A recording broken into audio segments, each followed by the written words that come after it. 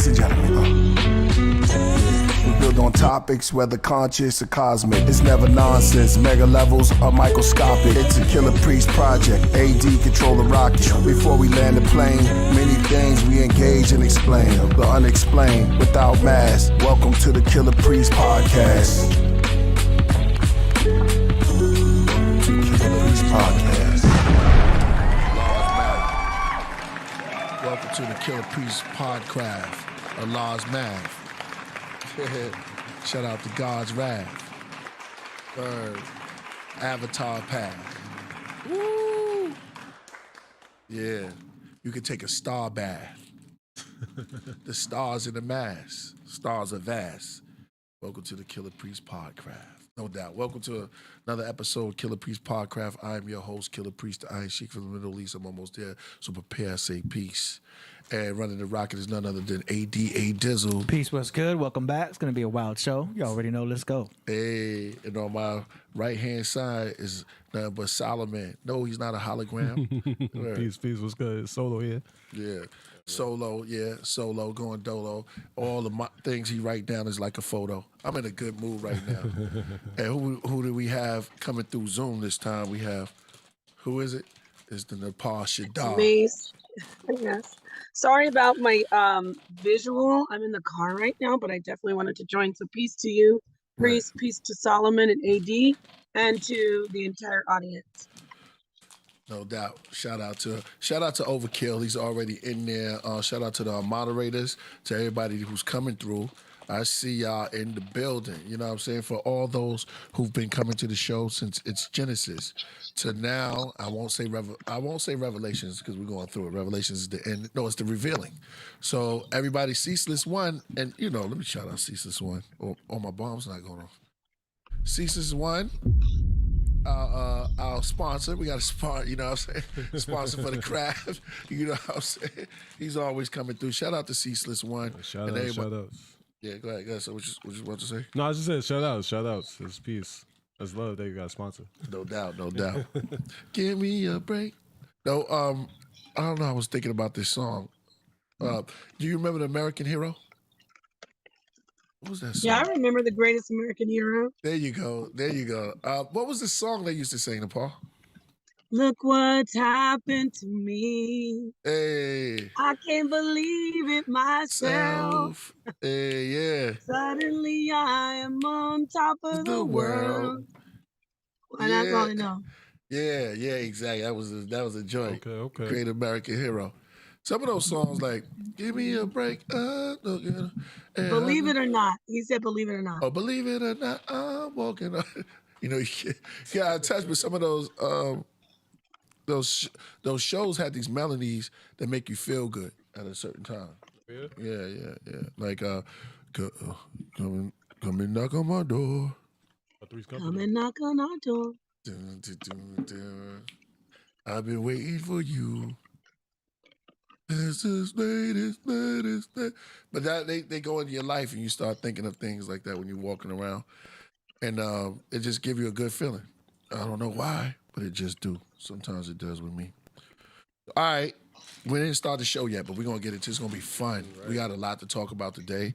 We're going to talk about the show out in Canada because we didn't get into depth. But I'm here now. Coach Solomon got something to build on today. We're going to talk about food. We're going to talk about the houses and the voice identity. And we're going to talk about Moses. Me and Napah went into a level of, I didn't even know her knowledge could extend that far. He said some wonderful things about Moses. Shout out to my man Jason. Word, Skateboard World, Footprints. He just hit me up. Shout out to that brother. And shout out to Lord Fury. Going out to Canada have really inspired me to make sure that the music stay relevant and that there are people out there listening and that, what we do in the studio affects people's lives, and what we write down in our books affects not only our lives, but, people. They told me so much endearing and beautiful things that I've picked up inspiration from it, and I want to thank all the fans out there and everyone else in hip hop and outside of hip hop. Whatever inspires you, or whoever inspires you, I want to thank that too. Yeah, I know. Want me to fix that for you? Yeah, you could. No, I got it. I got this one. So, and being inspired is something really, really good to be. Let me see if I can do this. Yeah, that must have been an amazing time out there in Canada. It was. It was. So nature, cold. It was real cold out there. I already know. Yeah. Crazy. Yeah. What do you think, Napah? Oh my gosh, it was the people they warmed everything up, like the hospitality, the love, the humility of all the great people, how much love they have for Priest. But it was brick cold. It was like ton of brick cold. No joke. Like, what was it, 20 below? Yes, definitely 20 below. Oh, Yeah, it was Yukon dog sled weather. That's like 09 weather. Yeah. We say 09, like that's how we describe cold. Yeah. It's brick and it's 09. 09 is like it's too cold. Like the words oh nah. 09, like it's 09. You know I thought you mean like 09. Okay, I got you. Oh, that's how we say it. All right. Is that a Bronx thing? New York? That's a New York, that's a New York thing. Shut up. Wow. Oh, not well. My age, you know what I mean? My age group, right? Right. So yeah. We say like 09, like it's too cold. We can't go outside. Right. Well, what you think? Yeah, well, there was 09. Yeah. But, Napah, would you agree? I think going to Montreal. No, we went to... Montreal. Oh, Montreal. Going to Montreal and we can contest to this, Napah. I think that was the coldest night ever. Oh, yeah. The wind was like ripping through our jacket. Well, look, even though I think Priest's jacket was like, it's like a real flight jacket. It's like 35 pounds. And he still was freezing. It was so cold. It was so cold. It was just the ice and the wind were like razor blades. It was freezing. Oh Lord, shout out to Lord Fury because he said it was the devil. He said it was something Satan. He said it was Satan because if you get caught, man, thank God for LA, man, and AZ. And Phoenix, in Phoenix, West Coast. This weather is so beautiful. Oh yeah. Would you right? Yeah. We went out there and I'm talking about it was Satan. And if you was to walk outside, because one time I was inside and it was like you could just see the air was like, I dare you, bring your ass on. Oh yeah. I dare you come out here. What you doing that? Yep. You for real. It would go up in your coat. Oh yeah. Yeah. And I had on, my coat was like that. I have this flight jacket, right? AD, it's like armor.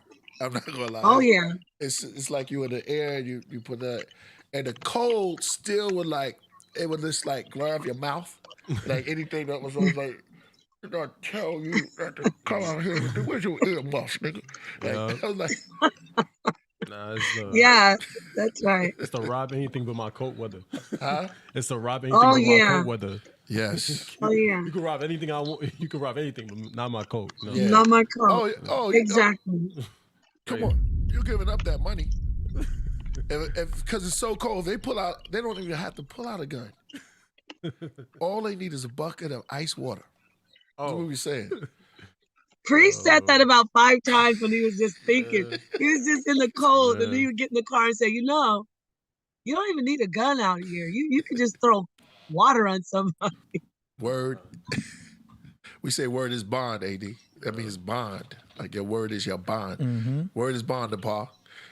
Word is bond. I know. If we say, if they had ice water, because you had to be there. It's Arctic. I don't know. I think cold is worse than I think hellfire. That's nothing against cold. Yeah, if you really want to torture somebody, you send them to a place with no clothes. You have to dress like Mortal Kombat with the balaclava thing. With who? With the balaclava, you know what I'm saying? That face mask that covers your whole face and your head. Oh yeah. Oh yeah. is getting up into that. Mortal Kombat like style. Scorpion. Yeah. And, We saw a couple of cats like that too. more like Sub-Zero. Sub-Zero. Right? Yeah, more like Sub-Zero. Yeah. That's his weapon. Oh yeah. We was in Oh, the yeah. studio. They was like, "What up, Priest? What's good?" You know, shooting over. Yeah. Tiny piece of eye. It was so cold. Just all you can see is like, "Yo, Priest, Right. what's good?" But I will say this, I have to jump in. I would be remiss to not mention this. Okay. As cold and freezing as it was in Montreal, the brothers at the Thug Minded studio, when Priest got there, they were like, we're going to run out and get you something. The guy got up, didn't hesitate. That's how much love he had for you. Remember, he went and got you water at the store, and you're like, no, you don't have to. But he said, no, I'm going to go. He went out in the freezing brick. Oh, what'd you call it, Solomon? Oh, no? Oh, no? Oh, nah. Oh, Like, no. That's how much they love you, Priest. That was peace. That was peace. Shout out to Thug Minded. That's peace. And you got you got to meet a lot of good people that they were feeling your voice when you were singing on stage. She sung from the instrumental part when we did Prophets of Man. And a lot of love was out there. A lot of love out there. And a lot of real G's, like real cats that do that thing. And that one, let me look at the chat room. You know what I mean? They do their thing. And I'm not talking about putting no car parts together, connecting. But we go like this. I'm not talking about connecting. You know what I mean? Wires. Yeah. Do their thing. But out of all of it, it was a lot of love. It was, I've been to Amsterdam this year, but that was the first time back in Canada. And it was just like the food. Oh my God. We got into a section just on food. What you think? Oh my gosh. We talked about this a little bit before with him present. Right. Lord Fury was like, you know how I'm not calling his brother a genie, but I'm talking about, you know how the genie grants your wish? If you said, I would like to have curry goat with a side of salt fish and cabbage, he'd be like, boom, there it is. Anything we said, right, Priest? Right. Any food. Yes. It was there. It was Right. crazy. And it was delicious too. Yeah, yeah, you're right. Shout out to Lord Fury. He's typing me as we speak. I wish he would have came through, but I'm gonna read off the list. This is what we ate within the span of 7 days, 7 nights. No, the 6th day he made man. Man was made on the 6th day. Well, in 7 days is what he made. We ate steelhead rainbow trout, deep fried. Damn. Let me think about that for a minute. Steelhead rainbow trout. Wow. Still with a still head. You know what I'm saying? That means it's like, that's rare. So we were definitely bougie. We were like, this wasn't no regular trout. You going out there, you know what I'm saying? You go, let me get a trout. Here's your trout. But it was deep. This one was deep fried. It was escovitch style.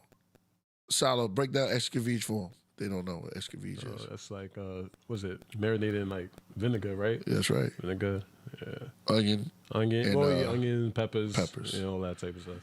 I'm going to go to Napah's favorite too. Yeah, exactly. Escovitch, saltfish fritters. That's when we first got there. Remember that? Our saltfish fritters, I know, because she got it like a taste bud like me a little bit. So, like a lot. So, saltfish fritters was off the hook. It had, when you bite into a fritter and you see different colors like rainbow, like, oh, snap, what's that? Right. Like, oh, wow, it's yellow now. And then there's little parts of red. That's when you know, because it's almost like eating an M&M. I don't want no sugar. But when we bit into it, the crunch and the taste of it, and this was all homemade. Shout out to Lord Fury. He's hit me. I didn't know he ate this much. It's about 20 items on here. Okay. Saltfish and okra. Saltfish stew cod. Oh, good. You remember that? Napah? How could I forget it? Okay, I'm Come gonna on. run through it. Jerk salmon. I know Yeah. we're gonna meditate on that for a minute. The jerk salmon, barbecue salmon, okra spinach with lima beans and coconut stew. Oh, my favorite. That was your favorite? One of my favorites. Go on. Yeah. I thought you was a cabbage. Oh yeah, this was it. No, I'm not gonna lie. Yeah, lima beans, coconut stew. That was one of the best. It was one of my favorites too. Stew peas and rice. Oh my God, I can't believe that was on there. Oh Lord. Tuna pasta. Oh my Holy goodness. Let me look at the Priest. camera. Is that like Priest. Rasta pasta? Was it like Rasta See, you pasta? came back with a gangster move right there. I never taste Rasta pasta yet. Oh, you didn't make that? Oh, I thought you made that. Okay. Shout out to my niece Latrice, but it wasn't Rasta pasta. Okay. This was, oh man, this is something this was like, Oh my God. Yeah, It was just, it was like the grand poobah over macaroni and cheese to me. yeah. It was Okay. like stand out of the way macaroni and cheese. He made it with like vegan mayonnaise. Okay. It's raining, so if you hear the rain, sorry. Vegan mayonnaise and what else? I think it was some scorpion pepper. I don't know how he made it, but it was farfalle. What is it called? The bow tie pasta. What was it It was called? awesome. It was bow I tie? think it's called farfalle or the type of pasta, the bow tie pasta. You know, yeah, it wasn't yeah, just yeah. Gotta get a fancy pasta. They can't Like make the flat ones? no, yeah, the flat, ones that bow look like tie. ribbed bow ties. Okay, yeah. You're right. If you're gonna It was eat good. tuna pasta, make sure that your pasta looks like something. Because if you're gonna step up, might as well go ahead and do bow tie. Yeah. Or the curly ones. They have to have, you know how they have different styles. You gotta make a bow tie pasta. You can't just go regular spaghetti. That's more of a formal pasta because it's bow tie. Good one. That's a good one, yeah. Let's just step up rather. What's the regular pasta? Just regular spaghetti, right? Spaghetti pasta? Yeah, but Right. in Italy, they're not really big on the spaghetti itself. They have more of the fettuccine or tagliatelle out there. They're like the flat noodles. In America, in the West Coast is when they have more of the spaghetti is more famous. But in Right. Italy, it's all about tagliatelle, A tagliatelle. which is another flatter version of fettuccine. All right, I'm about to pour some of the titty for this. Because I like Farfalle. Italian speaking. They like they sing. So I'm gonna pour a little bit of tea. Yeah. What you think? I like Spaghetti. I like pappardelle, which is even fatter, flatter version of pasta. Oh what? It's like a fatter, flatter version of pasta. We have It's a just- bougie moment. It's just big noodles. Big noodles? You know what I'm saying? Okay. If I haven't Love it. tasted this, Pappardelle. Might have had it before. I just I'm want sure you have. Any Italian restaurant will have pappardelle. Okay, yeah, probably. It comes in like these nests, and they just cook them in like nests. comes in nest. Yeah, they come shaped like a nest. Yeah, I like those. I know what You know you're what I'm talking about. saying? And then it just. But I've only had the thin ones like that. It's It was good. like that. Yeah, it holds on to more sauce There's fruit on the with side. the fattle noodles. Fruit? Yeah. I mean, I think it would be good to have fruit. Technically, it'll reduce the insulin spike, but I don't think that's very common in Italy. But that is a good tactic. Do you know what I mean? That sounds like something I would do is have a piece of orange if I had pasta on the side. Slice of orange. That's bougie. But that's not very common, I don't think. Right. But fun fact, tomatoes are fruit. True. Yeah. That's yeah. true. Tomatoes are fruits. It's a So are nightshade. peppers. So are peppers. Mhm. We be turning up here. But on the but podcast. back to the list, the long list. What else do we got on there? Okay. We're just going through the long list of things that this genius. I told him we got better now because we stopped at tuna pasta, right? Yeah, tuna pasta. Bow ties, tuna pasta, not Rasta pasta. We were talking about that's another whole subject. Rasta pasta. Yo. Cats didn't taste that yet. It's a new style. You sit up there making regular spaghetti. They got Rasta pasta now. Oh, yeah. Wow. Okay, so we had homemade tuna pasta, and shout out to him for putting vegan eggs in it. It's big. That's big. Curry goat. I'll let Napah take that one. Well, curry goat. What can I say? I mean, It's like she's a spokeswoman for curry goat. Like, yeah, because I love curry goat. Like, well, let me. well, yes, the gravy. First off, I love the gamey taste of goat and lamb. So, I'm already a big fan of goat. Yeah. But the way he cooked the meat, Right. he didn't even cook it, right, Priest? He said he tenderized it. He literally beat the goat. I don't know how if he Sacrificed chopped the it up. goat. Yes, he basically salted it or seasoned it, tenderized it, pounded it out with whatever type of tenderizer he used. I don't know if he used his hand or whatever. put it in the refrigerator, let it, let it just be with itself Right. and reflect. And then he cooked it, and it was so tender. It Yeah. was so tender. You didn't even need, newborn baby or grandma with no teeth could eat it. And it was so, That's hard. maybe one bite and it melts, right? It was just, the One meat bite. was so good. Let me tell you, he was in his zone. He wasn't even cooking at one point. It was just like the food was just appearing. When you get into a zone when you're cooking, because it's like magic, because food is like medicine. Food is medicine. And when you get into a zone, he was just like going, whatever we talk about is like curry goat was there. And I seen him, this usually takes 4 hours, he said. He did it in 2. Mm-hmm. And it was still tender. I was like, dang, dude, you in the zone. So me not share. Shout out to me not share. Me not share. You put the love in there. Yeah, he put the love You gotta in throw love in there. Now, yeah, you cook. We're going to get into that. Mm-hmm. I'm going to run this down because I'm going to tell you what kind of roti skin we had. It wasn't regular. Yeah, we stepping up. We stepping up. We stepping our game up to Ratha roti. Not just regular. You just roll in a burrito. But see, what if somebody came up to you and said, I'm going to make you a burrito, but I'm not going to use regular burrito roll. I'm going to use a croissant. Interesting. I haven't heard of that, but I'd be open to it. That's your type of speed. So, AD is our bougie cat. I mean, that sounds like a French-Mexican fusion right there. Burrito with a croissant. A croissant, the way you said croissant. Yeah. We got some super chats piling up right now. Yeah, let them file. Let them come. That's great. Somebody said, give thanks for food. Job brings great food. Yes, indeed. Praise the Lord, fella B.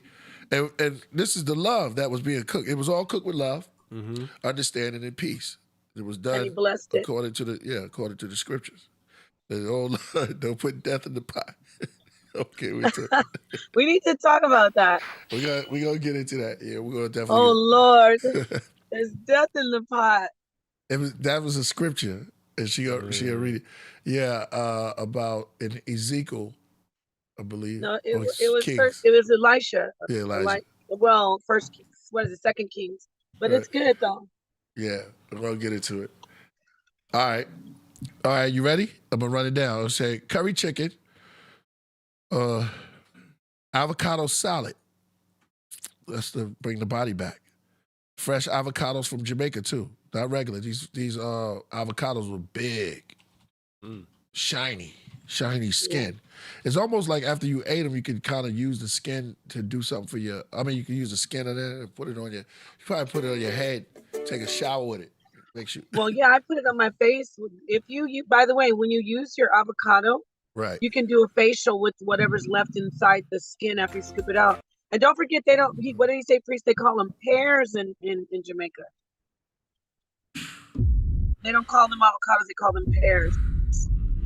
If you're not remember Fury said that. Indeed. Somebody said, Lord have mercy. Bounty killer. Lord of mercy. Yeah, Lord have mercy. Oh, yeah, right. Yes. I read it like how you be reading the beef sometimes. You be like, Lord have mercy. It's like, okay, where we at? Okay, fresh avocado from Jamaica. Fried salmon escovitch. Escovitch is a style with vinegar, onions, and Scotch bonnet or scorpion peppers. It's how hot you want to get. What we have, habanero is like a cousin of Scotch bonnet. The Scovitch. The Scovitch has to be up there, 20,000. So Scovitch. Yeah. Look up Scovitch. They have one called the Reaper, right? California Reaper. No, there's the Carolina Reaper. Yeah, that sounds great. Yeah, I learned all that from watching Hot Ones. Oh, Hot Ones? Yeah. So this is an upscale hot peppers. Yeah, we're good. So jerk chicken jerk chicken from the Italian cat. Oh. Yardi's jerk. This dude, oh man, let's talk about that. Italian jerk chicken? Yeah. Oh, that's interesting. Okay. You already know Italians get busy when it comes to that kitchen. Them in Japan, they can go. Who you think? We'll talk about that later. But who would get the belt? Okay. But you know, Japan and Italians. Here's my food. Eat it. It's what it is. They're not fancy like French. French got to be like, sure it is. You know what I mean? This is a candle in it. Mm-hmm. There's fire around it, flames. Like, damn, man, I just want to eat. But it's all type. French is all about look. Italian is about taste. Japan is about winning. They do eat. Asia in general. Asian, period. They're about that eat. Let's get it on. Now, a lot of black people gonna get upset when I say this, but I think Asian can handle. They can hang with us with fried chicken. They like fried chicken. It's just as much as black people. No, they cook it a lot, so they Yeah. definitely know what they're doing. Yeah. Korean fried chicken's good. Korean fried chicken. Yeah. Oh, see, I forgot you a foodie too. Yeah. Hey, that's good. Shout out to Salaam. Yeah, I know what I'm talking about. Korean fried chicken. Let's see what I think about it. It's good stuff. Good stuff. Yeah. Man, we got so much to talk. I gotta run. I didn't know he ran the look. Red Snapper from Topaz Kitchen. Yeah. It's a lot of, remember that? I had like a sauce thing on it. Shout out to Topaz Kitchen because they put it down. The man is making. Should I reveal it? Yes. Jamaican me hungry. Good one. That's a good Don't one. forget about his. You're talking about his juice.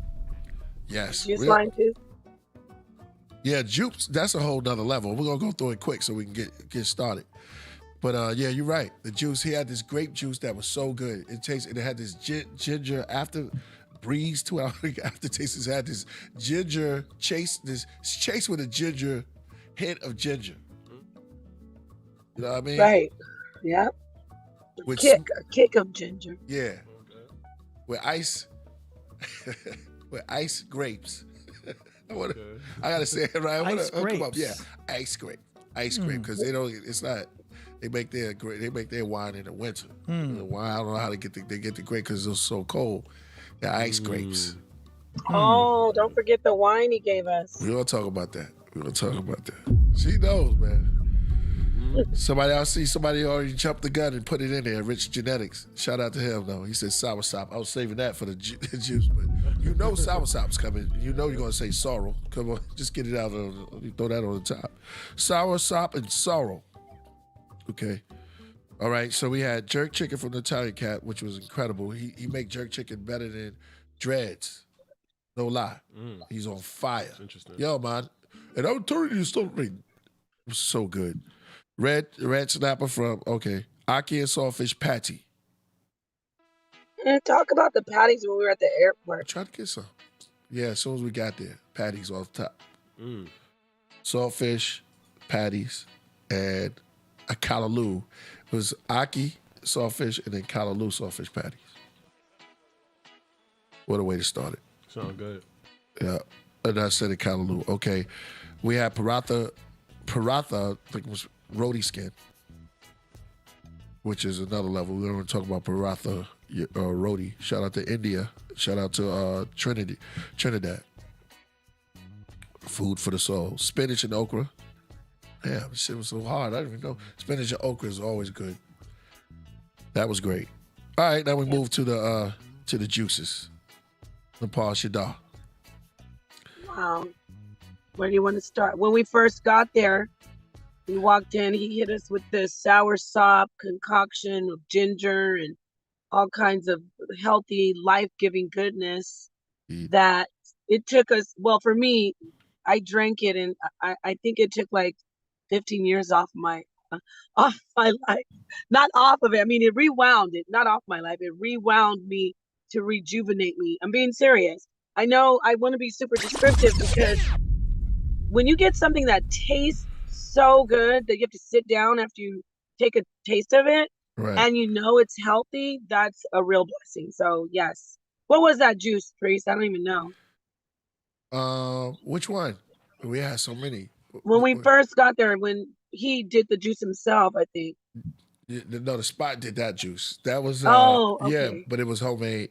Yeah, it was like pineapple, right? Pineapple. I know it had sour sop and sour ginger. sop. Yep. It was sour Maybe some sop. carrot.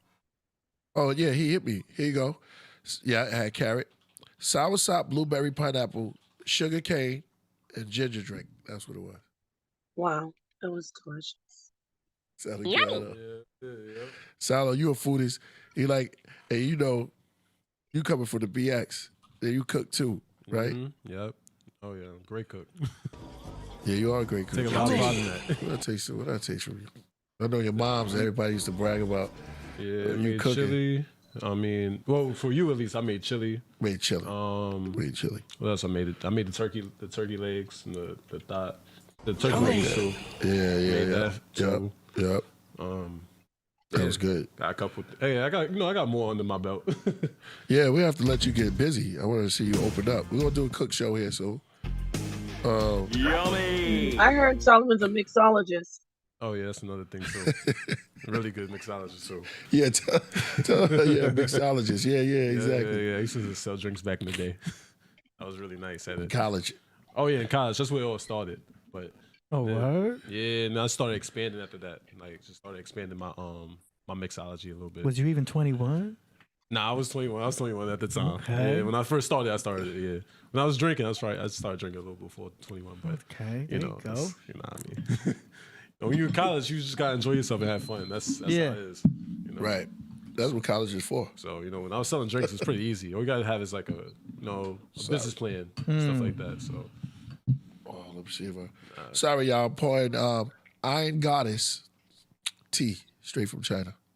That's what we're doing big today. Oh, what? I felt like going big. We're gonna do tea. As you see, forest green taste.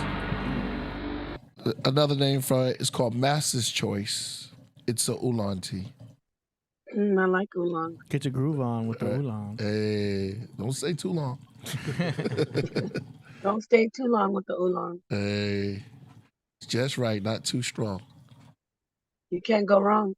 I heard Moses had 2 horns. Talk about that. Yes, he did. And we're going to talk about that. Hey. Man. We got a lot to do.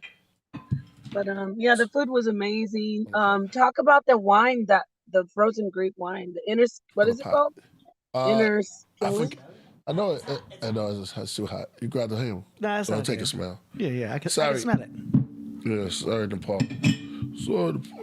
Okay, hold on. Yeah, it was this wine that was made from the frozen grapes. Pretty costly. I want to say, it's like one, but when we tasted, it was real. I never taste wine like that. I said if I want to drink wine, that wine is the only wine I would drink. What I rival it against Ethiopian honey wine. I heard about honey wine. Yeah, I heard about that. it's from Ethiopia. Ethiopia? I never had that, but honey wine I've heard is good. Yeah, I've heard reviews at least. yeah. This was better. Oh no. Yeah. Like, this was. What this did he was say? It was like $1,000 a bottle or something crazy. $1,000 a bottle. Wow, that's crazy. Shout out. Let me not share. Was that the most expensivest? Yeah, sisters. That intrigued me. You gotta put sisters on it. Yeah, and it's not even 750 milliliters. It's like a smaller bottle than that for that price. Wow. Yeah. I mean, we're moving up. I mean, it's bougie time. Wow. But it's just good stuff. If you put good things inside your body, then you're kind of like, you kind of feel good. It made us feel good. You know what I'm saying? We had a great time. And we was like going in after that. I didn't know the Paul started reading the scriptures. Going in. I was like, damn. Prophesying. Yeah, prophesying. All type of stuff. The weather, everything. Beauty. I was just like at a moment of time. And, Lord Fury's my brother, man. He always, even with the whole clan, when the clan comes in town, Ghost be like, yo, where's Fury food at? Where's Fury food? Fury. Yeah. And you can see him on my Instagram page and his Me Not Share. He does that, the Me Not Share. But the wine, the time, that tied into the show, it was an experience. It was something good. Something that I would tell anyone to go to. You gonna come with me. Oh yeah, definitely gotta check it out. Exactly. That sound dope. Canada. I know Canada has great Jamaican food. Oh, some of the best. I've heard. New York, we rival it. I think New York rivals it, but but I heard Canada could get it down too. So no problem. Curious. You're right about that. Yeah, I'm very curious. Yeah. definitely a very strong Jamaican community in Toronto. Exactly. Yeah. And on top of that, we had the beautiful voice of Yabayu. While Oh listening, yeah, while eating, we were listening to the sensual sounds of Yabayu and Burning Spear and Prince Salaam. and Prince Allah. Prince Allah, we're gonna do a song with him. He's still around, 80-something years old. We're gonna do a song with him. He gonna get in touch with him. I hooked him up with DJ from Guam, so that should be something magical happening there. Shout out to Ivan Pina. Word. Could you? I sent you that. What's her name? I sent you a video. Okay. Real quick. Well, we was looking at outside cooking. Cooking is very important. It's like magic. It's dealing with food, and dealing with medicine. Mostly because we was asking who the better cook, men or women. Oh. Napah made some very good food also. No good cooks out there, yo. I feel like women would win that one. You feel like women will Yeah, win? because it's the woman's touch. They got the divine feminine right there with the mother. You know what I'm saying? The mother's touch, I think, would have more power than the father's touch. Now, Good. that's not to give... Good way to do Not that, to, AD. well, not to take away from... There's some gentlemen out there that I'm sure can make some amazing food. But when you start talking about making food with intent and food with love and home-cooked meals and soul food and stuff like that, there's a natural woman's touch that just can't be compared. I agree with you. You know what I'm saying? As much That's as why I AD love, to do it. That's just my opinion. no, You got the no, party no. inside right away. no, but you know what though? Good. That, like you said, it doesn't take away from the love and the talent of great chefs out there who are men. However, when we're talking about the first food and the first perfect food, it comes from mother, and y'all can't say that's not fair, that's breast milk. No, that's what mother does. She continues on from the breast milk to making sure that everything is perfect, not just for her children, but for the people that she loves in her life. And it's just a woman thing to be able to put a meal together very magically. And I think even the ones who are super chefs who would have to acquiesce to this, I'm talking about Lord Fury because we had this conversation. He even admitted who taught him how to do his magic, Priest? A female. His mom. Yeah. Grand opening, grand closing. Have no problem with that. You kind of killed it on another level. That's very true. You know, That's very true. great. I can't compete with that. What I would say, it's definitely the first, because you just killed it with the first form of milk is breast milk. That just kills it. And like, damn, you gonna pull that card on us? That's got all the nutrients in it. It's like, how you gonna go against that? That's homemade, cooked in. Perfect macronutrient breakdown, Yeah. carbs, fats, and protein. Yeah, you gotta kill that. Word. Mother's milk. Now we learn from the women, and then men can get better because they know out there. But then you got to go back to mom, and you have to go back to grandma, recipes. But it's a good balanced talk. It's always the grandmas. Yeah. You know what I mean? Like, why is grandma. the great grandmas and the grandmas, like they're wizards, because I don't want to say wizards, but they're just magical in the kitchen because they had so much experience. They know how much to use. They're not even using scales. They don't got to use tablespoons. They already know pinch of this, pinch of that, double on this. And you know what I mean? They got their magic down. Yeah, It's because all the most of experience. them was in charge of raising the kids. Like, you know, they had to feed the kids, so they spent all that time cooking. You know, so they had to. Yeah. You know, what I mean, most times dad was at work, or you know, you had to provide for the family, so they had to nurture and everything and cook and stuff like that. So I see the Italian moms going crazy. You know what I yeah. mean? Because they're cooking all the chicken cutlets and the But you don't pastas see and- some of the mom grandfathers be like, give me some a little bit. Put that. Oh yeah, Put that shit on the. And then that's my dad. here, Paulie. You know what I'm saying? They Yeah. do be coming in. Here, Paulie, give me some sauce. Yeah. I want a little bit of sauce. On YouTube, there's Little a few people on YouTube, these grandpas that they teach you how to do the pastas. And when I was looking into sauces, that's where I learned from them was some grandpa Italian grandpas on YouTube. Shout out to YouTube. And boy, they'll cook the sauce all day. Right. Oh. Like it's cooking all day, and they'll add water until it evaporates, and then they'll keep adding water so that the meat just tenderizes in the sauce.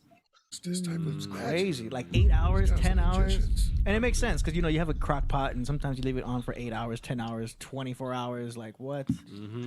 I think that's true love. Like, I feel like when you cook a dish, you have to put all that love into the meal, because unless it's not gonna taste right, you know what I mean? If you're just lazy to the preparation, then it's gonna come out lazy.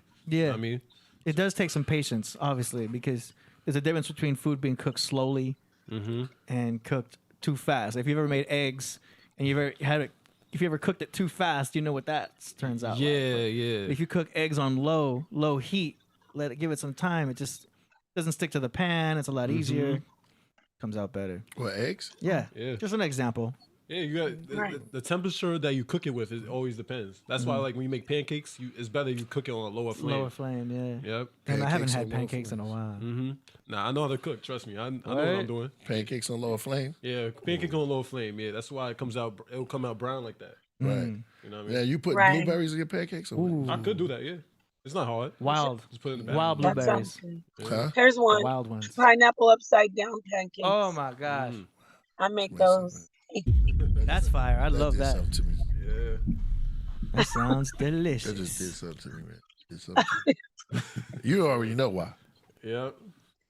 That did something to me because that's what my mom used to make. Pineapple upside Wow. down cake. Oh wow, really? Oh, that is crazy. That's my favorite cake that my mom. I learned how to make it, and that's why I did. I tried to do it with the pancakes, and it was a success. I love pineapple upside down cake. So shout out to your mother, your beautiful mother. Rest in power. Thanks. She's with us. Thank you. Wow. Now, are you using, at this point, because I'm saying, are you using real pineapples? Oh yeah, real brown sugar. Not the organic. Right. Just everything good. And I don't even use a lot of brown sugar. I'll put like, monk fruit mostly. right. Just the brown sugar to get the caramelization. right. And yeah, it's good. Good stuff. Put some turkey bacon on the side. Yes, I said turkey bacon, you guys. I do like meat. Hey, But if you eat pork, you can throw do your ham thing, or I don't know. me no But Paul. I don't do that. That's mine. That's mine. No, some people like to eat ham. That's mine. Step your game up in 2023, man. If you still eat pork. 2023, you still eat swine? Out there. Please, they are. Yeah, change your diet, man. Come on, this game. It's 2023. I can understand. It's like, nah, we was back in grandma day.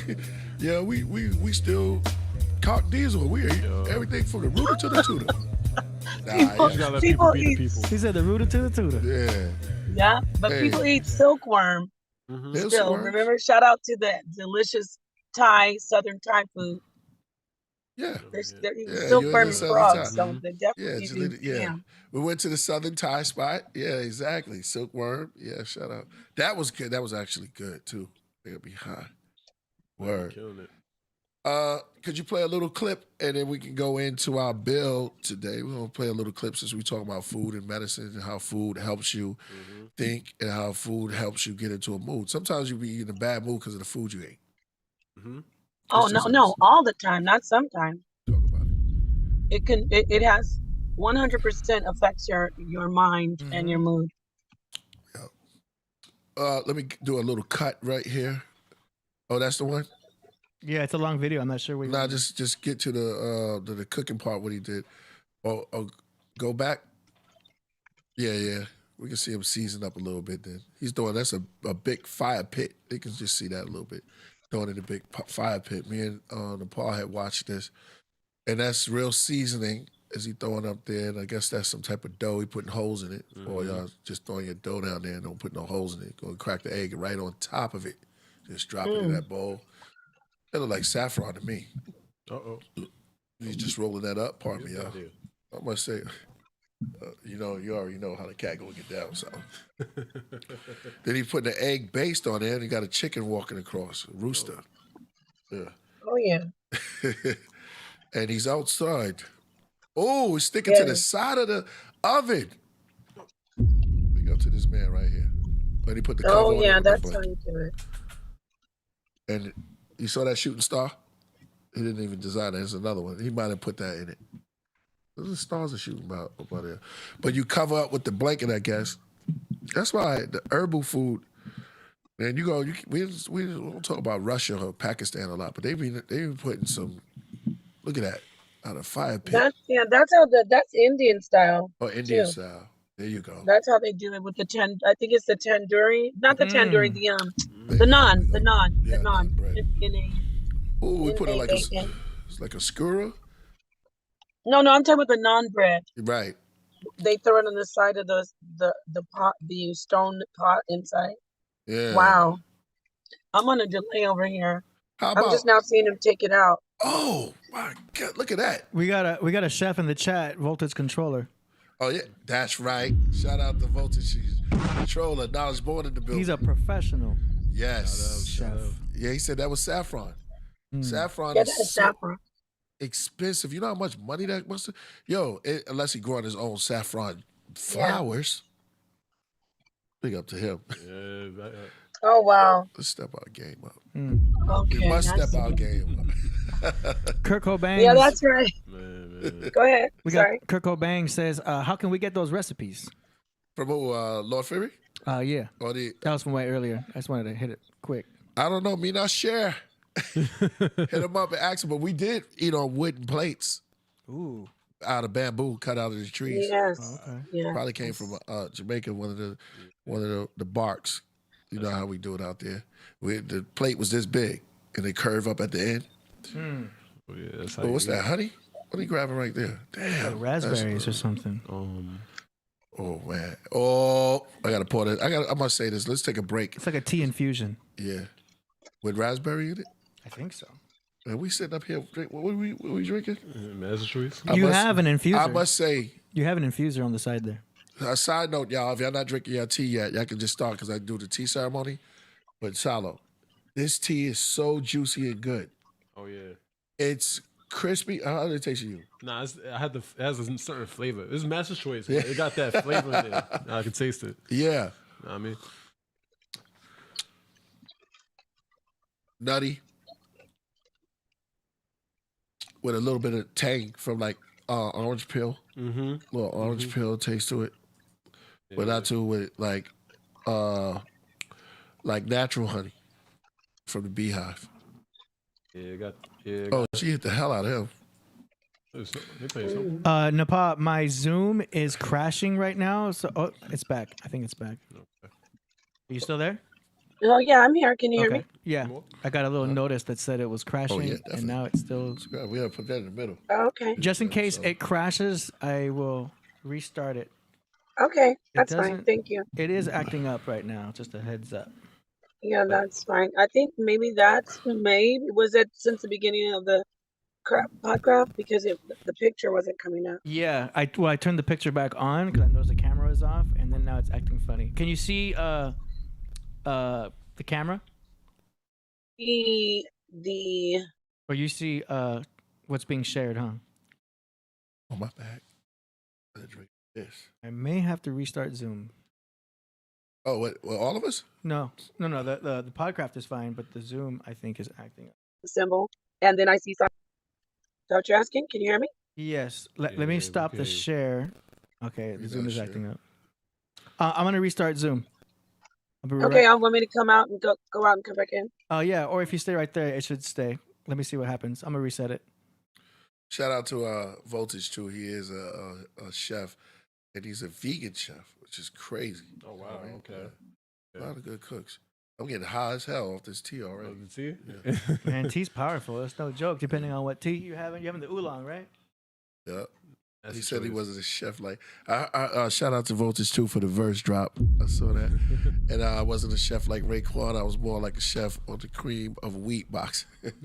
Yo, Voltage got jokes too, man. Yeah, she come back in. So, what are your favorite meals to cook, Salaam? My favorite meals to cook, man, it's a lot.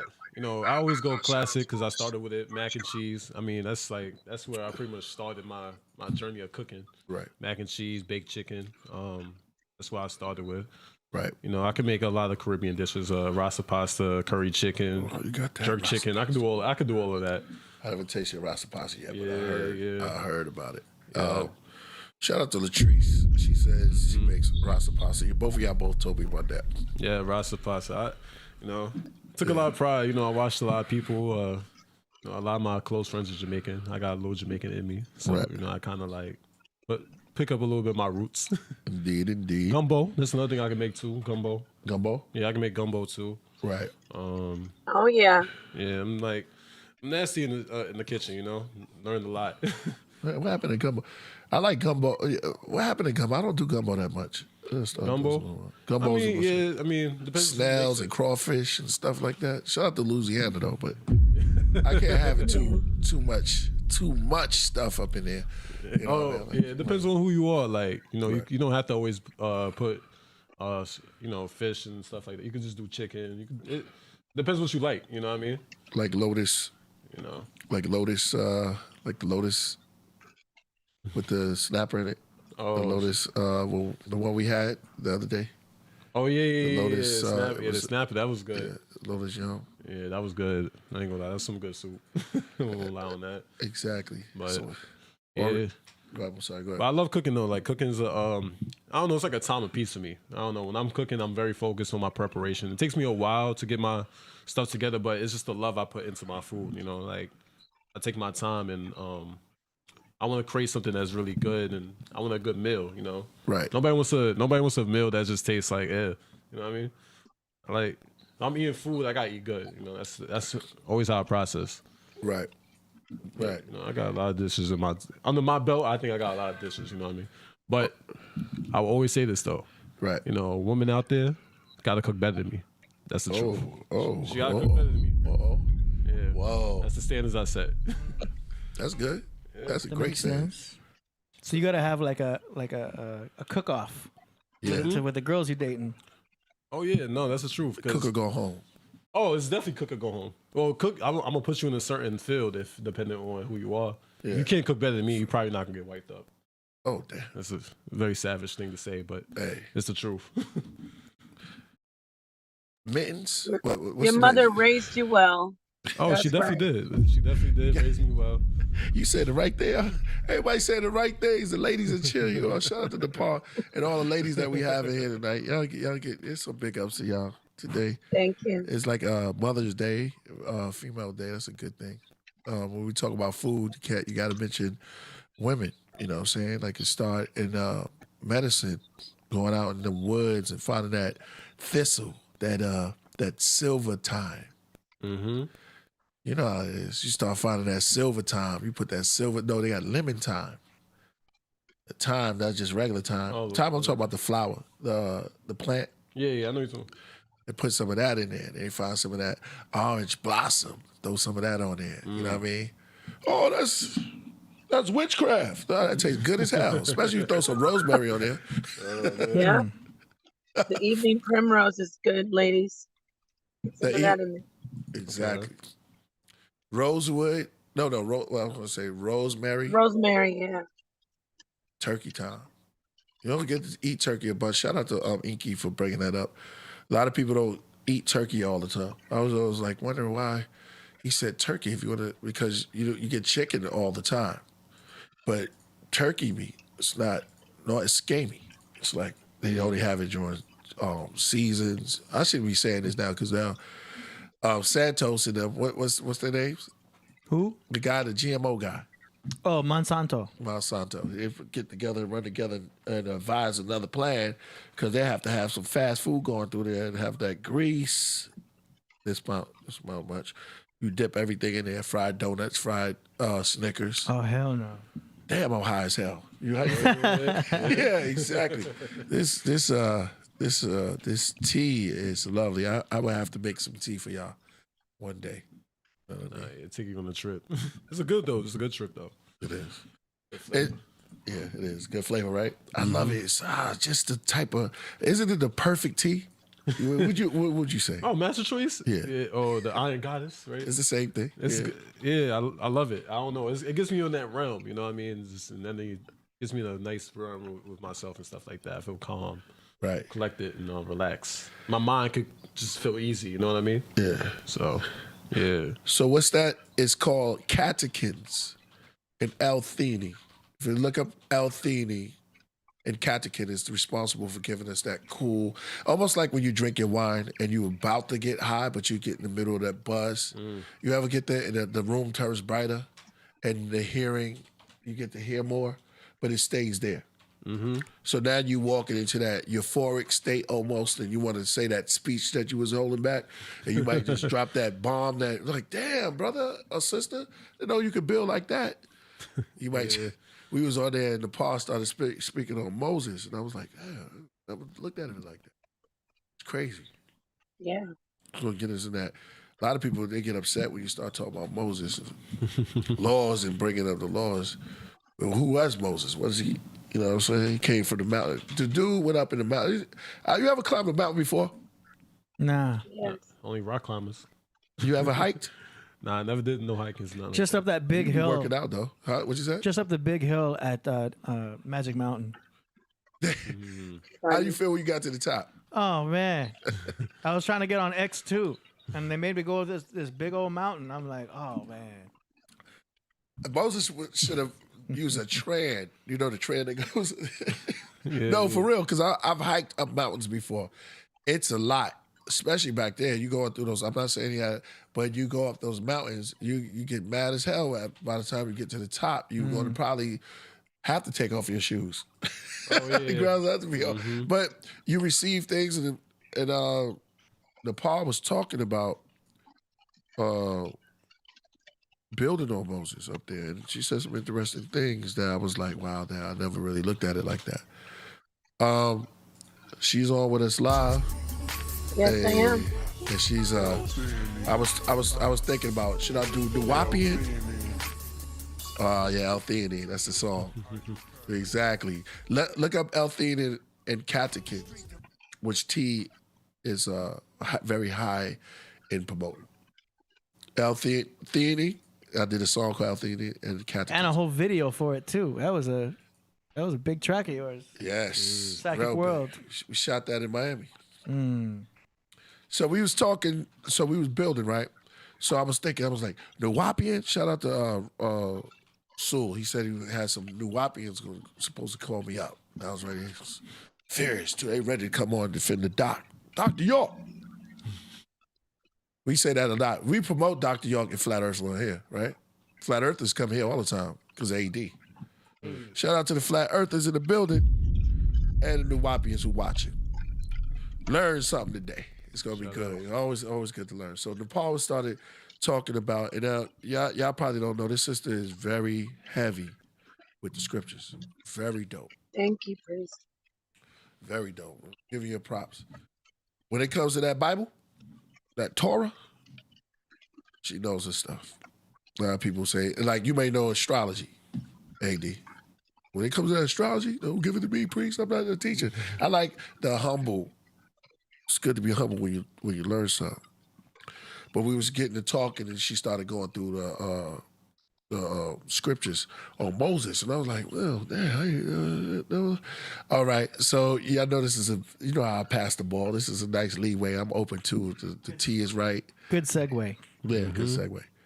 And I wanted her to share it. So because, let me tell you about the Nuwapian. They didn't call me. They gonna call me now, right? Too late. Call me tomorrow. Next, we set up another time. So Napah said, "Dad, I want you to spill that jewel and have this conversation," because she said some things that were very controversial, that people will find controversial. A little bit different how we look at Moses. And I was like, yo, I want you to drop a little jewel in that. And she said she would be glad to. So, ladies and gentlemen, without further ado, we have Napah. Tell us, tell us, Napah, what we might not know about Moses, and for those who don't know about Moses, Musa, Masha, Moose, what do they say? I'ma stay. Well, I'ma say Mamakusa. A lot of people who just getting on Moses. Tell us about the mysteries of that, like what we might not know about Moses, because so many Hebrews, And not only Hebrews, because when you say Hebrews, you got to say Muslims also. Islam, Abraham. Mhm. Yep, you have to say they the same. Oh, the same. So tell us about Moses. Good stuff, right? I say Yes, you in the thank you. zone like Thank me, you so son. much, Priest. So everybody can hear me okay, right? Yes. Sorry about the visual once again. So yes, what Priest was saying is exactly right. We were really, I've taught on this before. I've spoken on it. It's very controversial. It's a lot of people get upset, you know, because they hold, a lot of people deify not just Moses, but a lot of different people or characters from the scriptures. So I'm not saying that's wrong or right, but we can talk about Moses and really how he was at many times what we'd say egotistic, borderline narcissistic when it came to him being a leader. He really, you know, I'm not saying he was a narcissist. He was borderline narcissistic with tendencies. And we talked especially about Exodus 32. Hold on. Now, keep in mind, this is still going to stick to scripture, even though I am right now giving you my eisegesis. See, this is my opinion about Moses, but I'm going to base it on exegetical information, which means it's in the scripture. We all know that Moses wasn't allowed to go into the promised land, and that was because he basically did a few things that, according to the story, we don't need anybody to remind us or tell us, oh, this isn't real. Calm your nerves. We're talking about the story, okay? If you don't believe it, we're talking about the story. According to the story, Moses didn't get to go in the promised land because he disobeyed and he tried to make himself on the same level as the Most High. That's part of the scripture. That's not my opinion. So when you stop and look at Exodus 32, you see that here comes the bomb drop in the controversy. When they created the golden calf, it was not to worship the golden calf in replacement of the Most High, unfathomable God, who was called Yahweh. It was not to replace the Almighty God Yahweh. It was, in fact, to replace Moses. And if you look deeper into that, you can see why he's upset. He's angry, so angry that he loses it and throws these holy tablets that he, according to the story, received from the Most High God miraculously. But he doesn't hesitate to destroy them because he sees that they have created a replacement for him. So we could get into the scriptures and look at that. Anyone who's out there saying, "Oh, she's wrong." No, you actually minister. Like I said, Merigari said he made Israelites drink golden calf after they beat it to dust. Yeah, he made them drink. Remember, I told you he burnt it and made them drink it. That was kind of. Why would he do that? Because he was angry. He had in the story. There, everyone has a perspective. Whoever wrote the story, that's why it's his story. From the perspective, yes, his story. It's not the story. You know, let's look at the story. Right. It's his story, basically. I know that's not what that actually means etymologically, so don't come for me. But what I'm trying to say is, the perspective is Moses is the hero. God was angry. So we're going to say God was jealous. God wanted to kill them. Moses, in the scripture, we can get to it. It literally says Moses helped God repent of evil. Does that even make sense? How can Moses help God do something when he didn't even know who he was fully until the story, the God of the story, showed him? So in Exodus 32, yeah, there's a lot to unpack, but we can quickly do it. In the beginning, you can see the people say, where is Moses? So Moses goes, story works this way. Moses goes up to the mountain. He's up there. And they're like, all in the, first off, who let them out of Kemet, out of Egypt? Who let them out of Egypt? It was Moses. Now in Kemet, these people have been born. This is their land. They, even though they're Israelites, they've lived there for centuries, right? And the way they know it is Pharaoh is the vicar of God. So this, like the vicar of Christ. Pharaoh is the representation of God on earth. And the Pharaoh is the only one who can communicate with God, not the high priest. The Pharaoh is the only one who could communicate with God. And if you look closely at the Levitical priesthood, it's similar. Some people argue and say no, because the priest, he has the breastplate with the gems, but the story says only Moses could go into the Holy of Holies, into the very sacred place and discuss things with God, not the high priest. The high priests were more the they took care of the temple. They cared for God's will. They cleaned, they prepared, but Moses was the one who talked to God. That's what happens in Kemet. Why am I saying this? Why am I saying this? Because in Exodus 32, the people had Moses. They looked at him as the leader, the Pharaoh, the one who communicates with God. And then all of a sudden he's gone for 40 days and they're like, okay, this guy's not coming down. And what do we do now? So they're looking at each other and who do they go to? They go to Aaron, who's a high priest, and they say, listen, we need a leader. We need a God on earth, so to speak. We need somebody to replace Moses. How do I know that? Exegetically, I can read it to you. It literally says the people looked for, here, let me just read it. Exodus 32.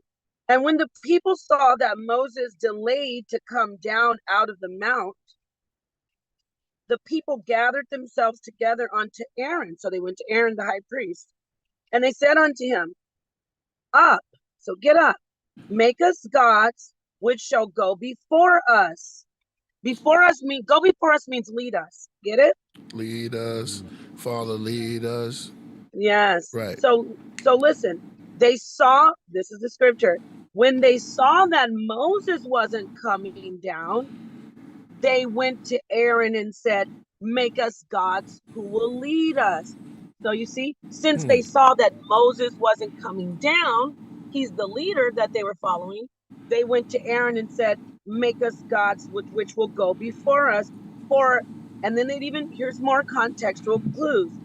As for Moses, the man that brought us up out of the land, see, so they want to replace him. It says, we don't know what happened to him. So it's very important because, as you know, the story implies exoterically that, oh, they sinned, they made an idol, and that's why God hated it. But really, it's Moses that was upset because Moses was being replaced by this idol, this golden calf, and they weren't at the foot of the temple of Hathor, which is Serbit al-Qadim. Oh, wow. So that was a representation of Hathor. So then it goes, verse 2 says, so Aaron, remember this is a devoted man of God, okay? A Levite high priest, the head of the high priest. Aaron said unto them, okay.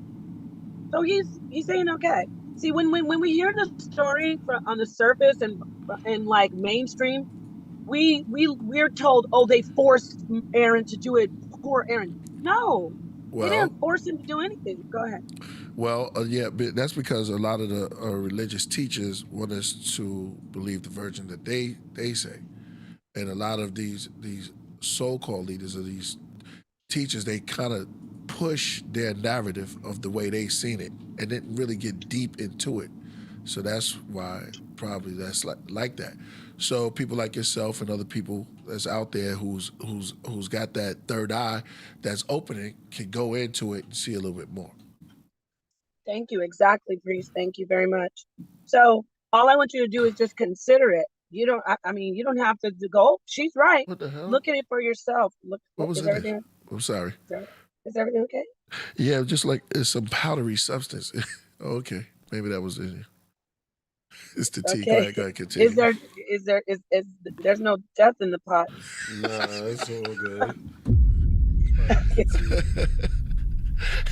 Lord forbid. Okay. So Aaron, says, they say make us this God.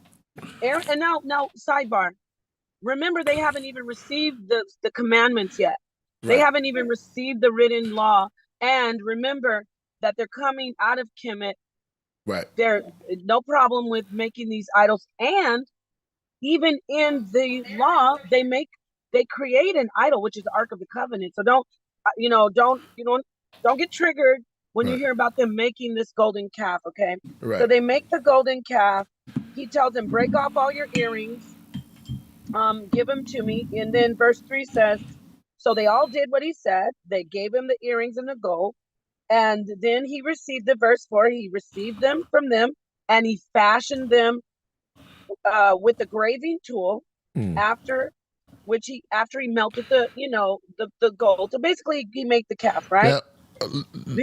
Can I ask you a question real quick? Now, yes. Who is doing all of this? Is this Aaron or is this Moses? Who's doing that? This is Aaron. This is the high priesthood. They are now. These are all another interesting extra biblical fact. Okay. Extra biblical fact. I like to say this over and over. Right. Extra biblical fact is that the region they were in, they were metal. They were amongst metallurgists, people who were metal workers, people who it escapes me right now. I think it's the Midianites, but definitely people who worked with metals, and they were also in the region of. Go ahead. What do you say? No, that would make sense because we have these ages, like the bronze, copper age, bronze age, when they were discovering new metals, iron age. So it makes sense that if you bring the type of metal they were dealing with during that time. Thank you. And gold. Thank you. Gold. Now the gold, it's very interestingly, you notice it's saying they took it off of their person. They pulled the gold off of themselves. It wasn't like a huge calf like you see in the movies. Right. It most likely was something very, very not so large. But that messes up. Gold, yeah. Go ahead. I'm sorry. I don't mean. I'm saying that messes up because you get these images that Hollywood put together. You thinking it's the big golden calf, and I was like, I always thought about how many people do you need, even if it was like 100 people, they must have had some lot of jury to make something that big. In Hollywood, they had it like the bull. I don't know if anybody been to New York and seen the Wall Street bull.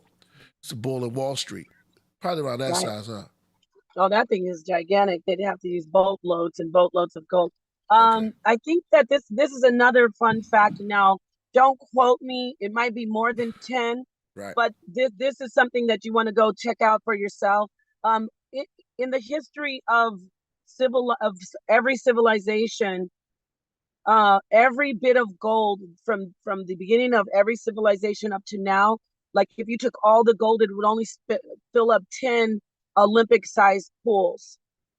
That's interesting. But okay, so I digress. Okay. So the gold wasn't abundant, but what was abundant there? Why were they excellent metal workers in that region? Right. And it was because there was a copper mine. They were right there in the center of a copper mine, not literally in the cave, but there were copper mines everywhere. So it was an overabundance of copper and turquoise.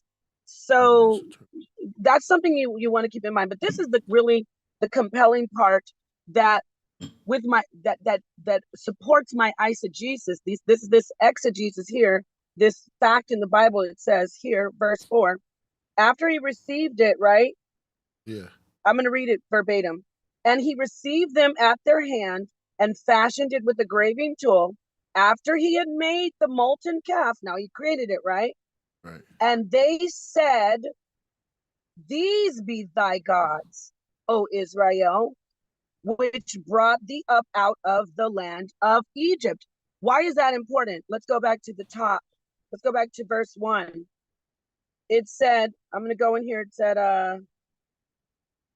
said, for this Moses, the man that brought us out of the land of Egypt, bomb drop. You see, right there in the text, you see, they're not replacing the almighty, unfathomable God known as Yahweh.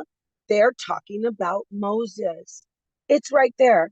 It said, the man Moses who brought us up out of the land of Egypt, that's verse 1. Then you go back down to the other verse. After he's made the molten calf, right? He's already created it.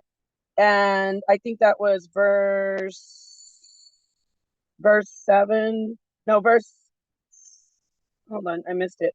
Right. Oh, verse 4. They say, these be the ones that brought us up out of the land of Egypt. We got a replacement for that guy that hasn't come back for 40 days. We got it. Okay. And then there's more. So verse 5, it says, and when Aaron saw it, remember he's the high priest. Well, that's very interesting, because I'm glad you said that, because that makes me believe, like, where you get the blacksmith or the pottery expert to put this together. And you said it was because of the land of copper that was around, because you have to know how to make this. You have to be like you can't just put anything together or come out looking like a voodoo doll or something like that. Right. So you had to have some type of knowledge. And I got a couple of more questions too. Go ahead. Right, definitely. So then it says here, so they're looking at this thing and they say, okay, here it is. This is who brought us up out of Israel. They're not saying the Most High didn't do it ultimately. They're saying this is replacing Moses. And then you can see it said Aaron. Now let's talk about Aaron. It said verse 5 says, and when Aaron saw it, he built an altar. Wait a minute, hold on, getting to worship, right? When Aaron saw it, he built an altar before it. So he put it all in front of the altar. And what does he say? He made a proclamation and said, tomorrow is a feast to Yahweh. Oh, that's what the Hebrew says. It doesn't say tomorrow we're going to feast to this God of this calf. Right. He says tomorrow's a feast to Yahweh. So how are they worshiping this calf when he says tomorrow we're going to have a feast to Yahweh? Right. Yahweh. He acknowledges Yahweh as the God that they will venerate. They never are worshiping this calf. I know what the surface says to you, but they don't worship this calf just as much as they didn't worship Moses. Anyway, Priest, go ahead. Right. And it comes to my mind, like, why would they even, like, just like not like the heads or the people out there, what would make them trust Moses anyway? Being that he was Pharaoh, right? And his speaker, he said he wasn't a good, well, the narrative is that he wasn't a good speaker. But if someone just got to you a couple of days and then left, would you believe, you know what I'm saying? And then he just disappeared. The people started talking. They didn't really believe in him anyway. What would cause them to believe that he was the deliverer? Right. Okay. You know what? He does get some instructions on how to do this and that. But Aaron stayed. I'm going to just say this part. But Aaron did stay, just to bring in my point, because I'm going along with you to make you think, the audience that's looking, but Aaron did stay with them. So it's like Aaron built a stronger rapport, no pun intended, rapport, with the people. Yeah, he was always with them. He never was not with them. Right. Aaron was with them from the beginning to until he transitioned, until he passed away. So yes, and I want to point this out too. Thank you for that. So now so far we've got these people making this representation of a leader who led them out of Egypt, right? And they actually say in the scripture, you know, where's Moses? We need something basically to replace him. We see Aaron saying, we're going to feast to Yahweh. Aaron never said we're going to praise this calf. I do want to let you know that, not to get off subject, but verse 6, when you read the text about eating and drinking and rising up to play, those are attributes of the goddess Hathor, who is Heru, who is the goddess of Serabit el-Kadim, Mount Sinai. That is the goddess of that. So it actually shows you esoterically that they were venerating, not worshiping, venerating, as they venerated Moses, a different God. And so let's go to 7 really quickly, because this is very interesting. Watch this. Go ahead. No, and just to clarify that which is dope is that if you've been in a place for 400 years, just think about that, 400 years, you would adapt to the culture. You have to. Yeah. I mean, I'm talking about children born there, going to school. Right. Going to schools, however Kibbut learning system was, you were there. Exactly. You might damn want to join the army. When Yeah, you come of age or something like that, right? Priest, just like, let's look at the transatlantic slave exploitation of the Africans. Same with the Africans who were brought to well, if you don't believe that, sorry to the people who don't believe it, but can we just stick with that example? Right. People were brought here and they stayed here for 500 years. They're not doing the practices of their African roots. They're doing the practice of the place they're at now. There you go. So there is something very interesting. See some people out there that say, no, Napah, they're talking about God brought them out of Egypt, and that's why they went against the Most High, because it was the Most High, Almighty God, Yahweh, that brought them out. And well, let's see what verse 7 says. Right. Don't worry about what I say. Let's see what verse 7 says. And the Lord, now remember this. Verse 7? This is the thing. For me, again, I see that this is Moses, and Moses is feeling he's anthropomorphizing God. And whoever wrote this, it is Moses is jealous. Moses is upset. So Moses is saying, oh, God's upset. So here it is right here, verse 7. And the Lord said unto Moses, check this out, everyone. Go get thee down. So get down off the mountain, for thy people, which thou broughtest out of Egypt. Oh, wait a minute. Hold on. There you go. Even according to the story, whoever wrote it, they're saying, Moses, you brought them out of Egypt. And this is supposed to be God talking to him. So they obviously are not saying something against God when they say, we got to replace the one who brought us out of Egypt. They're not saying, in 7, they're even saying, God saying, Moses, you brought them out of Egypt. I didn't do it. Basically, you know what I mean? Like, I'm just here, Moses. You brought them out of Egypt. You see the ego. And he's like, go down, for the people that you brought out of Egypt have corrupted themselves. Moses is jealous because Moses is like, I'm over here busting my butt, fasting up in the mountain, doing all this stuff for you guys, and then you don't see me for 40 days and you just replace me with the molten calves? Oh, I'm coming down. You know, you can hear them having fun. Even Joshua is the only one that stayed at the mountain because he was like super radical, devoted. And he's like, Moses comes down. I think he says, like, is there some more? And he's like, no, they're partying. And Moses gets furious. And he goes down, he throws the tablets down, and he makes them melt the calf, and he mixes it with water, and he makes them drink it, and he does all kinds of just emotional stuff to them. Wait, and ultimately, we'll have to look at Moses again. He go up there breaking. Yeah, he's the first cat that broke something. You know, no, for real. That was recorded. That just literally just threw something on the floor. Threw something on the ground, broke it after he's finished speaking it. He got a little temper tantrum. Got a little temper tantrum. Yeah, temper tantrum. Now he does represent Aries. Okay. Aries are known for getting a little upset because they're ruled by Mars. Right. We're gonna get into God of War. You know what I mean? Yeah. We're gonna get into that. Oh, good point. No, we're gonna get into that, but there's stages on because I want to break this down because I want to see how Mars Moses goes into this because we finding out that Moses is not cracked up who he's supposed to be. For real. And you know, and it's okay for us to say this because because the scriptures say it ultimately. For those who are so, she's going against. No, I'm actually looking at. He couldn't go into the land of milk and honey.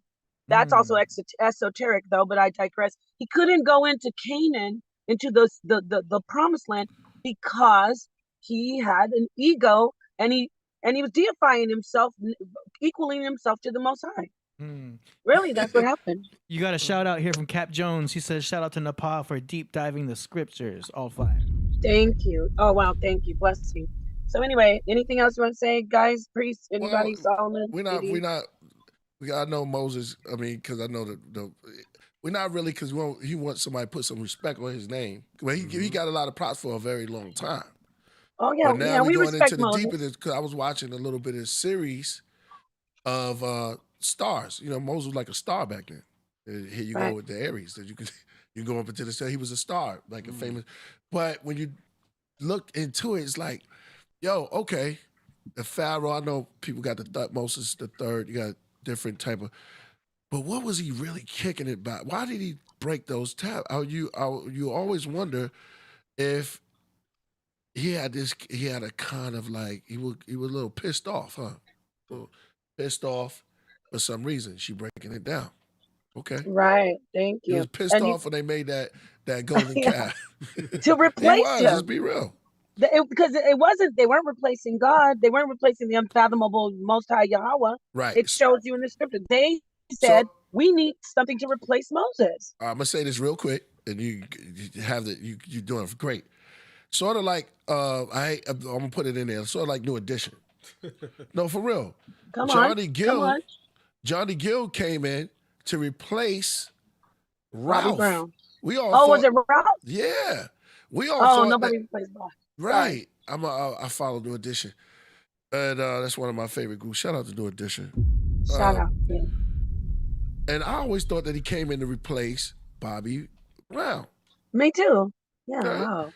But Ralph was the first one that was supposed to leave. And Bobby was like, no, I'm getting up out of here. You know what I'm saying? So now if you coming down, you up there for a very long time. And then you come down and he say, yo, we got a golden calf now. You gonna feel a little something way. You gonna feel a way about that.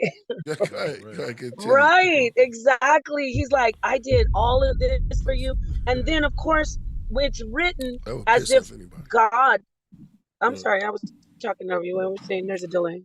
No, I'm sorry. No, I was saying that would piss off anybody, especially if you did all of that traveling and you gonna leave your office. You gonna leave where you was getting most of your bread, your name at. He was the man in Egypt. Like, drop that bomb for yourself. That's right. That's where he was getting his name. Uh-huh. You gonna put a piece of gold up there? I don't think so.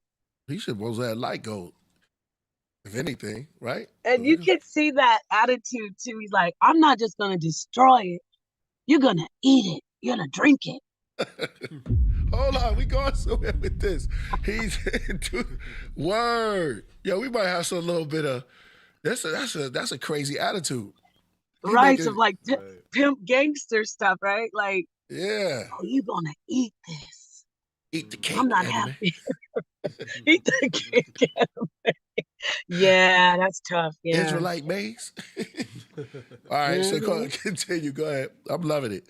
This tea is off the hook. Go ahead. Yeah. So great points. And so Moses, of course, now you see him go into the conversation, and he's like, I'm not going to read all of it because it's so much. I don't want people to lose people, but basically in verse 11. Now he makes himself, you guys, I gotta read it because it's trippy. Whoever wrote this, if it isn't Moses, whoever wrote it is making him like he's after he breaks the tablets, after he freaks out, he's up on the mountain calming God down. Right. Come on, you guys. Yeah. Verse 11, Moses besought the Lord his God and said, Lord, why does thy wrath wax hot against thy people, which you brought forth out of the land of Egypt? Like, wait a minute, Moses, you're the one that got mad and threw the tablets and freaked out and burnt the calf and made them drink it in the water. Now you say you went to the mountain to calm God down? That's blasphemy, you guys. Like, if you are a believer, don't get mad at me. Look at the scripture. Like, who does he think he is? Like, really? You're calming God down like he's a little angry little baby boy who Moses told the people that? I'm sorry to cut. That's in the scripture. He told the people that he was going to the mountain to calm God down because he's angry with them? No, he actually, in the story, it says after he saw what they were doing, broke the tablets, burnt the calf, they drank the water, he goes back up. And he says God is up there angry, so angry that God can't even see straight. And he's reasoning to bring him off the ledge. Like, come on, God. Hey, come on, God. Now, come on, man. It's not that serious, you know? And really, so then in verse 12, he says, he's still reasoning with God. It's like, he's like what's it called? The guy who talks the people down, the equal, not the equalizer, but the negotiator. He's like, look, you know, if you do this, God, think about it, man. You know, the Egyptians gonna make fun of us. Come on, he says the Egyptians are gonna speak and say, you know, for mischief, did he bring them out to slay them in the mountains? You're gonna look stupid, God. Really? That's what he. Okay, I'm not even playing. No. He said that. This is we ought to say who is he telling this to? He's telling this to. He's supposed to be talking to the Most High. He's over here like, no, Lord, don't kill him. Look, man, come on, think about this, God. If you killed him, you don't look dumb after you brought them out of Egypt, and then they're gonna talk about you. They're gonna say you brought. Yeah, Moses. Wow. It says, verse 12. It says he's talking to God. He says, what? Basically the Egyptians are gonna say, look at him. He brought them out into the wilderness to slay them. You know. So he's saying, turn from thy fierce wrath. And he tells God to repent. He says, turn from thy fierce. Are you ready? Yeah, turn from thy fierce wrath and repent of, repent of this evil against thy people. He's talking to himself, actually, to be honest. He's saying to him, really, if you really want to know what this makes sense, he's sitting up on the mountain. Damn, I shouldn't have thrown those tablets. It got real crazy. I really freaked out on them. Let me go down there and do something right, because I'm gonna look like a dummy. I'm gonna do this I brought myself. them into the wilderness. Yeah. On, but he's saying God. Go ahead. No, I was just saying this is a little inside joke. Hold on, I'm gonna do this myself. He's like, what hold on, I got this one right here. I'm gonna do this myself. Yeah, that's a movie. Okay. Yeah. So listen, verse 14. Verbatim, it says, and the Lord repented of the evil which he thought to do unto his people. Now, you'll have a Hebrew come in and say, well, that word doesn't really mean evil. Okay, pump your brakes, stop. You can go into Hebrew. You can see it says that God repents for wanting to basically destroy. Why would God have to go back on something if he's almighty and perfect? Why would God? Because it's not God. It's actually Moses and his personality flaws and his hot-headedness. I already know. So Moses said he was dealing with NPD or he had a little personality problems. Yeah, he was narking. He was narking out. Wow, he was in the desert. But he wasn't a narc. He wasn't a narc. Go ahead. No, the personality. Well, that's right. Well, if you let somebody, if you leave it, you would get a little frustrated if you was out there 40 days. You know what I'm saying? You go in the mountains and stuff like that. He got a little jelly coming down from the mountain. And I mean, for the people that's out there, I know cats are gonna be upset. Like, but Moses, to your point, to the scriptures, well, according to the scriptures, he did not get into the promised land. Nope. And there were there's different discussions. There is the rock, with the water, with what he happened. They say that he claimed. They play him out? Hold on, y'all. I'm starting to think that's a play out. No, I'm saying if you first of all, oh please don't. I don't want nobody. But think about this. He's a pharaoh. Then he leaves. Then he leaves. He's told to do all of this stuff. He doesn't want to do it. And I'm still talking about you the dynamic speaker today. He doesn't want to do it. I mean, he do want to do it. He got persuaded into it. Then he said, "Okay, I'm gonna go there." He went. He said he's not a good speaker, and we don't blow up Aaron a lot.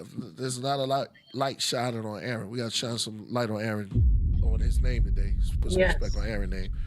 And me and the Dread was talking about that too. He said something about Aaron. Then me and you talked also, and Moses He does all this stuff and doesn't even get into the promised land. It's a play out. Is it? I don't know. Am I wrong? Right. We got, yes. No, Out you're there. not. He's out You're there. not wrong. All He right, go. struck he was at Meribah with the water, struck the rock. He said, come on, because they were complaining. He said, you know, we gave you water. And then there's something else, some people. So there's a lot of speculation, but if you really sit back, you go, well, here it is. There's proof. This through the scriptures.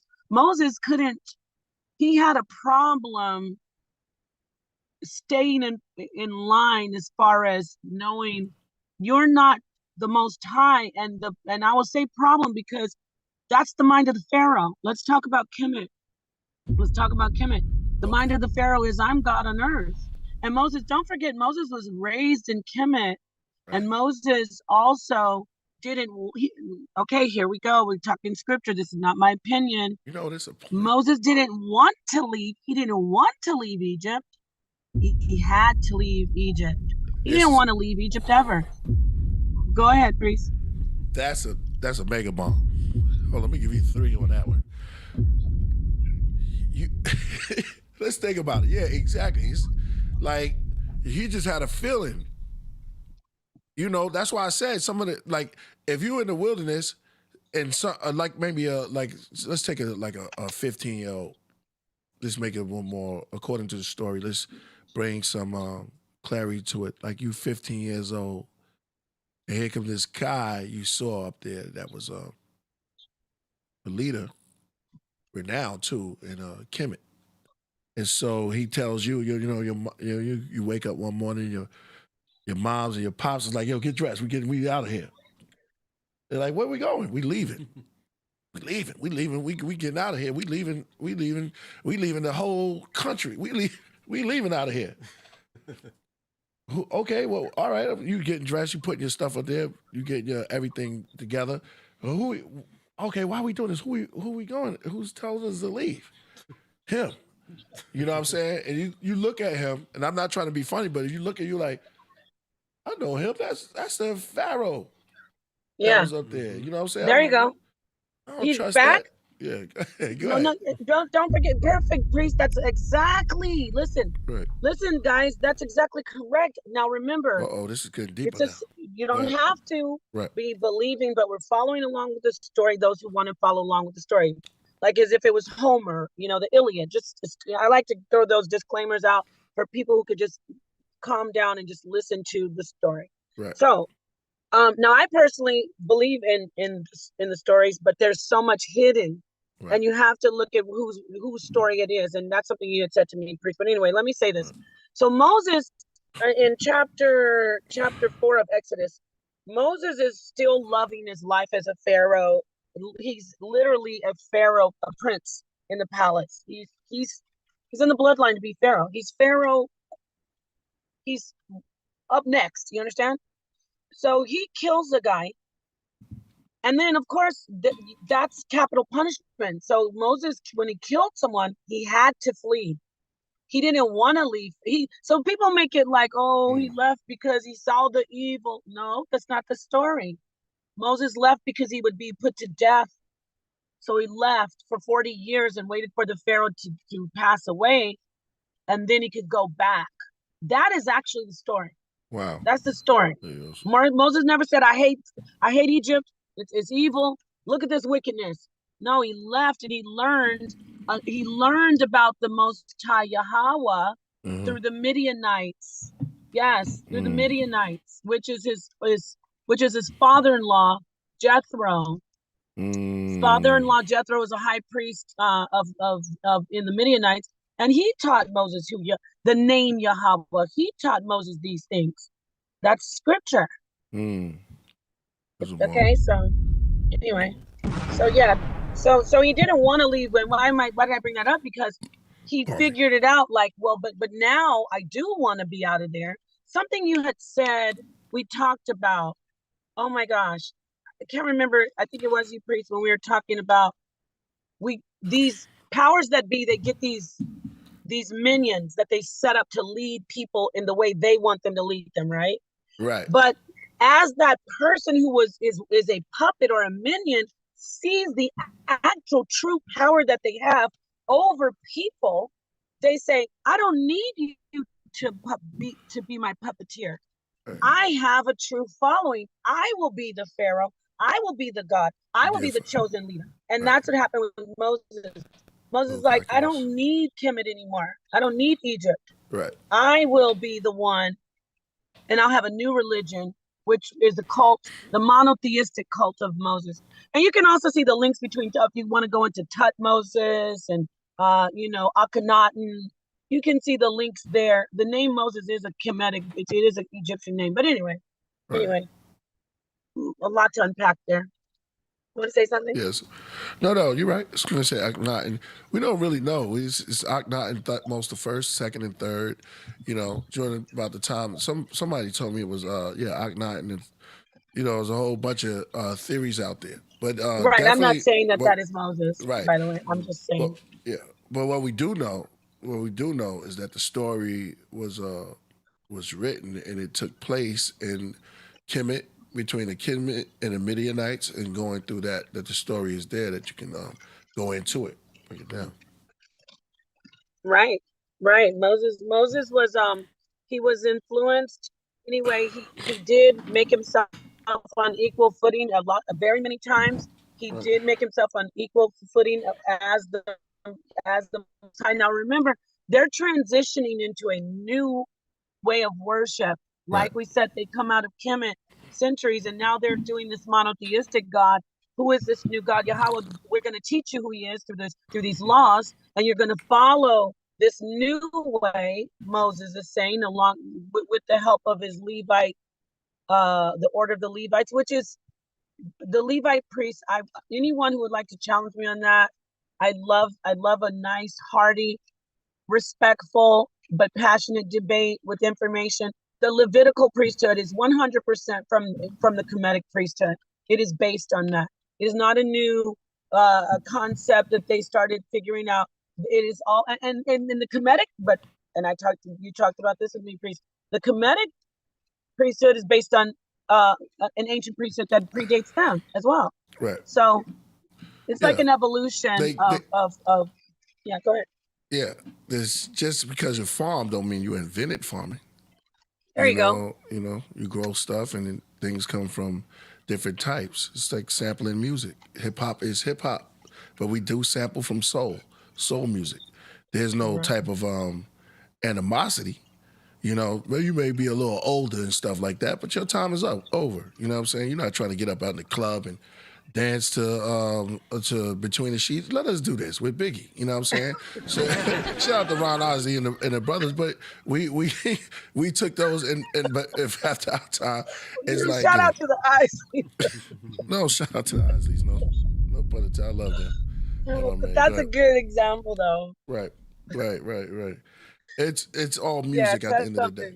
Yeah, it's all music. It's all music. Right. And if I may say this, though, Priest, I would be remiss if I didn't point this out. Mm-hmm. Although, yes, they all come from something that predates it in an ancient way as far as worship. Like the Kemetic priesthood is predated by, other ancient priesthoods, such as like even the order of Melchizedek, the Sumerian priesthood. However, when we're talking about this specific...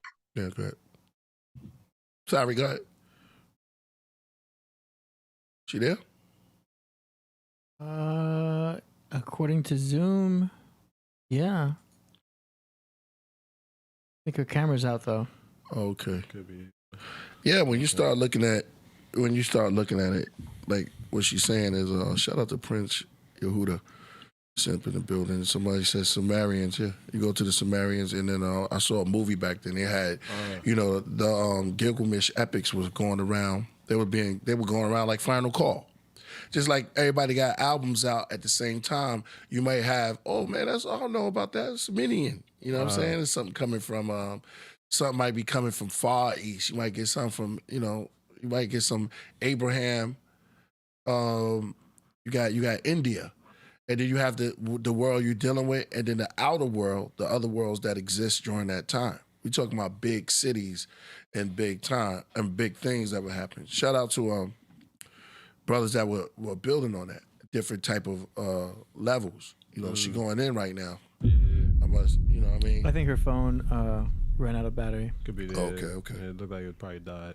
So different cities, different things we dealing with, different cities, different state of mind. But when you start looking into things real deep, you know, everything comes from something. Mm-hmm. True. Are you the first one made chocolate cake? Ancient times. What you said? What you say, Sal? No, I said ancient times. Yeah. Yeah. No, yeah, a lot goes going on back in the day, you know what I mean? Yeah. We learn and we take a lot of stuff from back then and bring it in now to our world right now. Yeah. You know? And we learn, we supposed to learn from certain Yeah, things. you gotta learn from a lot. Cain killed Abel. Mm. They still shooting out there. Nah, for real. You have people just chopping up bodies into pieces and spreading them around the planet. Then you got the wheel and the potter. We have to learn how to build with each other as we go on. Or the stories come back to life. They come back to haunt us. The ghosts of them stories come back and they haunt us.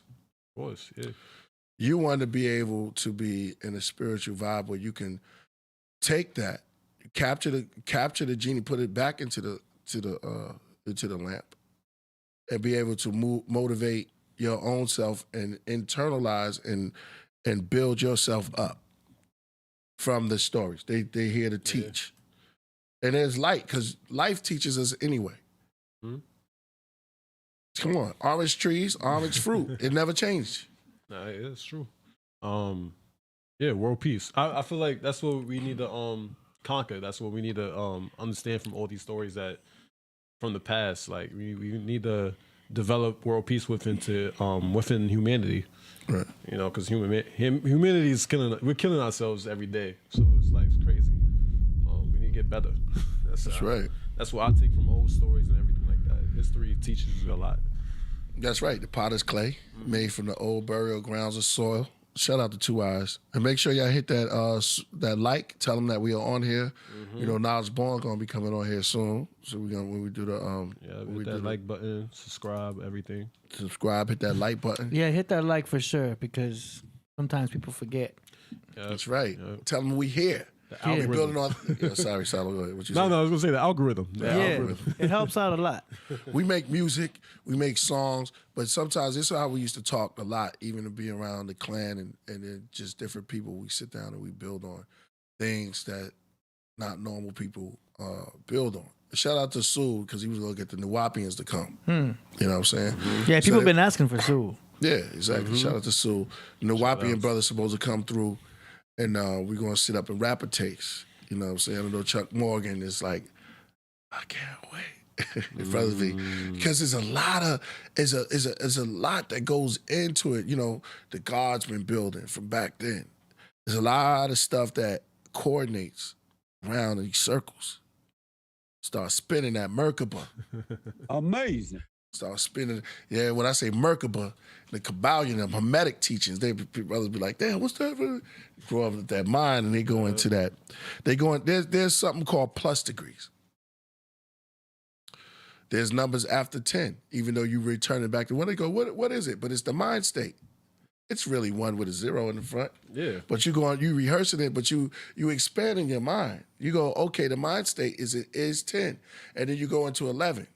You even go to 1,000, a trillion. Degrees. Then you get nicer and start adding. And then you get super ultra and start multiplying.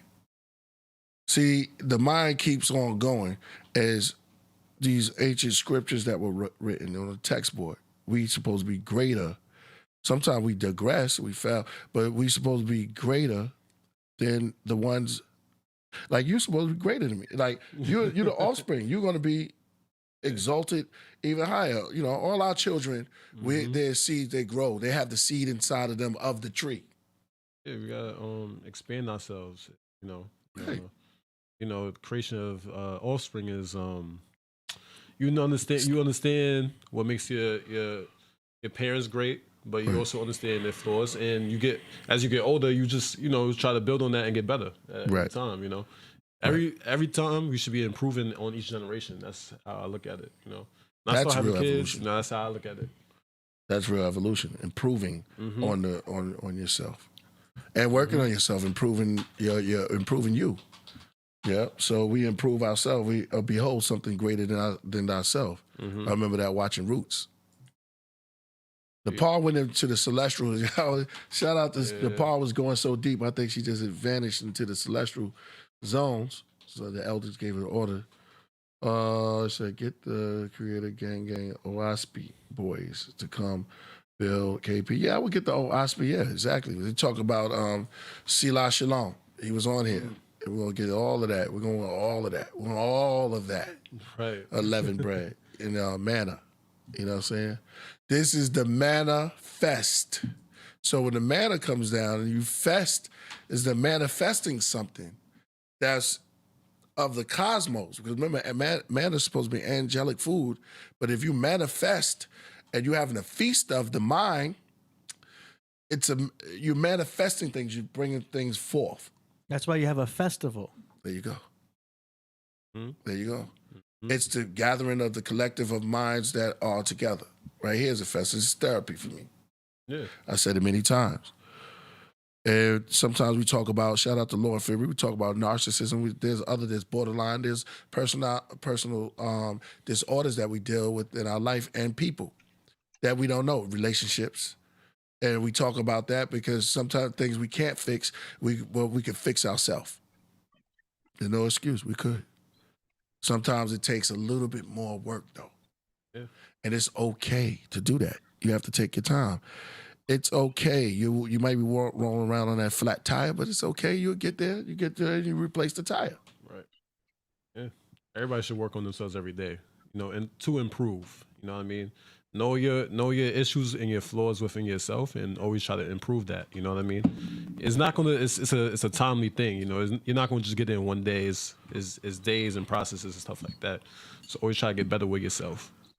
Yeah, there's a reason why they call it the gym. Yeah, it's gyms. When you get into the gym, and you're just workout spot. The gym is not the place for the actual event. That's put on another level. They put that on the extreme. That's one matter of fact. That hits cable. Is expanded. Your gym learning, your fighting, whatever you do, your training. It's the gym part. It's the part where you learn the techniques. The master is giving the student the lesson. The students to become the master at the time presented, because there's a time it becomes an amazing special event. Oh, they call it boxing. You're just not regular boxing and fighting. This is the special event. You might be second in card. You might not even be headlining, but you're there. Yeah. Your fight is in there, and all the training that you learned in that stage, you bring it to the special event because they already made it. The lights already for you. Don't even worry about it. You got your corner, same trainer there. Yeah, but it's spectacular. Then you have people that come to see you. All the training you did in the dark, and all the hard work, and the gems that you were collecting from your teacher at that time made you the master of that ceremony. Yeah, remind me of the Last Dragon. He was the last, damn. The Last Dragon? That's one of my favorite childhood movies, so I remember it. Talk about it. Bruce Leroy, the master tells him, I have no more to teach you. Yeah. You know what I mean? He's already taught him everything he knows. Right. So now it's time for him to learn life. And yeah. Where did the glow come? The glow, yeah. The master couldn't give him the glow? Yeah, he had to find it with himself. Yeah. You know what I mean? To be enlightened, you're enlightened in another form, but when you get that glow is when you're in your mastery ahead. Man, I went we got Napah back in the building. Okay. Oh, yeah. Thank you. Sorry about that. We was trying to hold on your teachings. Yeah. Thank you, Priest. Yeah, you went into the. I think you got too deep there, and we went into the heavens. Yeah, to the heavenly realm, the third heaven. Yeah, I do want to say, I don't know how much you heard, but I did want to make this point that when I talk about Levitical priesthood coming from Kemet, I get a lot of accolades and praise from people who practice the Kemetic spirituality, the Egyptian. But they don't like when I say that this is an evolution. It's an evolution of the practices. And that I've had a Kemetic priest tell me, I don't like you using the word evolution because it implies that it's something better and improved. Right. Well, That's if you humans. stand, yeah, that's the way it goes. They used it. It worked. Put it this way: I respect Kemet immensely for the empire that, and all the information and all the foundation that they've given to worship. However, you don't see Kemet having a stronghold. You don't see worldwide faiths coming out of Kemet. You do see them coming from the Abrahamic faith, though. You do see them coming from a power, a very powerful religion of faith, which is Torah and the Tanakh, and then we've got Christianity came out of it, and Islam came out of the Abrahamic faith. So we have to be able to give them their props. So if you look at it from that point of view, not even on what's in your feelings, it is an evolution. It is new and improved because it has a stronghold. So I just want to put that out there. Hey. Shine bright like a diamond. I wish I could do that. Shine bright like a diamond. Hey, that's the gym. Yeah. That's the gym. Yeah, that's right. Man, woman, and child. We always strive to be better. It's in our DNA. It's in our code to be creative, to be greater. There's somebody right now. Look, Chris Brown. Yeah, Michael Jackson, James Brown. You know what I'm saying? It's always someone's looking at something and saying, man, I'm going to even be better. Right. Better than my teacher. The next thing you know, you glowing like a dragon. You glow, you get that Bruce Leroy. Yeah, Bruce Leroy. You may be reading 2 books no one ever even heard of before. Without even looking at the books. You just holding them. You become the scale. Then you start breaking down, you are the scale. That's how skills work. Mm-hmm. And then when your skills go into a Godhead zone, then you in the God. See, we're scared of being in the Godhead zone. We always reach that top of that ladder and come back down saying, no, it may be too deep. But the ocean is never too deep. There are floor walkers under there. You go as deep as it go. But see, that's that glow that be happening. People see your glow. You be walking around, they be seeing your glow. We talk to them. They see your glow. I'm talking to the audience and everybody. They seeing you glow. They saying it like, man, Dad, you said like you something about you. Yeah, I've been hitting the gym recently. Yeah. I be at the gym too. Jim's Pizza. Hey. Never fun on Jim's Pizza. I gotta change the sound effects. Yeah, exactly. Remember I told you to hit me. I know, my bad. I have to get to that. I gotta give you something else in there. Jim's Pizza. Jim's Pizza. Hey, Jim be glowing, when you make pizza, right? Hey. That's his element. That's his craft. There you go. You know what I mean? And in some versions, you can look at a pizza as it is glowing because light reflecting off it is like a sun, not like the planet. Look, but it's a pie. Yeah, pizza's a spiritual dish. You go deeper, deep. Shout out to we can talk about. Shout out to Chicago. Deep dish. Yeah, good job. It's a good one. You know you have that mind. It is a food episode. It is a food episode, so this is very appropriate. So cheese is the milk. The milk in itself is Moloch. We've got that spiritual. We could go into that. Hey. Then we've got the tomato sauce, which is a representation of blood, the red, and then the bread is represented as well. It's of the material self, but also life-giving spiritual self, or the things that we need, the bread of life. So pizza, and I believe, bread. Yeah, I believe pizza is from Kemet. It was created, or it was perfected in Kemet. Oh yeah, they had cheese over there.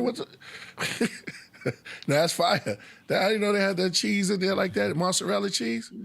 I was we've got the Chinese, the Romans, and the Egyptians with the pizza story. Yo, hold on, mozzarella. Mozzarella. See how you do that? That's pretty dope. It takes a wordsmith like Priest to exactly to notice that one. You heard it here first.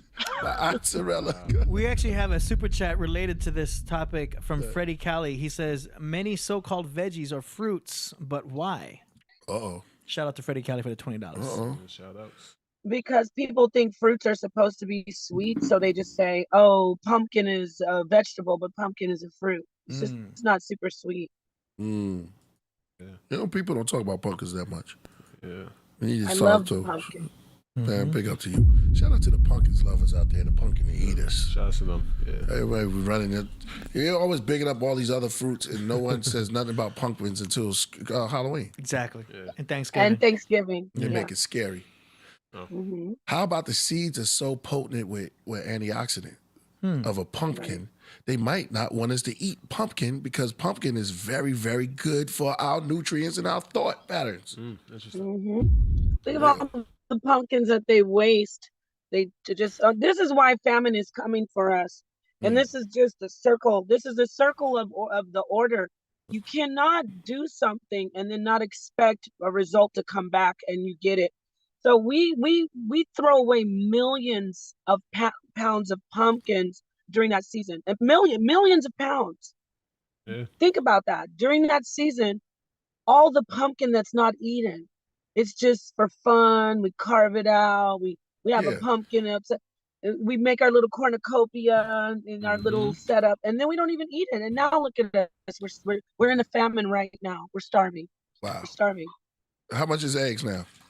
Like $17. $25 a dozen. It's a lot. Yeah, it's crazy out here. I'm buying them a lot too. $25 a dozen. It's crazy. Yeah, you can't even throw no egg at nobody no more. Oh no, Oh, no. But doesn't that go back to again? Look at how we've done with the chickens. We have brutalized every animal in the meat packing industry, but the special evil that we've done to the chicken is unforgivable. The unforgivable evil we've done to chicken. You can see them just baby chicks just being thrown into a meat grinder alive The males. to make feed. Yeah, it's terrible. So I predict the chicken's going to come back and get us. One day, no. Right. One day. They are. One They are day, right now. you know, live by the sword, die by the sword. Right. They're so They are. genetically modified now. That's why it's tough. You know what I mean? Even if you get organic pasture raised chickens, that's the best you could do. You know what I mean? They're still feeding those chickens soy. Right. You know what I'm saying? Right. Well, maybe we get the chickens back for what they did in prehistoric days with them big raptors. Maybe, Well, right. Well, who knows? But I will say this. Put some That's a little- good point. Recycling. But let me say this about what's going on with those. And if you raise your own chickens and you are getting the chicken feed from the the store. Stop giving your chickens chicken feed. Do not do that. Make your own feed, because now what we have is there is factual information that there's a type of birth control, a sterilization being put into the chicken feed to slow down the production of the eggs, the chickens laying eggs. Yeah, so we could go into chicken, and let me talk to you about eggs anyway. Don't you know most of your chicken and eggs are coming from China, and your eggs are sitting in storehouses. We're talking about Codex Alimentarius now. We're going into the deep facts and the governmental forces that are starving us and making us sick. Right. They have eggs sitting in storehouses for 30 days before you even get them to the refrigerator section of your food store. 30 days.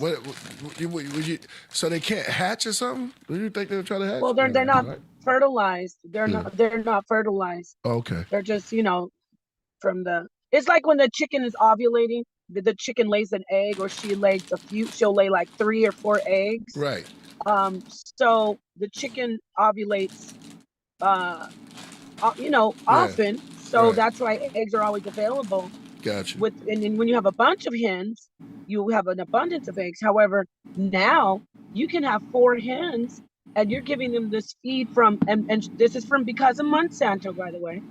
The corn devils. Right. What they've done to corn is a sacrilege, but I digress. Yes. So they're giving.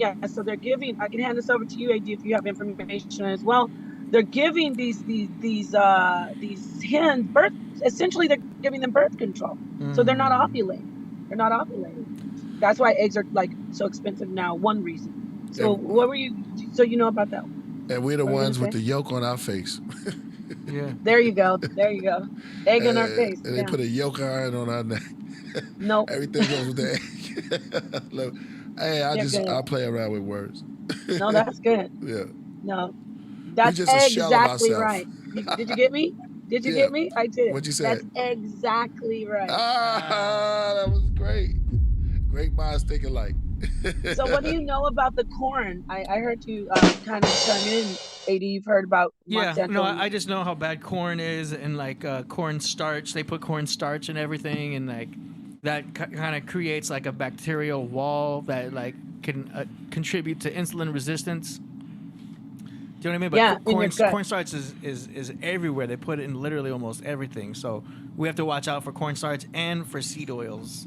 Do you know what I mean? Yeah. But this is how they weaken the masses to keep us weak and like keep us sick so they can sell us drugs and all that. But I think we all know about that, how that goes. But Oh yeah. the crazy thing about like I've gotten into debates about people with the importance of eggs, like how we need eggs because we have an RDA for choline.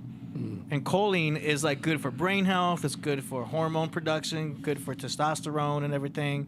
And like the best places to get choline is from egg yolks and liver, beef liver. Do you know what I mean? Now most people aren't going to eat Yes, an sir. ounce of liver a day or even 2 ounces a week, you know, because liver can be kind of nasty. It's not a Yeah. very popular food to have liver. You know what I mean? So eggs I won't do it. is like our major spot. And if you look at how much we need like the RDA is like the minimum. You know what I mean?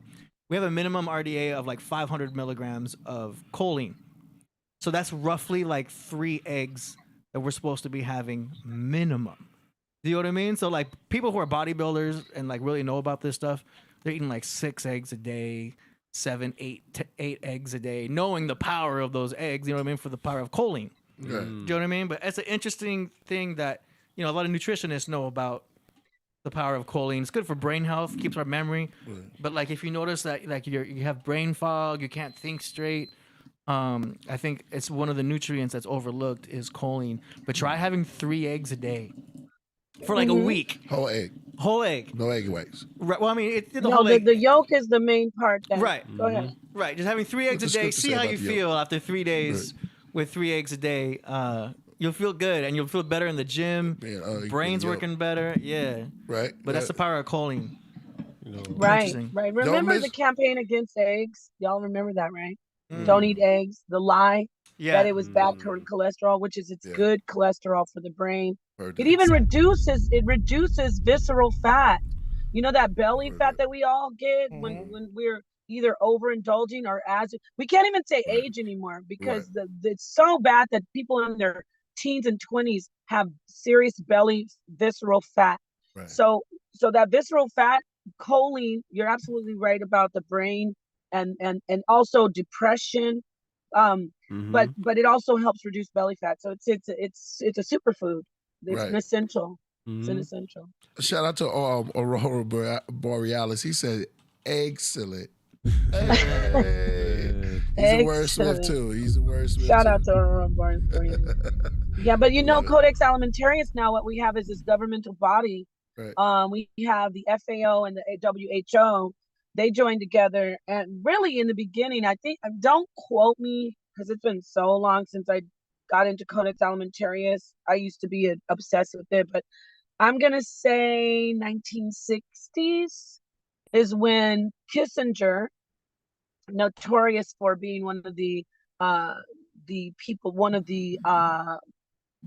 proponents of the actions to get the Georgia Guidestones, reducing the population to 500 million. He's one of those people. So I don't even like saying Illuminati. So Kissinger was like, if this is Big a quote, names. yes. I'm Kissinger. Yeah. No, I'm just adding on to you. Like, No, I like like I it. said, like a lot of the things we was taught about history and all that, like how you bringing out, well, full of corn starch. Well, full of corny, and they were lying a lot. I'm Kissinger. You find out these guys wasn't doing. They were nurses' aides. You know what I'm saying? You find out they helped the nurses out. But here you go. Right. But then Well, they write about yeah. themselves and stuff like. I'm not going. Sorry, your build is. This is No, good. I want you to. This is our build. Go ahead. Go ahead. Yeah. So it's like we find out what's behind the Oz, the King of Oz. is what we Toto. It took a dog to pull the curtain back. So we found out that wow, cholesterol doesn't kill. I mean, that no one has reported. Some cholesterol. Yeah. Good cholesterol doesn't kill, but there's some bad. Right. But I'm sorry, Well, the go ahead. eggs doesn't have that much cholesterol. I mean, Right. thank you for correcting. Oh no, that's good cholesterol. Yeah. Mm-hmm. So- HDL. Yeah, so a lot of HDL. Yeah, exactly. So we figure out that they're liars, right? Like they're not like you Right. said Einstein. You're talking like Einstein. Yeah, so we just untied some of the knots that were in our string of thoughts. So let's go. Voltage controller says, "Stop exaggerating." Oh, shut up! I like that exaggerating. Yeah. Man, Well, we're on just fire. trying to explain. Hey. Eggs, yo, word for the day. You getting a bomb if anybody drop egg. Yeah, everybody's on it. Word. Extreme. We got a super chat from Cap Jones. He reminds us of high fructose corn syrup and how bad that is. That's a killer for sure. But let me do this though. Just like we said with the eggs, So give me some sugar. we have to remember that All right. we have. Go ahead. No. I just want to say when they push in kissing, which is something sentimental, they even bring in the poisonous that kills us. So give me some sugar. You know what I'm saying? And sugar is it's a beautiful word, but then sugar kills us. You know what I'm saying? So they kind of put that in the words, and then get some sugar. We don't never say, give me some vegetables, baby. You know what I'm saying? Okay. Give me some cod liver oil, Yeah, baby. some good fat. I guess they want a sweet kiss. That's why. Yeah, it's with sweet Kisses. Too much corn. Chocolate kisses. You know what I mean? Sweet kiss. Yeah. Oh yeah. Yeah, chocolate The kisses. tea. You're right, Voltage. The tea is very much kicked in. All right. Man, Well, man. I do want to say this though. Continue, We're though. talking about nothing from the earth is bad for us. We're talking about them getting a hold of it and processing it into poison. Corn used to be a very essential type of food. It's a major superfood before Monsanto got a hold of it and just turned it into a monster, a literal killer, a killer of people, a toxic killer. But corn was, if we take it back to ancient times, it was a staple. It was called, first off, it wasn't called corn, it's maize, but corn, we know it as corn. It is a fruit. It's the one very food that is fruit and vegetable, and it's got all these different how do you say, it used to be a great staple. I'm talking about maybe 100 years ago, 200, before Monsanto got a hold of it and GMO'd it to death, genetically modified it, poisoned it. And that is the interesting, if we're going into the metaphysical, we're talking about a food that was used by the we're talking in the Southwest. It was the way bread was made. That is what it's made out of, cornmeal. And it was a sacred, it still is a sacred fruit. Some people argue that when you see the ancient depictions of Inky and the Sumerian carvings and art, that those aren't pine cones. Some argue that those are actually corn. Those are cobs of corn. So I'm gonna be quiet, but I wanted to still keep us on track and let us know this is what they do. They corrupt what is good in every way. Sugar cane, now we have this poisonous processed sugar.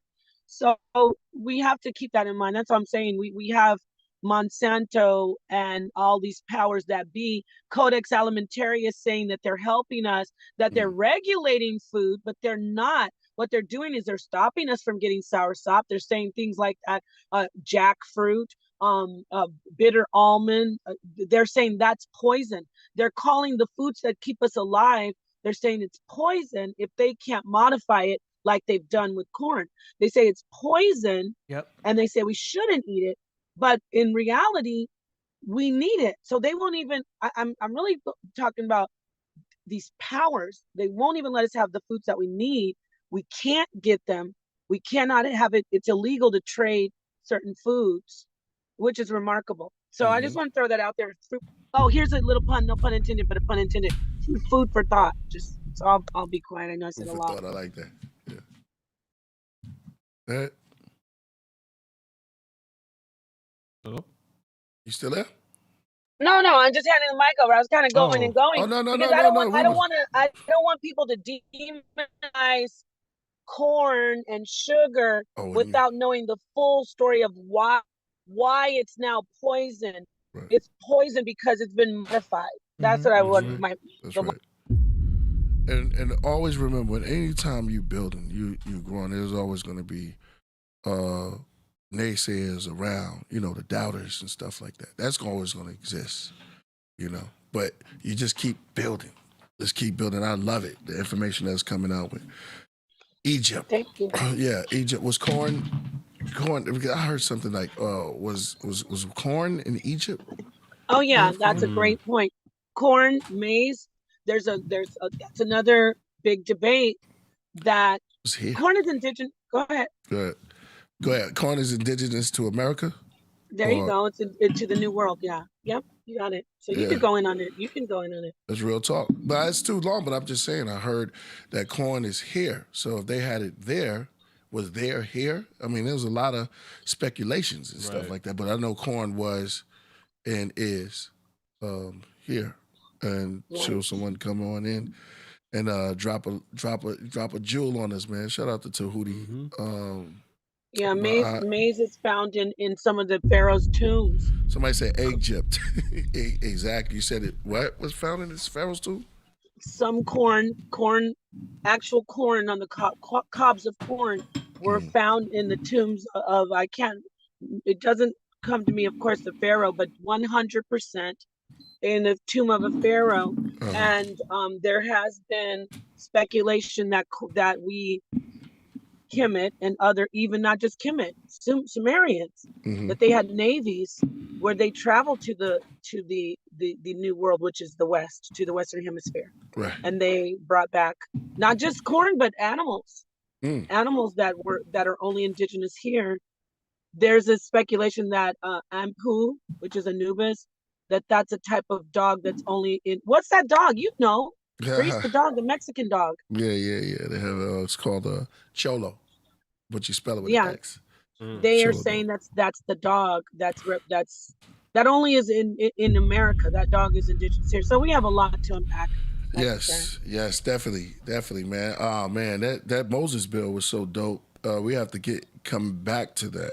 That was a great bill because we never really looked at it when we look at the story. And by the way, everything's black. What we say. No, it's not black and white. Michael Jackson said that, right? It don't matter. I'm drinking tea. This tea is green. It's beautiful how colors come together and create something beautiful. Yeah. They said something about how the cow eats green grass, has spotted, but then give off white milk and yellow butter. You know what I'm saying? So one thing, that's an old time when they had no music. My grandma used to go to church. She used to go to a church where they didn't play no instruments, St. Luke. But my aunt, I'm gonna stay with you. But my aunt, she went to a Bible way. No, lady went to this Bible way. You go in there, guitars and everything. My grandmother went to that joint, was just clapping, stomping their feet.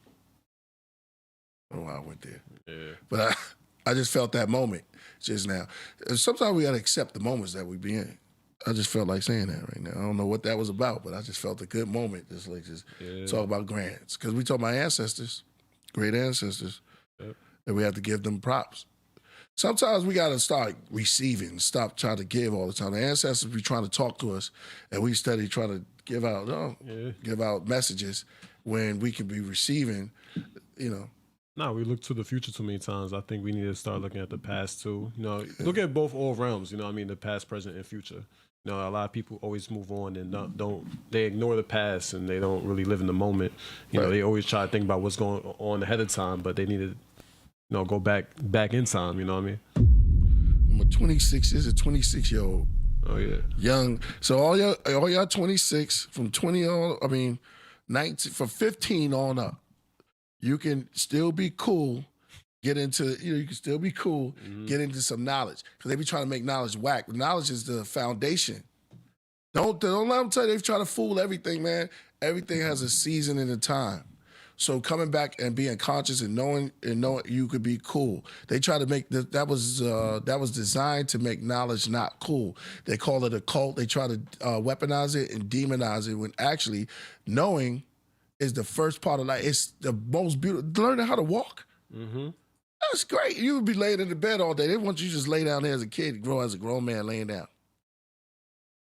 Learning to walk, you use so much knowledge just that. Then they stop you. They bring you to school, and then where you're supposed to learn, but then you stop the magnificent human, superhuman that's in you, the super God that's coming through you.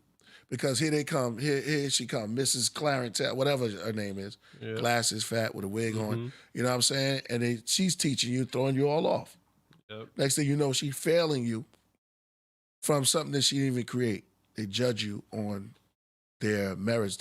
When you get that, by the time you get the answer right, they change the question. Yeah. It's always like that. Crazy. They want to hold you back.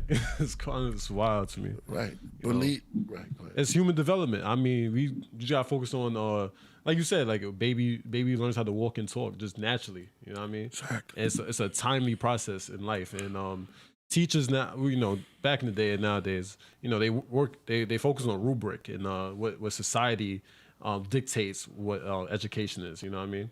And education is really life and your journey of learning. You know what I mean? Indeed. You learn on the everyday process.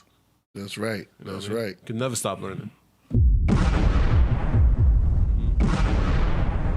Yo, this is going to be, we can chalk this one up. We can chalk this one up and get ready to get into the music. Where's the pause? I'm right here. This is just awesome. Sitting back, just enjoying the knowledge. The jewel being taught by you, Solomon 18. Thank you for letting me be a part of this conversation once again. Oh man, it's so beautiful. Sometimes I want to keep talking. I don't want it never to end. And but if fortunately soon we'll have that time to keep speaking. We'll be all in the magnetic state, in a magnificent state. It's a magnetic. Keep coming back together. Attraction is deep. Repellion is the other side of the attraction. Knowledge be flowing. This is the T that's doing it, y'all. I'm just speaking from the T, which is from the universe. And this is the language that it speaks in. I'm putting it in human form, translating it for you. But if you can catch the download, the original, I can't even put it into words. So it just tastes good. Some of our senses get sparked that way. Like, by the time I write something down, the thoughts that came in my head, it's like, man, this is watered down. I wish I could just get it and just say it. But it says, many, I don't know the scripture, right? It would have rolled off so good if I knew that scripture. Because it's like, yo, ears have not heard. Something about ears have not heard. No, I could just cop out and say every knee shall bow and every tongue shall confess. But that'd be like going up there. I might as well say, Judith mourneth. But there's some scriptures that come to you. And certain things that come to you when you're ready to receive. Then you can feel the dragon coming alive inside you. Sometimes they have to tell you. You walking around like a Dragon Ball Z. They knew when they go into their what's the word? How they go, Salaam? You say it? The word from Dragon Ball Z. Oh, Kamehameha? There you go. The Kamehameha. Come on, talk to him. Kamehameha wave or something like that. Yeah, Come on, talk to him. Watch Dragon Ball Z. What's the word? Kamehameha. When they say that, they're the Godhead. But they holding it though. You know what I mean? Yeah, they holding it. They charge it up. They hold it. They release it until it's fully powered. That's right. That's how Gohan defeated Cell. Come on, talk to him. Their hair turns color. Mm-hmm. There's a dude called Born Invincible. He got so dope, his voice turned into a lady.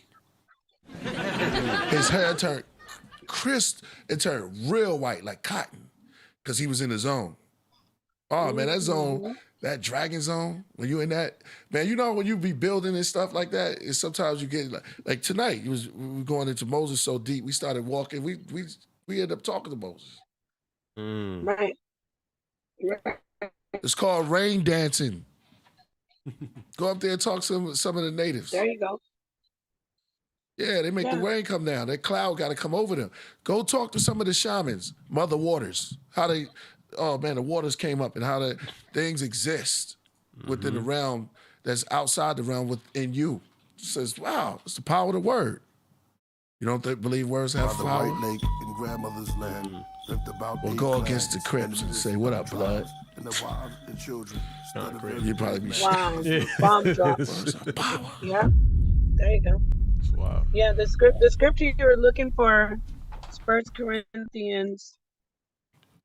Let me get it. 1 Corinthians chapter 2, verse Right. 9. It says, as it is written, eye Right. hath not seen nor ear heard, neither have entered into the heart of man the things which God hath prepared for them that love him. Wow. Wow. That's beautiful. You ever prepared your bed? When you prepare, you prepare a good meal for yourself. Preparing it's in the patience. Mm-hmm. It's in the time. Just like this tea that I'm pouring right now. It's prepared. Yeah. I put the leaf in there, then I put the water in there. But the water had to be at a certain temperature. Then it pours back in there. And then we're gonna circleize. Is that a word? Well, we're gonna press this in a circle. It comes back Circulate, around. Yeah, we're gonna circulate it, and then we put it back into us. There you go. Much is given, much is received. It's a cycle. I'm high as hell. Yeah, recycle. I'm in the zone. Right? Recycle in the resurrect. Yeah, exactly. We're not who we came as, but we are. We're gonna leave. Oh man, this is some good tea right here. Gotta be enlightened in the mind. Yeah. There you go. Mm-hmm. That's a good one. And the word "in," yeah, Yes, exactly. you have to be In. I'm trying to change it. I'm gonna say this. In lightning. Gotta go in. You could be like lightning too, like a flash. Mm-hmm. Right. Nova. Well, how deep can you? That's why I say the darkest minds. The deeper you go in your mind, it's dark. But when you get the light, the darkest minds of the light, the deeper you go, you become enlightened. Mm-hmm. That's the paradox. That's beautiful. Yeah. Shout out to Sewell. I see him in the chat. Shout out to Sewell. Voltage up in there. Knowledge Born. Music therapy. So I got a few DBs. Somebody said circleize. Yeah, high tech. That's what exactly. See, we're in the zone right now. And we're not even with each other, but we all with each other. We gathered under one accord. We, the willingness. I'll get back to that, but right. We in the zone. And when you're in the zone, it don't matter where you at. It's called harmony. We don't use that enough. You want to play the music. There's harmony. Music puts out harmony. It's even in a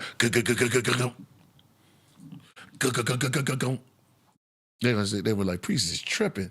No, I'm not tripping. I'm a part of you. I am you. You know what I'm saying? We all part of the same frequency that's going back and forth, bumping off each other. When you see that duality, when you look into the mirror, you're like, damn, Cain, where you been?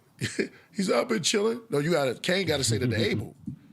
When you're in your Cain state, you got to look at your reflection and be like, where you at, Abel? You need that same person on the other side that's inside there to come out. Sometimes you got to put them. Remember Super Friends when they got caught in that mirror? They took their better half. That was Superman in 3 portions. One of them was a female, and they was inside the mirror. They get trapped in the mirror and they threw them into space. The Phantom Zone? Yeah, it was something. Yeah, the Phantom Zone, right? Yeah. I know what you're talking about. Put them inside of a glass box. Mm-hmm. I'm looking for the man in the mirror. You better watch out. Superman found them and threw them in there. Then threw them to another planet, and Superman's from the Crystal City. You know, stop talking about, listen, we are all made up of crystals, dust, water, and everything. So you saying that oh man, we saw this building, man. Let's get deep over here. No, we want to stop at that. We're going to get to some music right now. We in harmony. Somebody say ham. Oh, shout out to Voltage. But we are, how do we build on that before, Napah? We was talking about water and something about water, but we are that. That's in us. What? Like water? Yeah, well, we are water. Were you gonna say something, Solomon? No. You I think you was about to say it anyway. No, go ahead. I'll follow behind you. No, I was Go gonna say for like it. I was like, yeah, we are water. So I mean, that's what I thought he was going with it and everything like that. We supposed to flow with ourselves. Yeah. And stuff like So be as water, my friend. So water's calm and it gets strong. But we're made up of a percentage. I don't say it because I say they approximately. We are water. See, they always be the real percentage.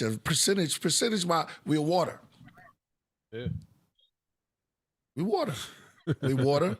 We are the dust of the universe. We're the clouds, which is the skin. Yeah. There you go. In the midst thereof, we be light. That's why they don't like this. We light, but we do the earth. We are up there. We're there. But from the clouds come water. The clouds condense is the water, depending on what the temperature it changes. Now, this is what we call building. Somebody says self-gen light, no doubt. We didn't talk about Dr. Strange. Dr. Strange did a whole bunch of stuff. Dr. Strange. He was so ill they called him Strange. Damn, you walking out? What's up, Strange? It's Dr. Strange. Yeah. Let me jump in and add on to what you said. We're water. Yeah. We're water, right? So, matter. We know ourselves as we're material. We're talking about ourselves. Matter is. There are 3 states of matter that we know of. There are probably more states, but there are 3 states that we know of in this realm. There's a gaseous state, there's a solid state, but then there's the liquid state. So we literally are liquid. We you know what I mean? Like you can break material existence down into 3 different states. One state is liquid, one state is water. We are fluid. So yeah. You flowing right now. And ties get stronger as they go. Oh man, we got to tie together. Yeah. I like that. Wow. It's dope. Family ties. Yep. See how that all plays in the part? The trees and the tides, family trees and family tides. I feel that wave coming. Remember, we were looking at the name Miriam, and it's Mariam. And we were relating it to Mar, to the sea, to the water as well, the flowing waters. Right. There's a lot there. Moses means waters. The one meaning of Moses. I mean, I want to get back into that because you want to do the music. But Yes, I like that direction you're going because then that goes into maritime. I was about to ask you about Mars. Does Mars have water? Yeah, well, the Earth does. It's all connected to Mars. Yeah, Mars, Marsis, Moses, maritime, Marshall. Moses means what? Taken from the waters. Drawn from the waters. And then we go into talking about the waters above. There's not just waters that we know of in the earth. We're talking about, when we say water, maybe people are picturing, that fluid that you get out of the fountain or out of the stream. But we're talking about a fluid self, right? A movement of liquid in that state. You're flowing. Right. So the waters above. Right. We have waters surrounding us. We're in water. That's right. Just like when you're in the womb, you're in your mother's water, the amniotic fluid. Many waters. The water breaks. Yeah. The scientists be putting them in a solution. When the scientists in what they call the plant, they have these little valves with little water in there. You know what I'm saying? Where they have their figuring out everything. Water is everything. That's what makes Earth. Yeah. Just add water. And then you come into That's the name of this bill. Right? Until you come into your birth. Yeah. At the dock. And the dock is there at your birth. Yeah. This is all Jordan Maxwell territory, by the way. it. I have to give credit to Jordan Maxwell because he spoke on that. Exactly. He spoke on that the best. A birth canal. It's water. Yeah, the canal. You're coming through. It's all water. Yeah. And that's why we didn't touch so much on the expensive tissue hypothesis and how we anthropomorphize, I'm saying the unfathomable God through our consciousness. So what is so precious to us? Water, food, which is, the things that keep us alive, and reproduction, sex. Right. These are things that are sacred to us. So we have, I'm not saying that we create it as sacred though. See, this is the again, we're talking about a paradox. We know it. We we figured it out.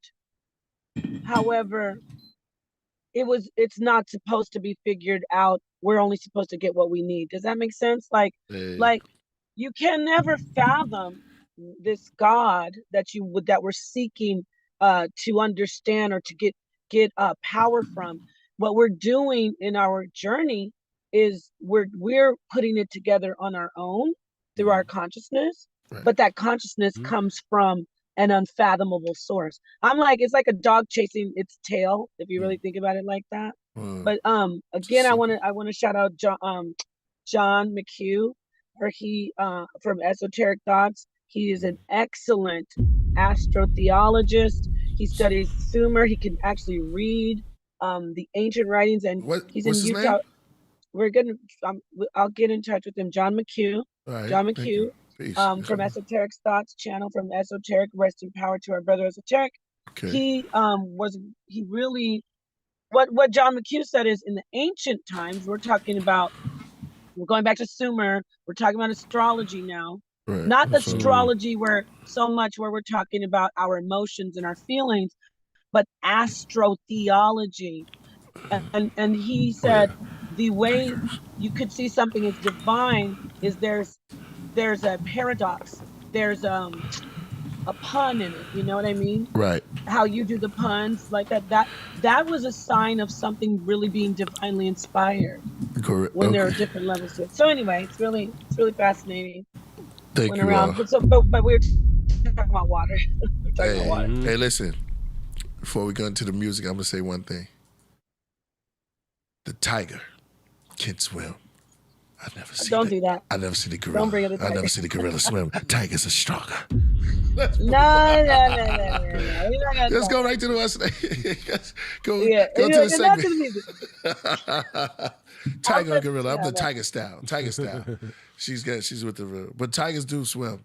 I didn't see I know the gorillas. They like to spin around in the water. Wouldn't be able to swim if a gorilla wanted to. I think it spins around in the water, but I know that tiger gets down in that water. Tiger style. Hey. So I've seen baboons swim.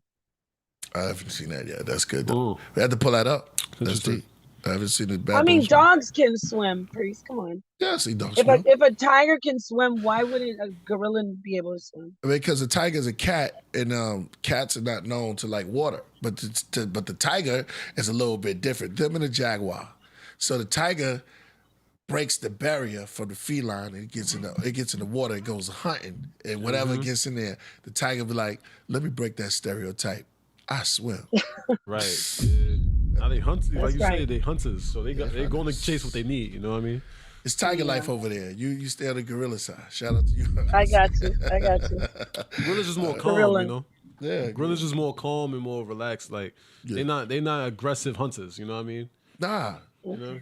Shout out to Rick, because Rick saw the truth, and you shall too see the light. Everyone shall. I don't want to take it there because we got Team Gorilla and Team Tiger. People get really serious about their team. So. Right, and I didn't even go into the lion, man. But shout out to everybody that's in there. AD, take us to the. I see Tiger Life. Yeah, y'all about that Tiger Life. Let me see a tiger face. Y'all about that gorilla. Y'all about that gorilla slice. Let me see gorilla. Man. And let Knowledge Born in while we get Knowledge Born, go ahead and join. Yeah. There you go. Yeah, so this was great. I love the build. It's always good to get on that. We tapped into a frequency and we just like ride the wave and stay on that. It's good. Moronic Copper. Somebody said Moronic Copper. Yeah, shout out because I saw someone says extraterrestrial. I think that's from 2. So I think he said extraterrestrial. I gotta give him a shout That's a good one. Okay. Oh, we got a lot of gorillas up in there. Overkill, so he's going with you on the gorilla. They got the gorilla. Hey, who could win? We will have a showdown, probably our last debate, but we're gonna have to go there. Who will win out of the tiger and the gorilla? You know what I'm saying? Yeah. So y'all go ahead. Y'all go out with all that strength, that hit. I'm gonna go with it's a great conversation though, but you know what? In reality, I wouldn't want to see the real thing because I don't want to see either animal destroy the other. But it is a great conversation that will it's ongoing, and I know the gorilla is It has immeasurable strength. I want to throw that in. Immeasurable strength. Wrap your mind around that. They've already measured the strength of the tiger, open, closed case, but the gorilla has immeasurable strength. Yeah. Till they met the tiger, they came up with the tiger. Hey, let's no. Okay, I'll let you have it. I'll let you have it. All right, shout out gorilla. to the tiger. No, that's what team. keep it good. Shout out. We got a lot of gorillas up in there. Well, I got Team Tiger from Equator.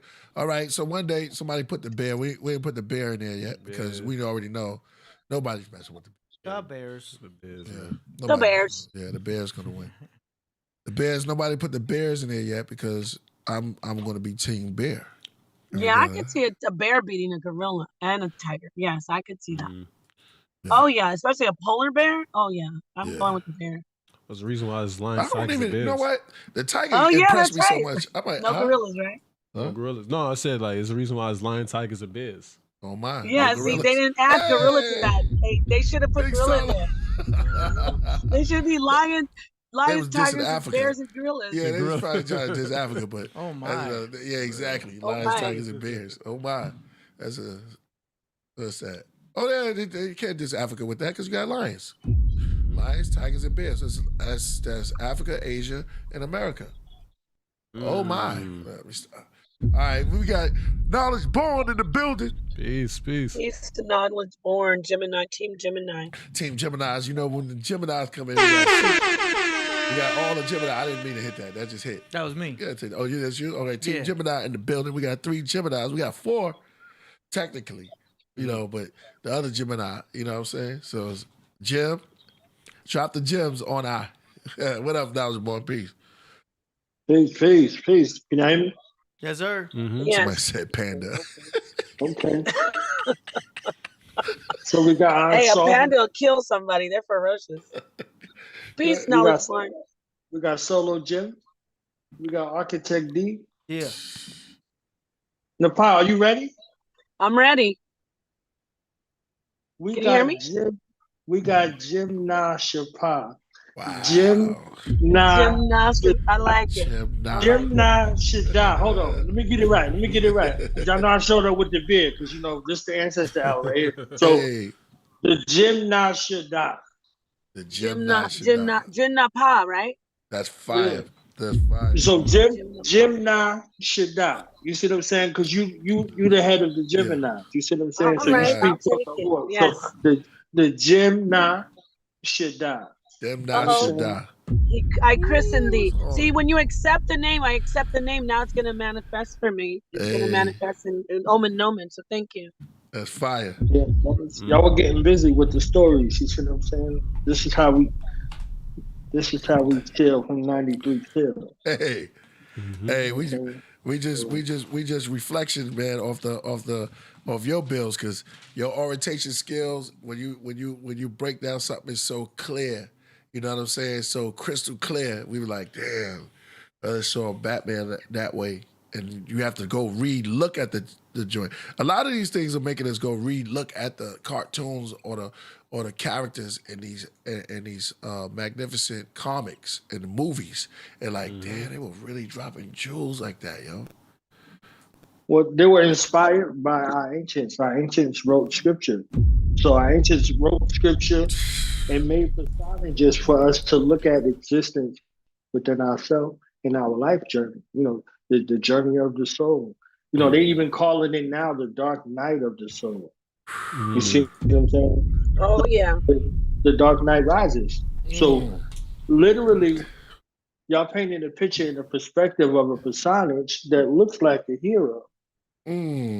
But now it's questionable whether he's a hero or he's a villain.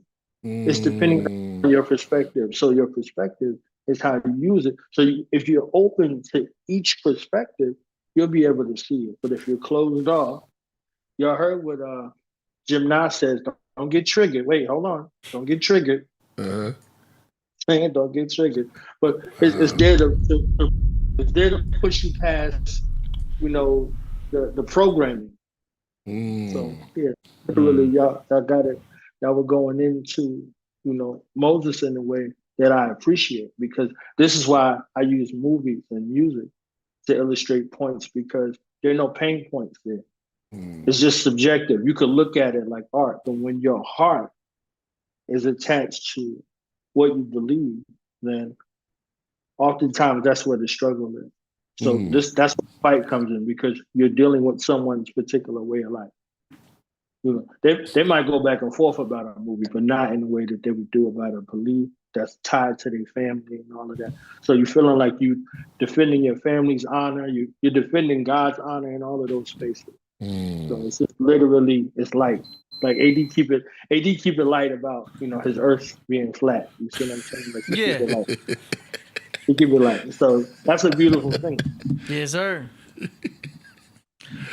Here's a toast to the leader of the Flat Earthers, AD. Hey, I'm not a leader. Hey, go tell I'm just a student. Well, just tell us. But that's what all the leaders they say. I'm just a student. Hey, we watched The Usual Suspects and didn't know we was looking at Kaiser Soze tell his own story. I love it. Love it. Literally. Kaiser Soze. So, you know, AD might have a little Kaiser Soze in it. We won't know to the end of the movie until he's walking out with the gold watch. You see what I'm saying? And each step he takes, he starts straightening up his walk on us, you know, and bounce Kobayashi. Man, you know the music when the walls turn into the bed, and the television turn around, and is a desk with all your bags. Right. the coat hanger. Yeah. And the funny thing about the joint was the guy that they turned into the villain, that he convinced the customs agent that it was, his name was Keaton.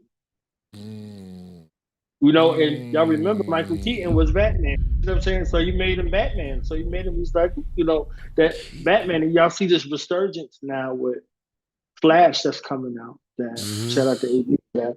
Yeah, you know, they bringing back Michael Keaton. Yes. So literally, face of Batman right there. Yeah. So that's going to be serious. And yes. Lupita Nyong'o, her birthday is today. Who's that? You know what I'm saying? Lupita. Oh, shout out to this. Shout out to this is AD month. This is the month of Pisces. the Pisces. Yeah. Pisces season. It's the month of heavy mental. Hey, let's do it. Yeah. What's coming up for heavy mental? Heavy mental. The anniversary, but what are you doing? What do you want to do? We're gonna plan something. We should start planning after the day. You know what I mean? I know Knowledge Born said he gonna be here in the physical. You know what I'm saying? So we have to plan something so great, because 30 that's the 3 is the magic number. 30 years. That it's been that long? 30 years? 30 years? No, 25. 25, yeah. Mike did he did the moonwalk on Motown 25. 25. So Yeah, you got the 7. That's completion. The 25. Oh. Into the 30 chambers is 30. Oh. Oh yeah. Into the 36 is 30. There you go. Mom 25. Yeah, exactly. 2 and the 5, 7. Exactly. 2 and 5 is 7. God. Wow. Exactly. It's crazy. Little par. Show little par. Go in. Oh, for sure. Yo, it's Curry Goat. Zod. Is it God or Zod? I heard the Superman earlier. Is it God or Zod? His name was Zod. Because y'all was talking about Zod. General Zod. Right? He was like, hey, you know, he said, oh my God. He said, no, Zod. Wow. Yeah. Wow. You see what I'm saying? He came in there on it. Right. But look at this. Zod. They're not even villains, right? Like Zod and his crew. Superman was the one turning against his people. There we go. See? We always rooting for the wrong one. They got he did. blasted into the Phantom Zone, right? Because they was manipulating the people with the sciences. You see what I'm saying? So they were manipulating the people in the experiment, and the military was fighting. So they had to get rid of the military because the military was fighting on behalf of the people. So now they look like villains. So the ones who stand up courageously, they always look like villains, and the ones who's crafty and deceptive always look like heroes. So, you know, we got to look at it. That's why the perception is necessary. To be able to see both hemispheres. Did you say deception? Perception. I'm a Decepticon, 100%. I was about to say we could segue into the same with the Transformers. The Autobots are traitors. Traitors. That's right. Yeah. Exactly. Yo, one of the coldest lines in the Transformers, the cat said, on our planet we were called gods. Here they called us machines. Like he was pissed. Like literally. Yeah, like on our right. planet we was gods. Yeah. And here they call us machines. Like literally. Oh, wow. Crazy. So, I love it. Megatron, real quick. That's a tetragrammaton in a anagram. The name Megatron is really tetragrammaton, which is the God, Yahweh. In the anagram. We turned up. But go ahead. I'm sorry, I stopped your build. Go on now. You're going you was your good. fire. That was right there. Look, that was an assist. You see what I'm saying? There you go. The yard head. Exactly. Yeah. Zod head, yo. Yo, this is the Zod head. Like you said that was Zod. That's an alligator. Y'all remember that movie, The Spirit? Oh, yeah, I see that. Samuel Jackson's in it, and he's the antagonist in the film. Watching that tonight. Put that down there. The Spirit. Yeah. No, I never seen it. And he come through like Yaku. So he says, his line is, I don't like egg on my face. Ooh. Exactly. Wow. So he's like he lived like that was his only thing. He didn't want egg on his face because he was like a master scientist. He was a mastermind. So when y'all saw him as the mastermind in Unbreakable, Splitting Glass, he was the mastermind behind it all. Yeah. So again, he's the mastermind. He's the mastermind in the spirit that creates the hero, quote unquote, just like he creates the hero in David Dunn as in Unbreakable, Splitting Glass. So he becomes the hero. So this what they call a villain creates the hero because the hero didn't know who he was. Like I saw the last references in the chat earlier. Leroy only becomes Leroy after he fights that last part of himself where there's no escape for him. He can no longer run from it. He can no longer hide from it. And the most motivating factor in the physical world, he wasn't fighting for himself. He was fighting for the love of his woman. You see that? Right. Wow. So that's why they call David, right? What they call David? The love. Yeah. You see what I'm saying? Like, look at what he was fighting for. Literally. So they kind of build these things together. And, the Nile Valley tradition, Heru was fighting for the redemption of his father and his mother. But his mother had kept him, prepared so he could do what he needed to do in order to reestablish the nation. The mother's son. Wow. Widow. Yeah. The mother's son. The widow's son. The original widow's son. So it kind of goes to that. And that's where Jesus would come from, an archetype like that. Yes. So this is what our ancients, when they were writing the stories, they had these things in mind because indiscriminate to time and space, those stories would be applicable. You would always find an archetype. So Mother Milk. That's one of them Najims. You know what I'm saying? Them gymnasts from Najim. The gymnasts. This gotta be the show of the century, yo. This is so the century. Yo, this right here, yo, I feel like it's not just the tea, it's a lot to do with the tea, right? Oh, yeah, nothing else in it. Oh, yeah, I feel like I'm going too. We in there right now. Yeah. And the Law Math show came out today too, right? On Wednesday. It's Wednesday, so a Law Math. His show, don't he got a show that came out? Oh, shout out to Law Math.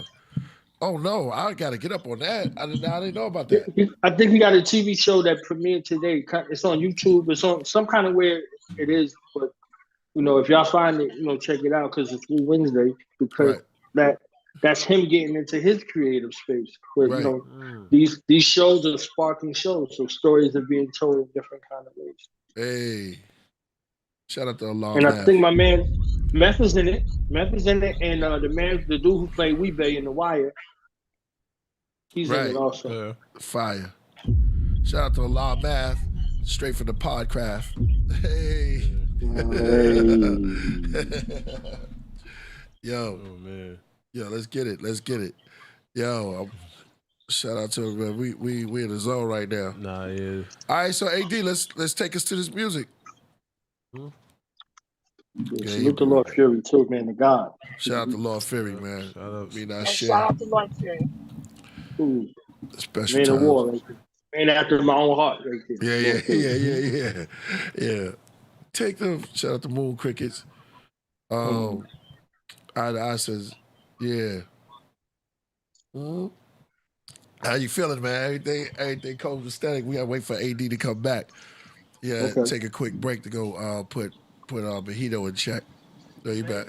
Yeah. You got him secure. You didn't see Mojito? He was on the table and everything, walking around. Wow, man. Yeah, this is his house. And grilling me and all that. Like, I'm like, You got him. You good? I was going to the bathroom.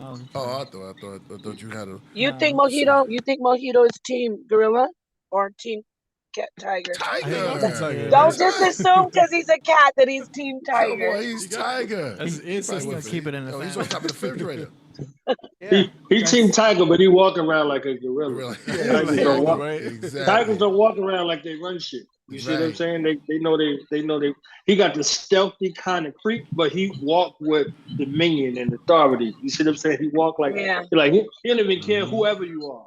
Yeah. And if you want to snap at you, he gonna snap at you. You just gotta take it. Yeah. That's Yeah. gorilla. Yup, he's coming Hey, on remember right that now. time we put him on that bag of catnip? Yeah. We used the whole bag for him. Wow. And they didn't do nothing to him, yo. He went down I for like a remember that. second. Yeah. I remember that. He came up. He was like, Dang.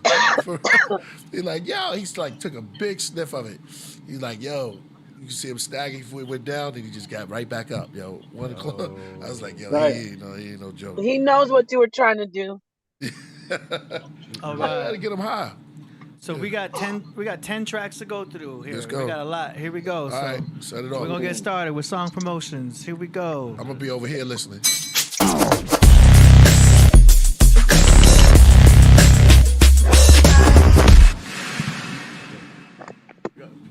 Oh man, that wasn't the updated one.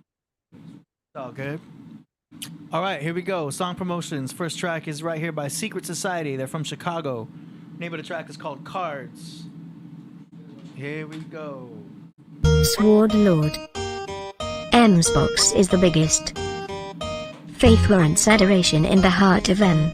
The hermetic is opaque. This level shall be reserved for the elect. This is foreknown. After the veil is torn away, a burst of light as writing illuminates the path towards higher dimensions. Morifa is the gnosis.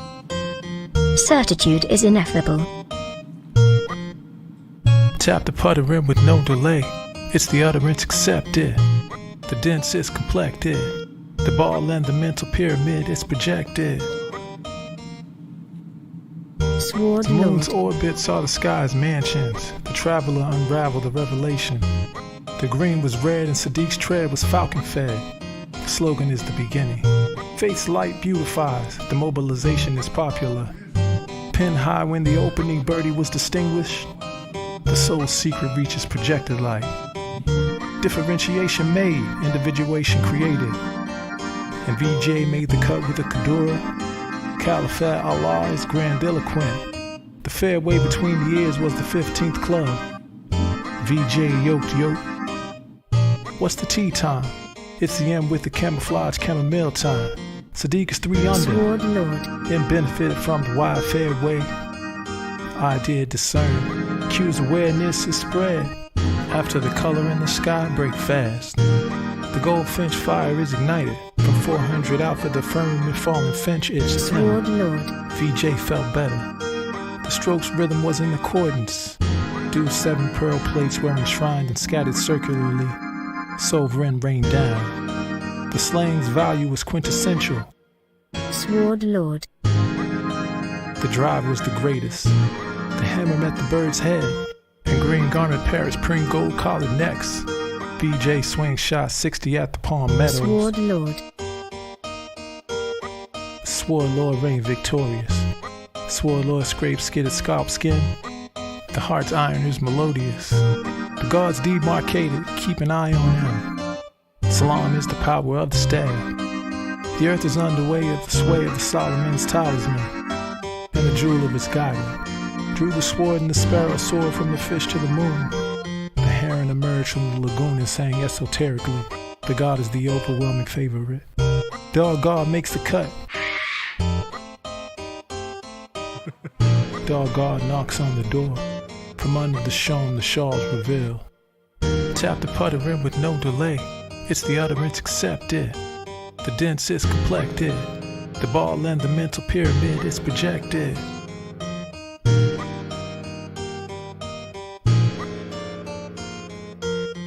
Tap the putter in with no delay. It's the utterance accepted. The dense is complected. The ball and the mental pyramid is projected.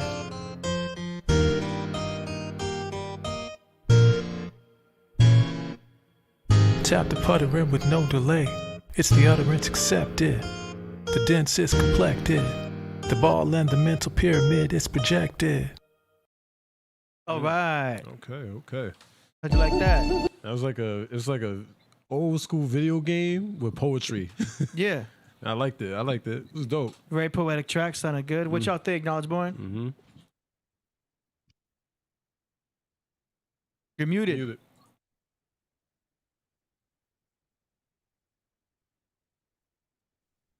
Knowledge Born, you're muted. Can you hear me? Yeah. Can you hear me? All right. Yeah, I think that was a refreshing. Like I'm telling you, I don't know how you do this, AD. I don't want to know. Because it's your secret sauce over there. Whatever the build is, wherever it goes, however it goes, the music becomes the perfect complement for it. Yeah, it's crazy how that works. Especially like the set off, especially like the first track, and then the layers come from each submission. So this one, I'm gonna keep it brief. You know what I'm saying? I want to keep it brief, but I wanted to give it credence. The stories that's told about Chicago, this provides a perspective that's fresh, and that's a reminder that it's not monolithic. You see what I'm saying? Like your art can literally tell a story that paints a picture of peace, that paints a picture of an understanding of your surroundings, like the deeper recesses of your mind, the range and capability, indiscriminate to wherever your present circumstances is. You know, hip hop turns 50, so this is like an ode to say, okay, we just lost one of the greats from De La Soul. Like, nah, hearing this track, I'm like, nah, we didn't. This was transmuted. You see what I'm saying? This was transmuted in a way where it sounded fun and it sounded very deep. So these were the artists that we knew. This is why they were called artists, because they were able to paint pictures with their pen. No words were wasted in the mind frame that he's in. Like, where is he at in his mind while he's writing? You see what I'm saying? Where does he go? So I think that was phenomenal. Who was that? I definitely want to. So that was Bilal Salaam from Newark, New Jersey. It was called Ecstatic Utterance. Okay. Priest says he wants your info, Bilal. So email priestinfo@killahpriest.tv. Yeah. Okay. Yeah, that's if why. I could just really add to say that was awesome. I just want to tell you, it reminded me of something you can really meditate to if you're feeling down. So I loved it. It was really beautiful. I want to let the artist know that. It's really beautiful. And it makes sense. He's from around my way. So, if you're from around the way right there, So I know what environment he's in. So that's a double added space. So to bring that and put that together between that place and that place, as tumultuous as it is, to be able to still find peace. You see what I'm saying? Like that reciter, the Bilal in Orthodox Islam was the first one to make the call to prayer, as they reported in their story. Right. He was also the one who provided the safe space for Muhammad and them when they were on the run in Ethiopia. That was called Abyssinia in that particular time. So Bilal, Salaam. So that one, it's received in peace. All right. And the link to that is in the description. Coming up next now, we got a track from UV Mike. It's called Lifestyle. It's a resubmission. And this time we're playing it from a different part of the song. Here we go. Gotta wake up. Every lifestyle, building a good rep, a positive profile, making a big step, struck the sun down, having the time in nature for a while, doing a smile in my heavenly lifestyle, building a good rep, positive profile, making a big step, struck the sun down, having the time in nature for a while, doing a smile in my heavenly lifestyle, building a good rep, a positive profile, making a big step, struck the sun down, having the time in nature for a while, doing a smile in my heavenly lifestyle.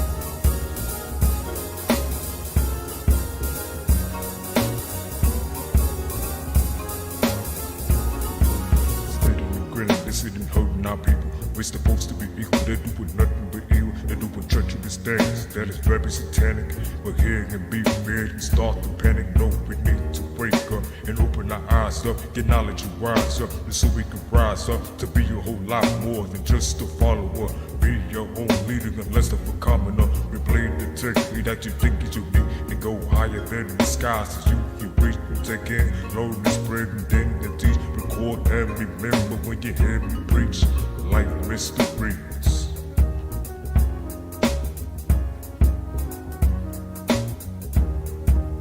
Gotta wake up. Family, matrimony.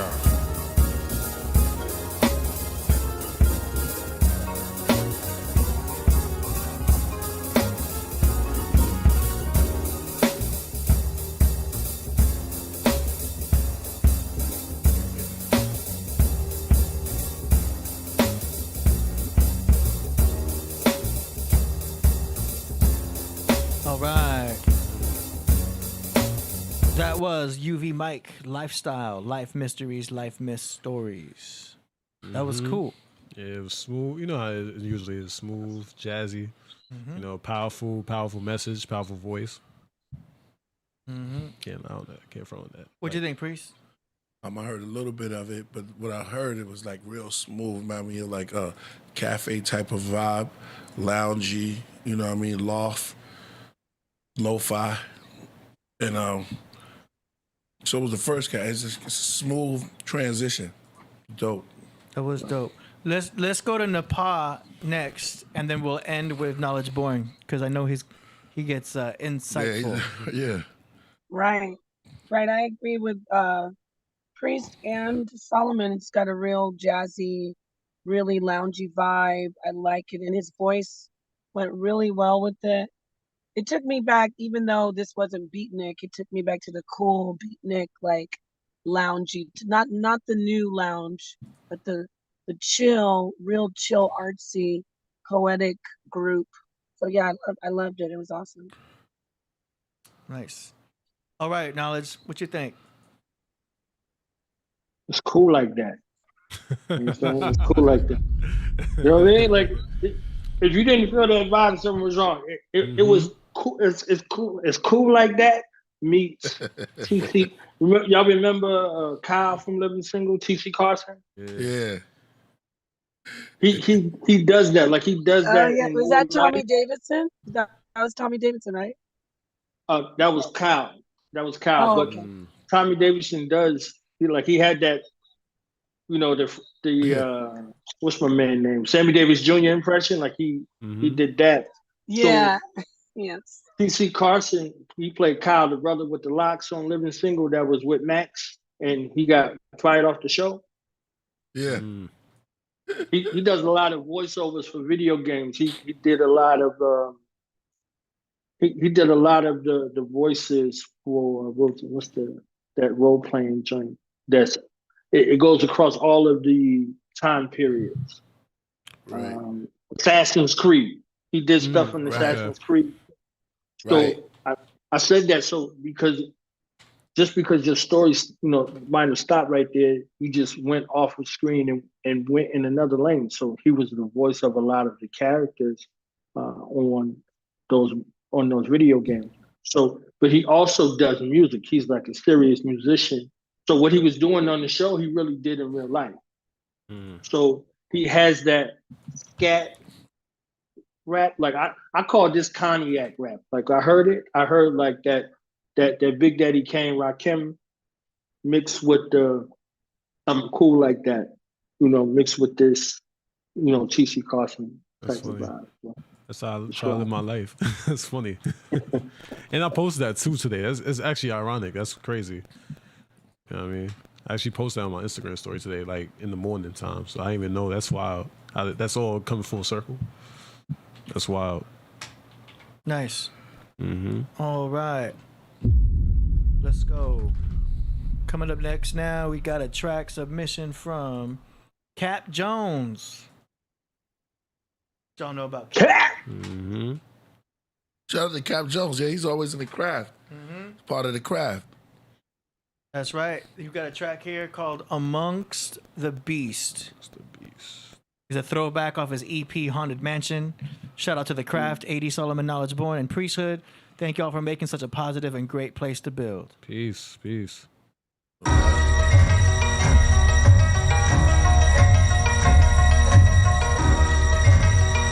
world is entering into a phase of progressively more chaotic oscillation. This is not a consequence of what human beings have done. It's part of the dynamics of the human biological, geological matrix that represents the planet. Biology never stands still. Time is sand as it falls through the hourglass. We stand and watch idly and let the hours pass. Idle hands lead the feet down the darkest path to find and strike a match.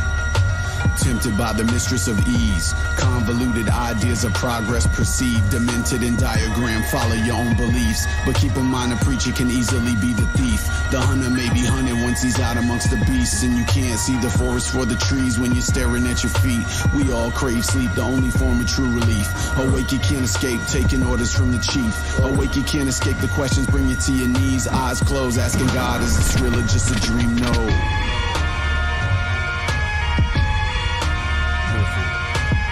And as my eyes close, I allow these visions to expose the wolf in sheep's clothes.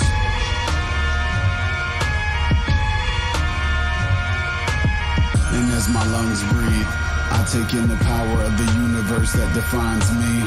What you have to call into being to deal with that situation are rules of evidence, tools, and though what I will say here may sound peculiar, none of it is beyond the realm of testability.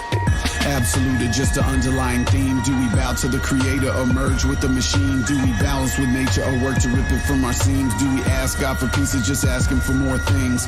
Faced with choices, all these voices to sift through. In a world full of temptation to gift you. Close your eyes and your spirit can lift you to that final level which is blissful. One arrives, forcing the other's dismissal. You see, you are not the stone, you are in fact the chisel. With all of this to navigate and move through. Don't swim upstream, let the stream move you. And manifest the very things in life you choose to. It behooves you. In Lakesh, I am just another you.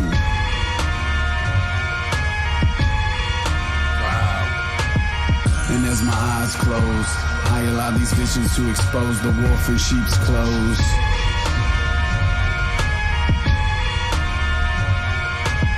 And as my lungs breathe, I take in the power of the universe that defines me.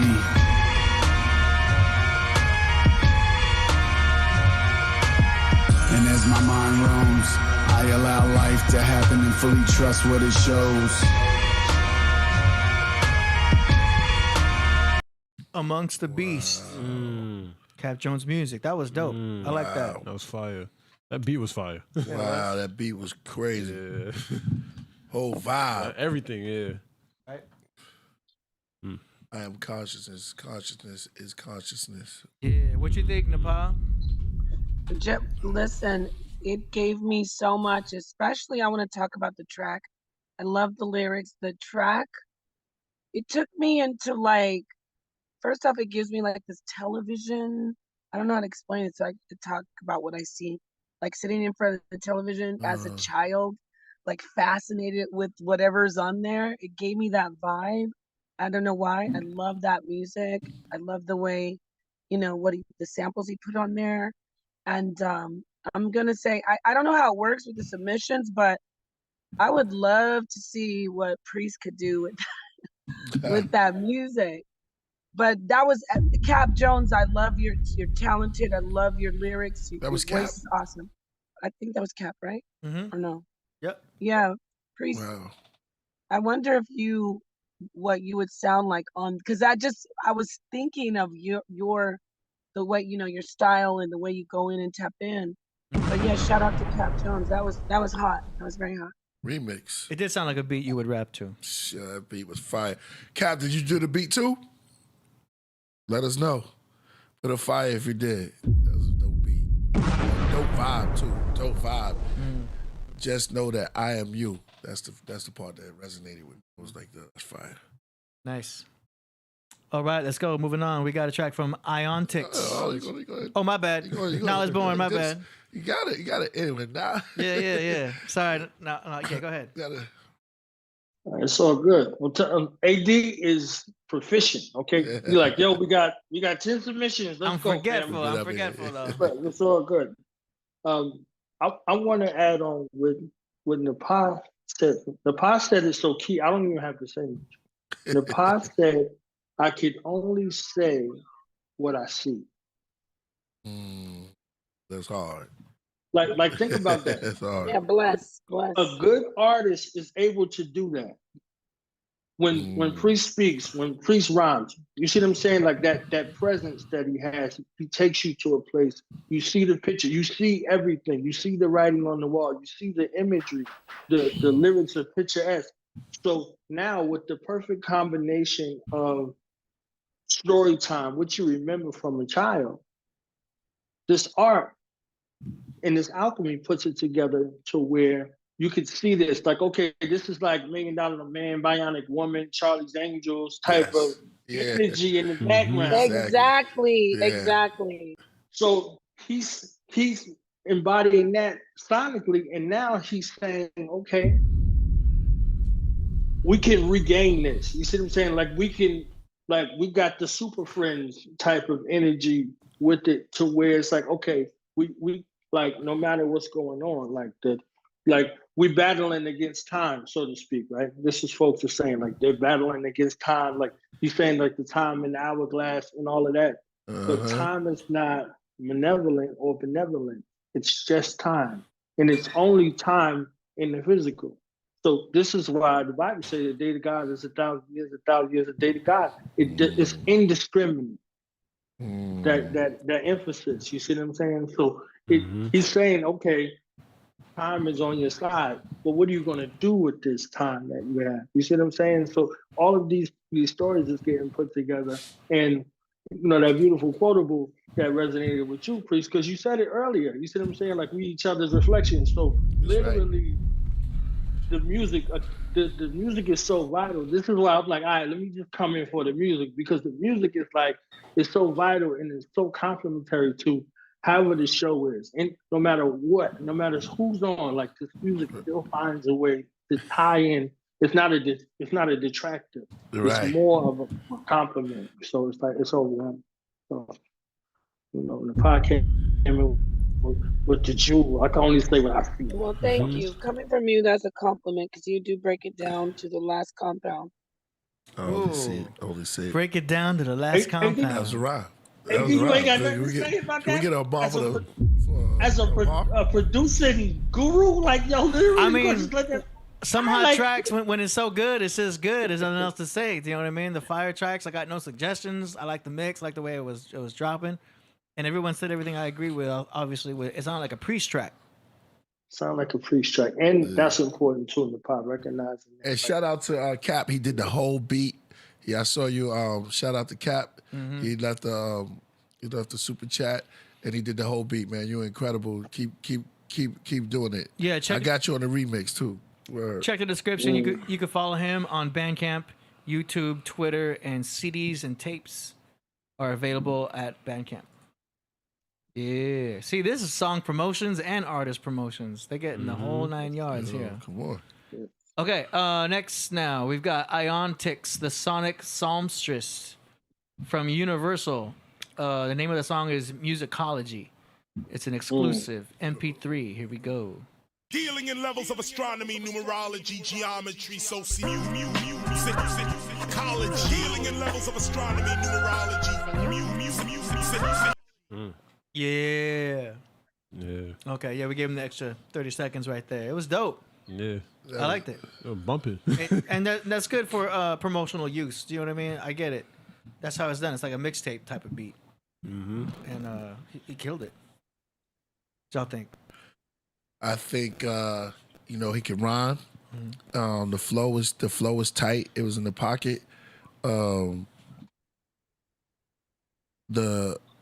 The pace of it was good. The KRS-One sample really put you into what he was talking about, and I think it was great. I think it was dope.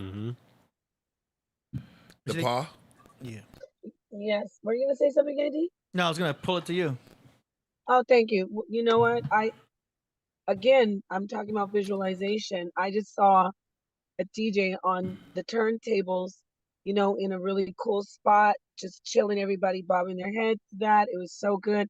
I love the way he mixed it, with the samples. I love the way he put those together. Yeah, totally. I thought it was top notch, real quality. Now, grand finale. Knowledge.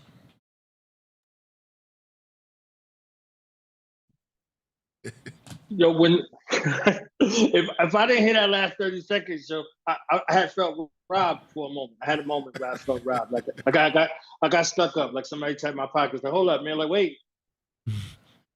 I'm in it. Like, hold on. You just like that's it. Like you did that 30 second, brought it home. Like, all right, okay, who? So one of the hardest things to do as an MC is to come behind somebody who already murdered that beat. Y'all know what Jedi Mind Tricks did to that beat.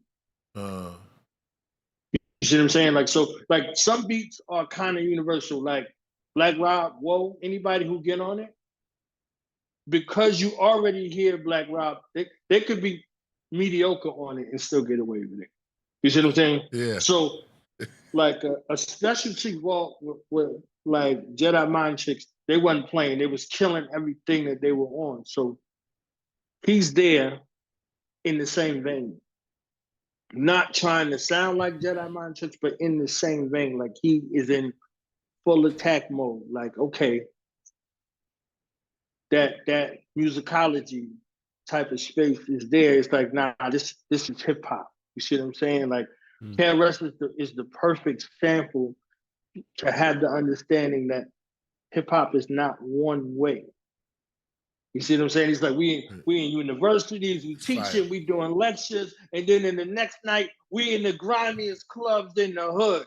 So literally, with this 50-year-old hip hop, like we seeing so many layers of it. So I think that was beautiful. Noise. Fire. That was fire. Noise. Perfect. Word. Perfect. Excellent. That's right. So that was Iontix, the Sonic Psalmstrist. And you can follow him on YouTube. Links in the description. All right, let's go. Next now, we got FELA B from Melbourne, Australia with a track called The MENTORZ. He's standing upside down.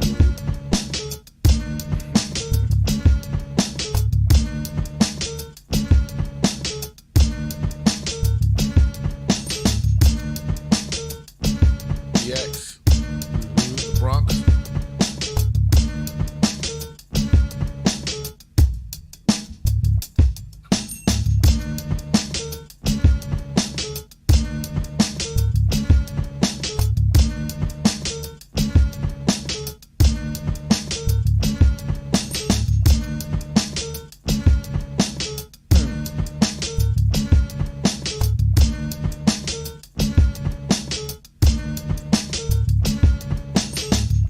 Read the labels and read it aloud.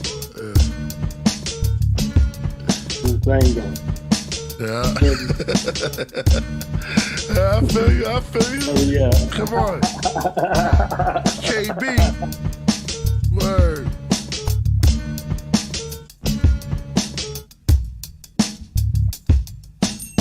Let's read the labels. Slow it. Like,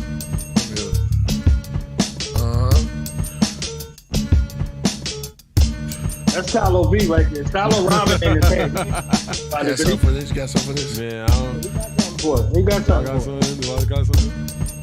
I know what it's Gotta find the words. I gotta find the words for that. We had him. Like, I interrupted him by telling on you out loud. Like, nah, you was wrong. Gritty. I literally. Multi said gritty. Man. Yeah, it depends on where the beat's taking you. Like, it kind of sounds kind of like awkward at the same time, like silly, a little psychosomatic. You know what I mean? Going insane in the brain, like I'm about to go crazy, never lazy, blah blah blah. You know what I mean? Like, kind of brings you out of your head and getting unorthodox. Yeah. You know what I'm saying? It's room for everything. It's room for everything. It's room for that. It's room for the spitter. And it's room for one who can just ride the beat. Literally. I know. I think it's got potential. Yeah, it's like I see, 2 or 3 cats on that joint with 3 different styles coming from 3 different angles. So yeah, I hear somebody wilding out. Yeah. Whoever set it off or whoever closed it out has to go crazy. Yeah. Cap Jones says FELA need Donna on this beat. That's the ear. That's the ear from heaven right there, Cap. What you think, Napah? We need a cap and a cap. I actually liked it a lot. I mean, I could hear like some other stuff in there, maybe some. I mean, what do I know? I'm not a producer, but I was listening, like maybe a drum breakdown. It's repetitive. But I loved it. I loved it. I saw again, getting back to the vein of visualization. I see little toy soldiers marching, like all kinds of crazy stuff. Pogo sticks. So it's awesome. I liked it. It was really, for me, avant-garde, and had a lot of potential. It's like, nice. It's like the old school Bronx hip hop. That's what it sounded like. It had a woo vibe to it. Like what was it? It reminded me of Labels. And Jizza made that beat from Labels. Like, slow down, was gritty, grimy. It was enough room for MCs to get busy on that. Nice. All right, shout out to FELA B. And if you want to hear that beat, it's in the description. Let's go. Next now, we got a submission from Ani Dakini from NorCal. She's a female producer that's been submitting lately. NorCal? Yeah. Oh, yeah. She's in there. She also sent you a Dropbox link to her beats, and I'll be sending that to you. All right, say that. Say less. Absolutely. Here we go. Here's another exclusive from her. I need that beat from Mosquito, too. From last time. We do have a Mosquito submission tonight. Exactly. I hope we put those Yeah. Okay. Gee. All right, y'all. Here we go. Ani Dakini. And here we go.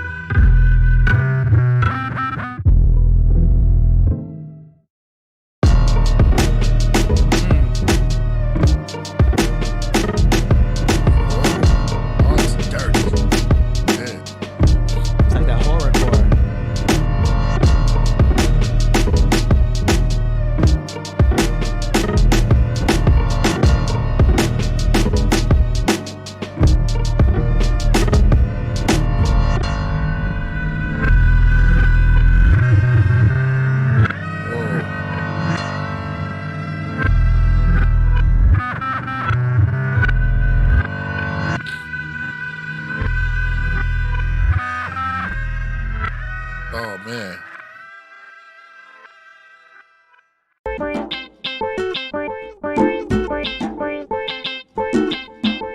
Yeah, that's a beat too. It's a sampler. Beat. Okay. Gun blast goes a 9mm, run fast, blow a military leader's head off. We bout to set off and throw a Molotov at the precinct.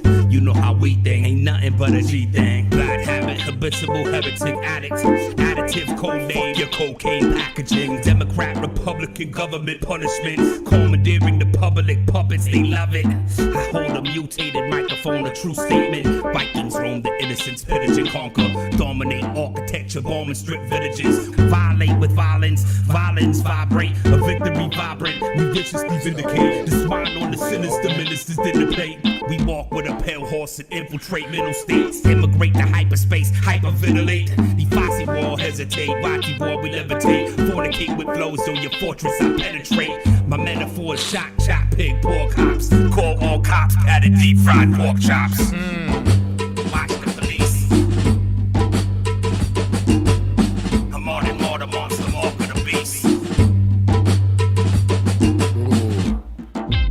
Watch the police. Mephistopheles mobbing, watch the police. I'm on it, more the monster, mark of the beast. Gun blast goes a 9mm, run fast, blow a military leader's head off. We bout to set off and throw a Molotov at the precinct. You know how we think, ain't nothing but a G thing. Common copy, monopolies, gotta be stopped. Poverty's a hot block commodity, honestly, back bomber jacket, ratchet, brat, strap and attack, white and black men in fact, bring rap to the planet, god damn it, I can't stand it, these maggots run rampant, rancid, ransom, retarded grandsons of Freemason phantoms, inbred to the likes of George Bush, yo I've been fed hyperforce crooks, your books teach nothing that truth holds, worm walk worlds in the two scrolls, loopholes, a king in the east, I'm martyr, monster, mark of the beast, Mephistopheles mobbing, watch the police, martial law, marching the streets, it's time for war. Assassinate the Nazi Pope off with his head and kill Queen Elizabeth. She's better off dead. Wow. Watch the police. I'm on it, more the monster, mark of the beast. To the north, to the south, to the. Come on, spoon of cheer. Go on. Watch the police. Mephistopheles mobbing, watch the police. All right. Shout out to Ani Dakini.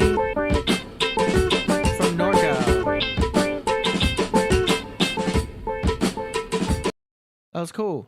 I can hear her getting progressive in her beats. You know, they're not just loops. I can hear a lot of, arrangement happening with different types of parts, A and B parts, C parts, sections, little bridges. That's cool. She's experimenting. She's doing a lot of cool stuff. The first beat I liked a lot. It was getting dark. Do you know what I mean? It sounded like something Priest would rap to in like Elizabeth type of vibe. You know what I'm saying? It sounded really cool. And I can hear Priest on some of your beats already.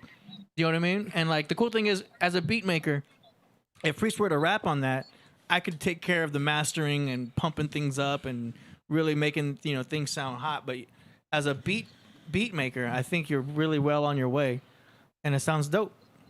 So I think I like it. She always taking me somewhere different every time she give me something different. It's raw, but like I like it like that. You know what I mean? So that's dope. That's dope. Always give me something different. Baby, I like it raw. A little jewel. A little You wanna jewel. go in, Priest? Go ahead. Sorry. Yeah. When you're doing like multiple joints, try to keep them a little shorter though, because sometimes if it go too long, I'll forget the beat that was before it. So just try to narrow it down a little bit if you're doing multiple tracks like that. And but other than that, the first beat was incredible. I have a little problem remembering all of it, but it was dope. I should write down some of the notes, but it was dope. Very haunting beginning. This beat was more percussion beat, and it was more drum, showing me that you got a wider range of sounds inside you. So that's good. That's it. Right. I absolutely agree. I love the first one.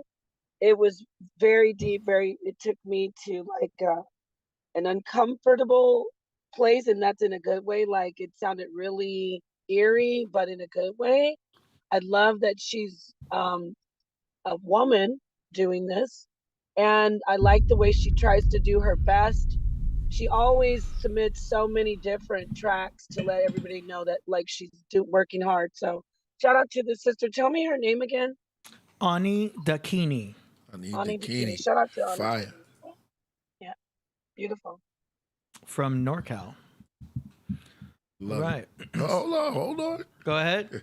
I was gonna say. Now it's born. I was gonna say, like, all right, now it's born. Here we go. See, when we first heard her, you see the progression. You see the progression not only in the production but also in the presentation. When we first heard her, we heard some avant-garde. I got to use Napah's word, in the cinematic space. The experimental is like, okay, I'm presenting this in a raw form because I want to get better. I want to improve. So she's showing progression from one submission to the next one. And now, in the last two submissions, to tie it together that I heard, she's adding a grand finale element. Like, okay, she's going from the raw to the sampler to, okay, somebody's actually vested enough in my sound to combine their sound with my sound. Twice. So the last two submissions, he had artists on there. So it's a progressive kind of train that she's got going on. So it's a sampler, it's a medley, but it's also, for you to key in on something to go beyond just the concept space. Because we can get conceptual and be like, all right, this sounds like this sounds like that. What would this sound like with somebody on it? So now she's doing that as well. So I want to give credence to that in a way, because one of the things I did ask you, AD, was like, okay, if she's doing this in the sampler space, like what's the best way to present it? Because presentation becomes everything, especially if you want people to shop beats. Because beats can be used for anything. Not just, for an artist to rhyme on it. It's, the lane is becoming very vast now. Mm-hmm.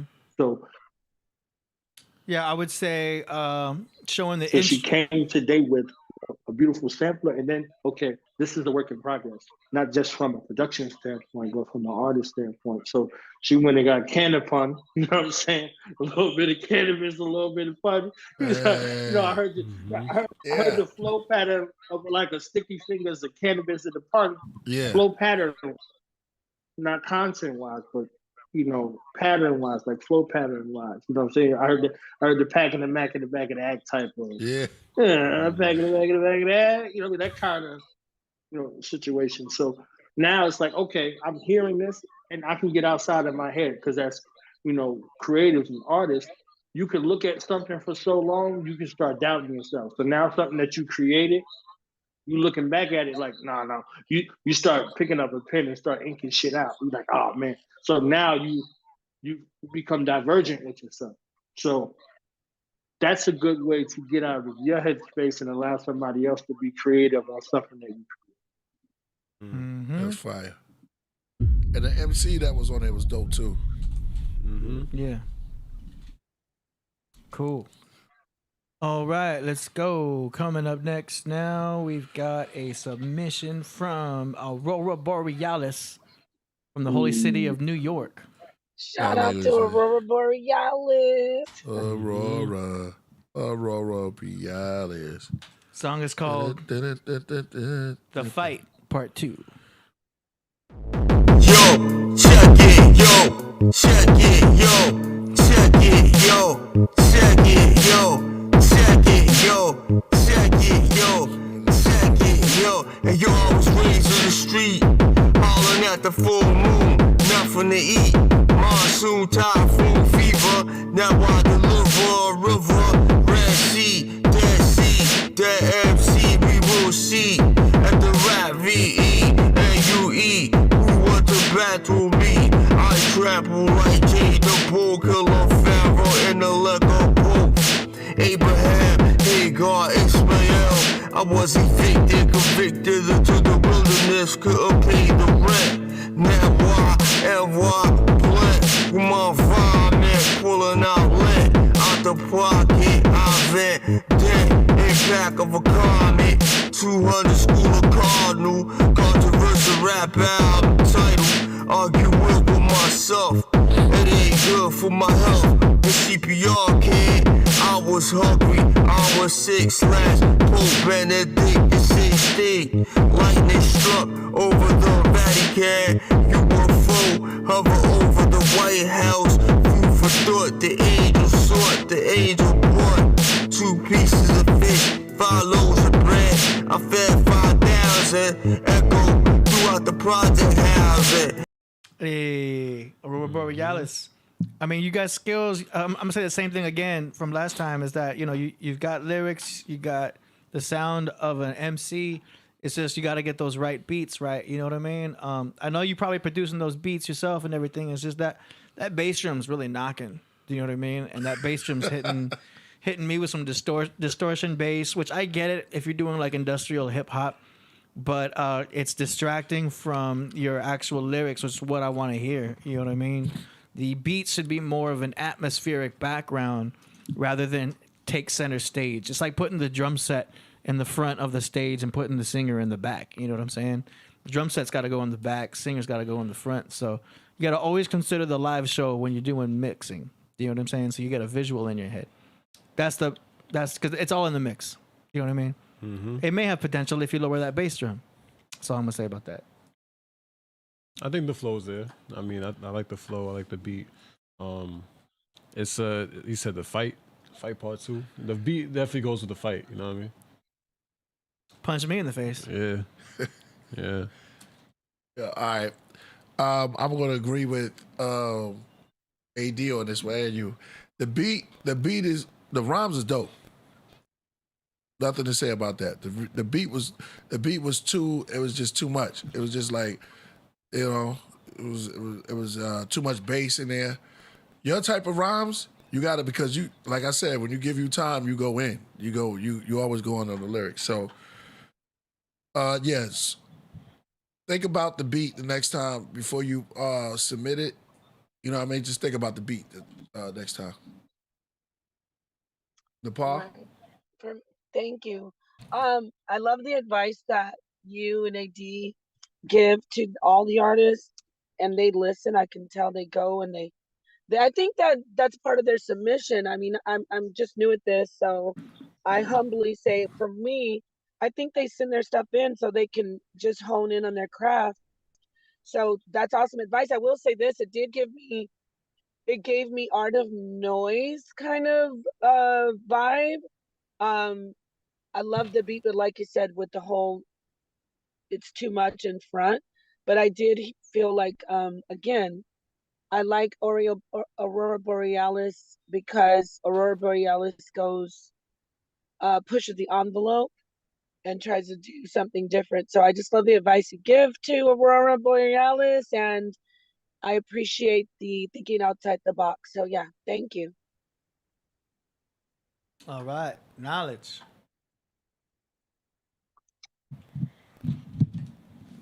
Old Dirty, man. Rest in peace to Old Dirty. That's exactly Rest in peace to Old Dirty. It's not. Killed him Old Dirty. Old Dirty's not. You know what I mean? He's not gone, man. Like literally, like I love y'all. I love everything that y'all said, and he can take it. Killed it with 2 words. Old Dirty. Old Dirty don't give a fuck. Like, look, Right. okay, like, look, Old Dirty don't give a fuck. I bust his ass right now. Old Dirty, you understand? Like, where that Dirty bust that? Like, literally, like, we heard that and we loved it. We was saying, shimmy, shimmy, y'all, shimmy, yeah. We didn't know. We just trusted Old Dirty with it. Like, give me the mic so I can take it to work. Yeah. You understand? Like, here I go. Deep tight flow. Jaku Stove could never get this low. I'm cherry bombing shit. Boom! Just warming up a little bit, right? Like literally, this is what I hear. Like when I hear Aurora Borealis, I hear that courageousness. It's like, all right, I can learn and take that, on the chin. I'm out here fighting though. Yeah. Literally, like yo, like that's Brooklyn. Like give me your shit. Like you ain't even got no gun. Like nah, strong arm. In the afternoon, like you came out the restaurant for lunch and somebody punched you in your face. You got rabbit ears. Right. You see what I'm saying? Like that's love that shit. I love that. Like, that's why I love Onyx. That's why I love Buster. You see what I'm saying? Round, like the Dungeon Dragon. Yeah. I loved it. I love it. Look, let me tell you something. That there's room for that. There's room for that. You could always fix sounds and stuff like that. But that kind when Mickey was talking to Rocky, he was like, yo, you had this thing that happened to you is the worst thing to happen to a fighter. You got civilized. Right. Oh, Roy, don't get civilized. No. This fight part, you keep fighting. Yeah. You gotta keep the Brooklyn in, you know what I mean? It's in there, you know what I mean? Yeah, that's... man. MOP, man. Like, look. Rugged never smooth. Sean Price, man. Sean Price say, literally. Right. Yeah, man. Yeah. Nice. That's what we like about Aurora, because we know he's not going to listen. That's what we like about him, yeah. I love that. He's been improving, though, in a lot of things. But he do him. That's what you got to respect. And I was born killed him from the top. ODB, that's all you need. Yep. Fire. All right. Next now, we got the infamous Lord Galaxar from the Gamma Quadrant. Shoot. There you go. Classic. He says, appreciate you all. The name of the song is called Yo Bih Gone. Oh. Had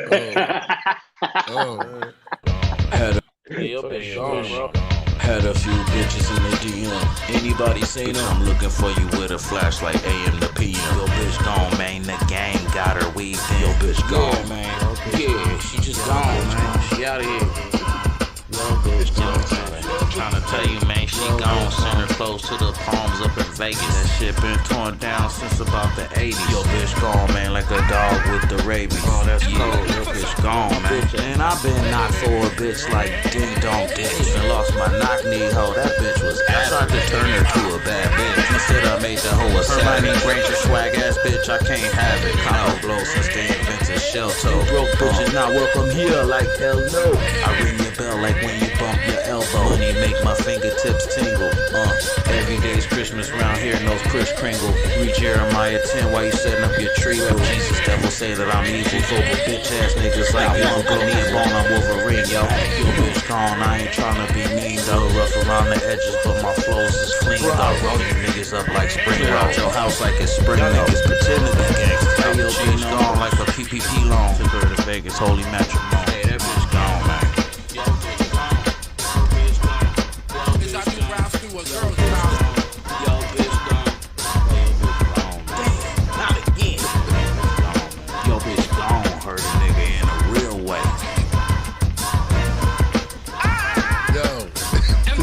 In the back.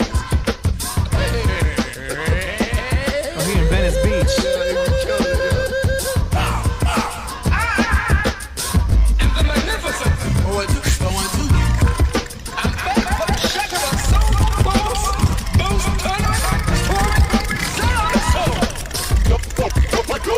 Yo bitch gone, man. Yo bitch gone.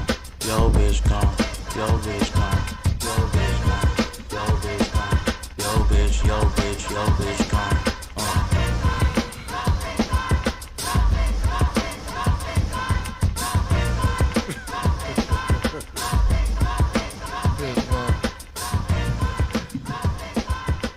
That's the beat. That's Venice? That's Venice Beach. Yeah, We've been there, remember? Yo bitch. Yo big. Yo. Hey, yo bitch. Yo. It's Lord Galaxar right there, yo. Man, he got his own style. Y'all already know. And he does his own videos. That's Lord Galaxar, man. Yo. What else can you say? What else can you say? Nah, it's always an enjoyable time. Like, listen to his tracks is always enjoyable. It's the message, the beat, and everything. Like, the song, killing me. It's so relatable too. Honest, it's weird to say that, but it's so relatable.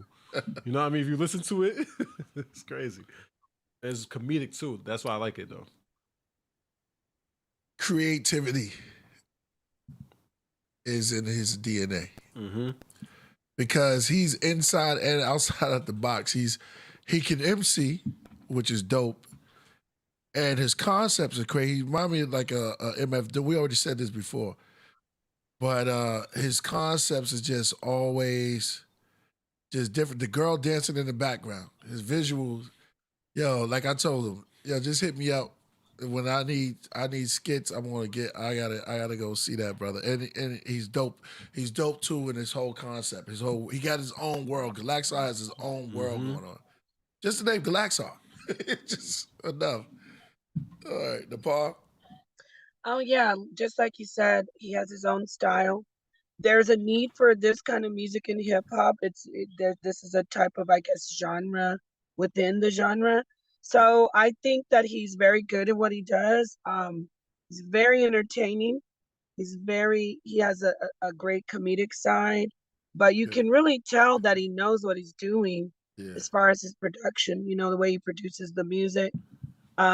So yeah, I think he is very talented, and he fits in where he gets in where he fits in. So yeah, I mean, we talk about conscious rap. Everything can't be conscious. We need balance. We also need, this type of music to just balance out and keep hip hop authentic. Keep it rugged. We don't want to smooth it out all the way. So shout out to Galaxar. Nice. All right, knowledge.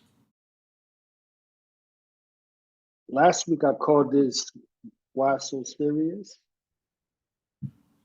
This week I'm calling it like skit hop, like spoof hop, like parody hop.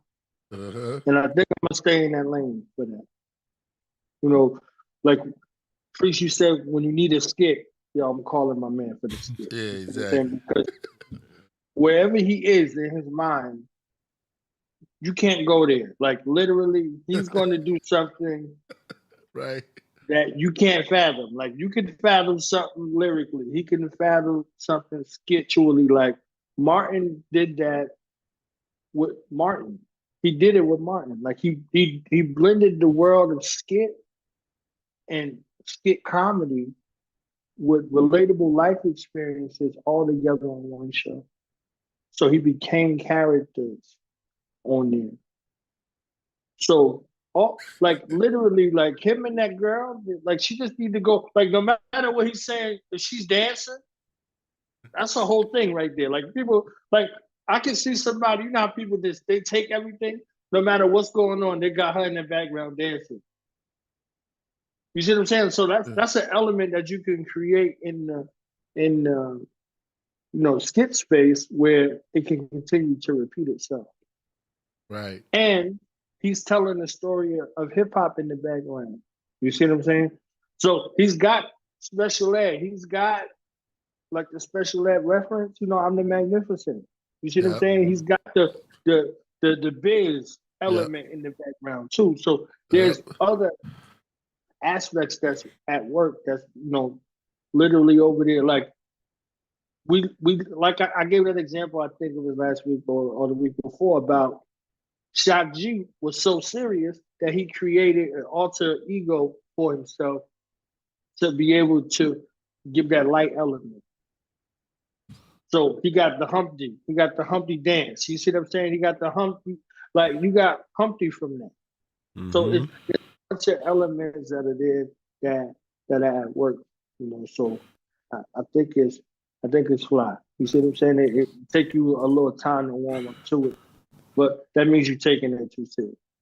Yeah. Because he literally, like anybody who drinking a canned soda, you understand? Like the way he was drinking the canned soda, like I grew up drinking CNC soda in the can, So literally. Yeah. Like, or just the RC cola when you have no real money. Word. Like come on, man. Like so commercials. Like, yeah. So it was everything, man. It was everything. Imagine with him with a big budget. Right. He'll be able to do right? In his mind. They created Mad TV and Living Color off of things like this right here. Yeah. Yep. So we got to think with that kind of mind, like creatively. And we took all of that shit that he's saying from MWA and everybody else, and we didn't say nothing about it. So still remember. Galaxar says, appreciate you all. Yes. Yeah. Peace. I just want to say, Knowledge Born, you are very wise, but this is your niche right here. this whole breaking down the music, this is what this is your forte, brother. You got it. He's gifted in the arts of cultural analysis. I like that. Urban analysis. Cultural. Not just urban, cultural. And you know what? If you flip that, that's knowledge born because you can spell culture with K. So cultural knowledges. Culture. Oh wow! So you can drop the E. Yeah. All right. That's why you kill a priest something. Indeed. That's right. Let's go. You're gonna like this one. Next, now we got Year of the Mosquito. Hey, here we go. Master of the Universe. Oh yeah, buzz, buzz, buzz, buzz. Buzz, buzz, buzz, buzz, buzz. From the God Sector. Name of the track is called "I'm Alone." I have his verse.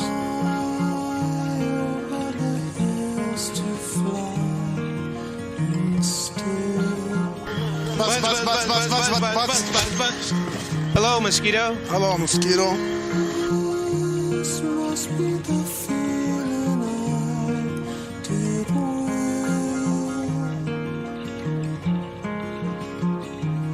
up here where the cradle rocks the night.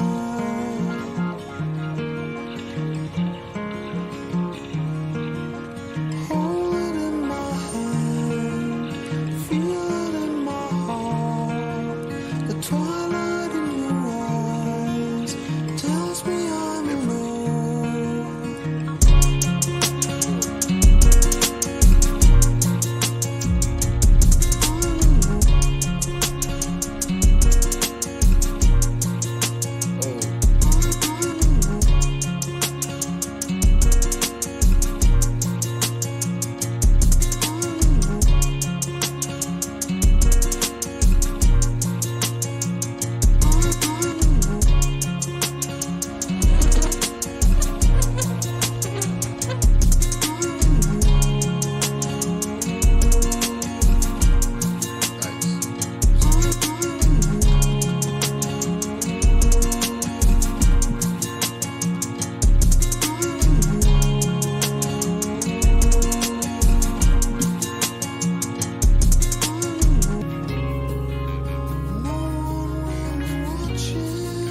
Buzz, buzz, buzz, buzz, buzz, buzz, buzz, buzz, buzz. Hello, mosquito. Hello, mosquito.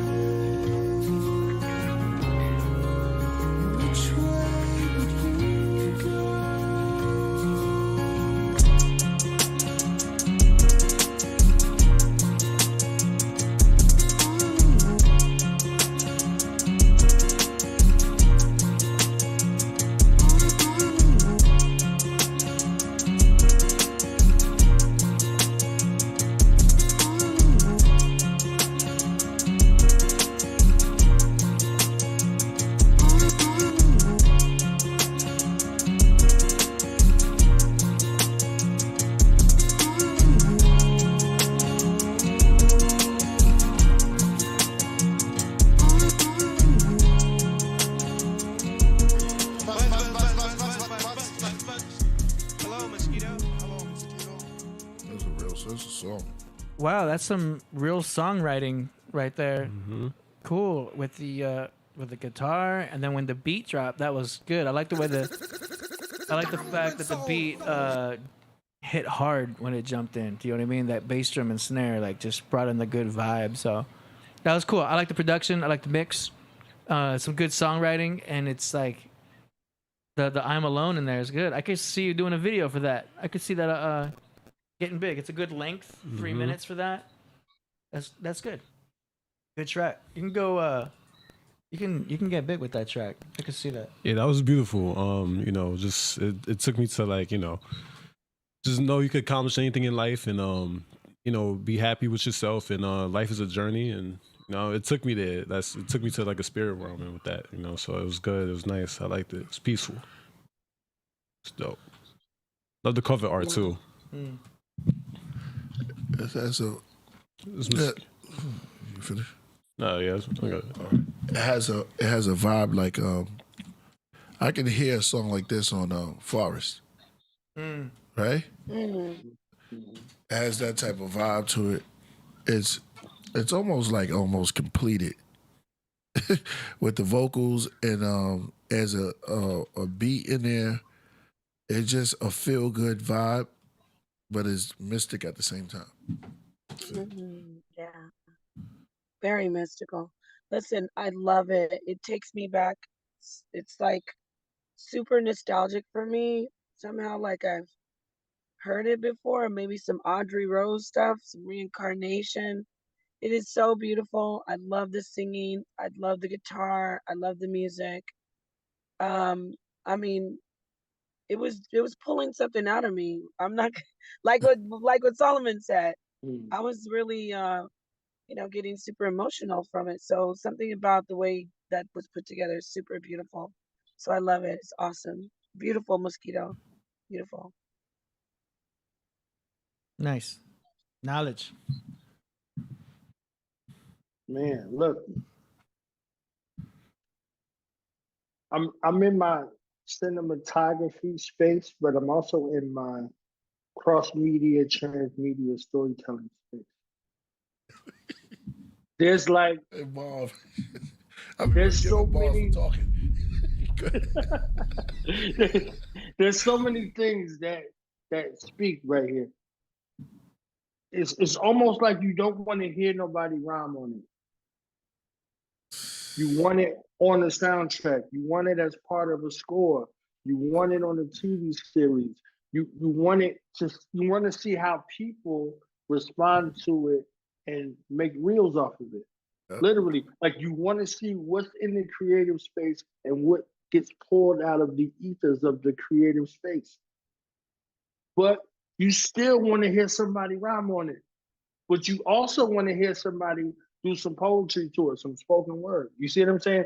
You want it as the background. So when AD was talking about, hey, the singer has to be in the front and the band has to be in the back, like literally, like that atmospheric music creates something. You know, Erykah Badu was on tour and she was fucking around with the crowd, and that's where Tyrone came from, remember?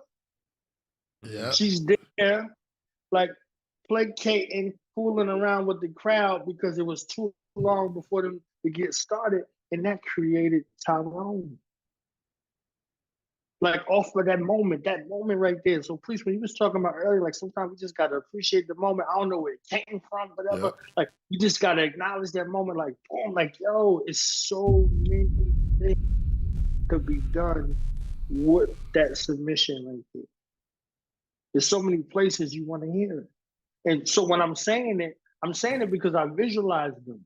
You see what I'm saying? Like I'm literally visualizing it in these spaces, in these places where it's like, okay, I did this for this particular purpose, but look how many additional purposes that comes in it. So that's cross media. Like, okay, what can you do?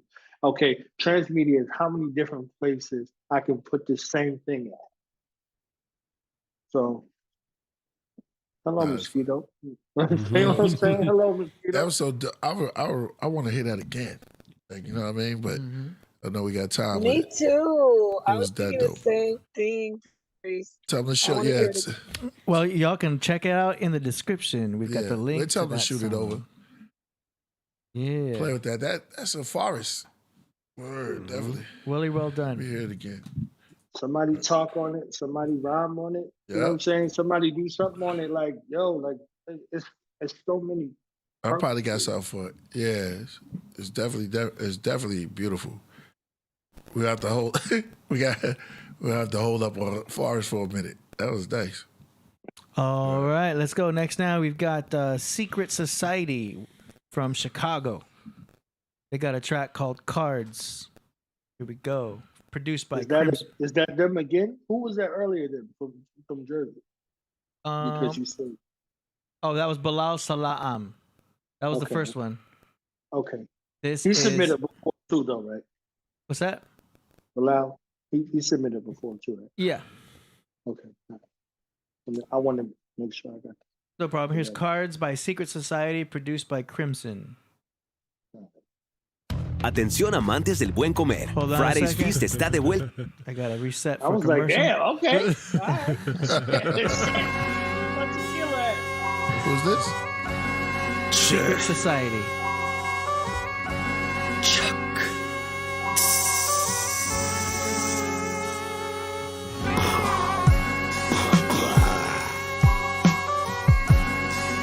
Oh Lord, yeah. Oh Lord. Yeah. I'm a wizard king, performing with a tongue in cheek, snake, tongue of a snake. Pure sanctity, finger jab, mysticism, quite crafty, accurate, master craftsman, hissing, dark witchcraft and whispering, law kings, math and witnessing all across God's mad transmissions of spells that lead man straight to the bowels of hell.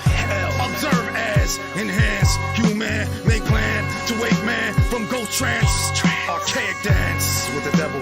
Take off, transport, mere mortal, through portal. Return ancient alchemistical warlord. Imperial earthling king cohort. King earthling Venus star conqueror. The most high honorable. Destroying all obstacles. Now I'm coordinating fit crown full coronation. Behold, mysteries unfold. Now I'm God, rocking elegant God, spiritually clothed. Take note how I strike when I arrive. Or you won't discern how I pop out like hidden hand, and cutthroat ritual. Hook in, twist, pull, snap wrist, got him. Simply put, I win with but meager use of sleight of hand. Go ham, blood still, eat meal. Now, your majesty get revealed for development of a propensity to spill. Outgut, simple deciphering of human anomalies at will. Now what? Self-mastering of this magistrate magically toward use of ancient hermetic alchemy. Mystical equation, perpetual administration of this chemical consummation.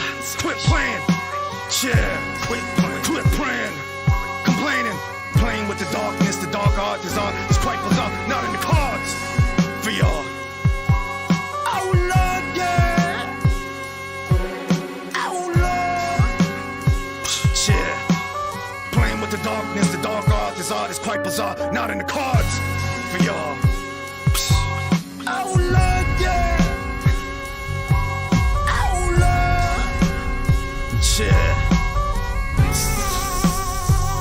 That's fire. Boom, boom.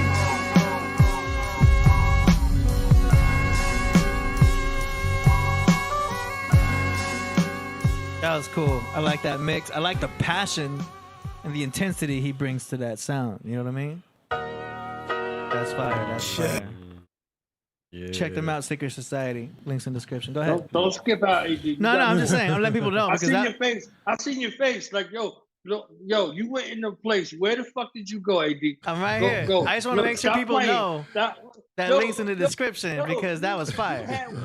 I know you got to do your job, but I'm saying you had a fucking moment with that song and the beat and the delivery. I like it. Go, AD. It was. I felt it. Give it up. I felt it. It was just obvious. You know what I'm saying? Like, there's not much else to say. It was tight. That's the kind of music I would listen to. You still playing with me? Like I like the intensity. Like you had a flow. Brown Buffalo is back. Like, Shout out to real Brown. music do it to you. Like it does it to us in different spaces. Like you left.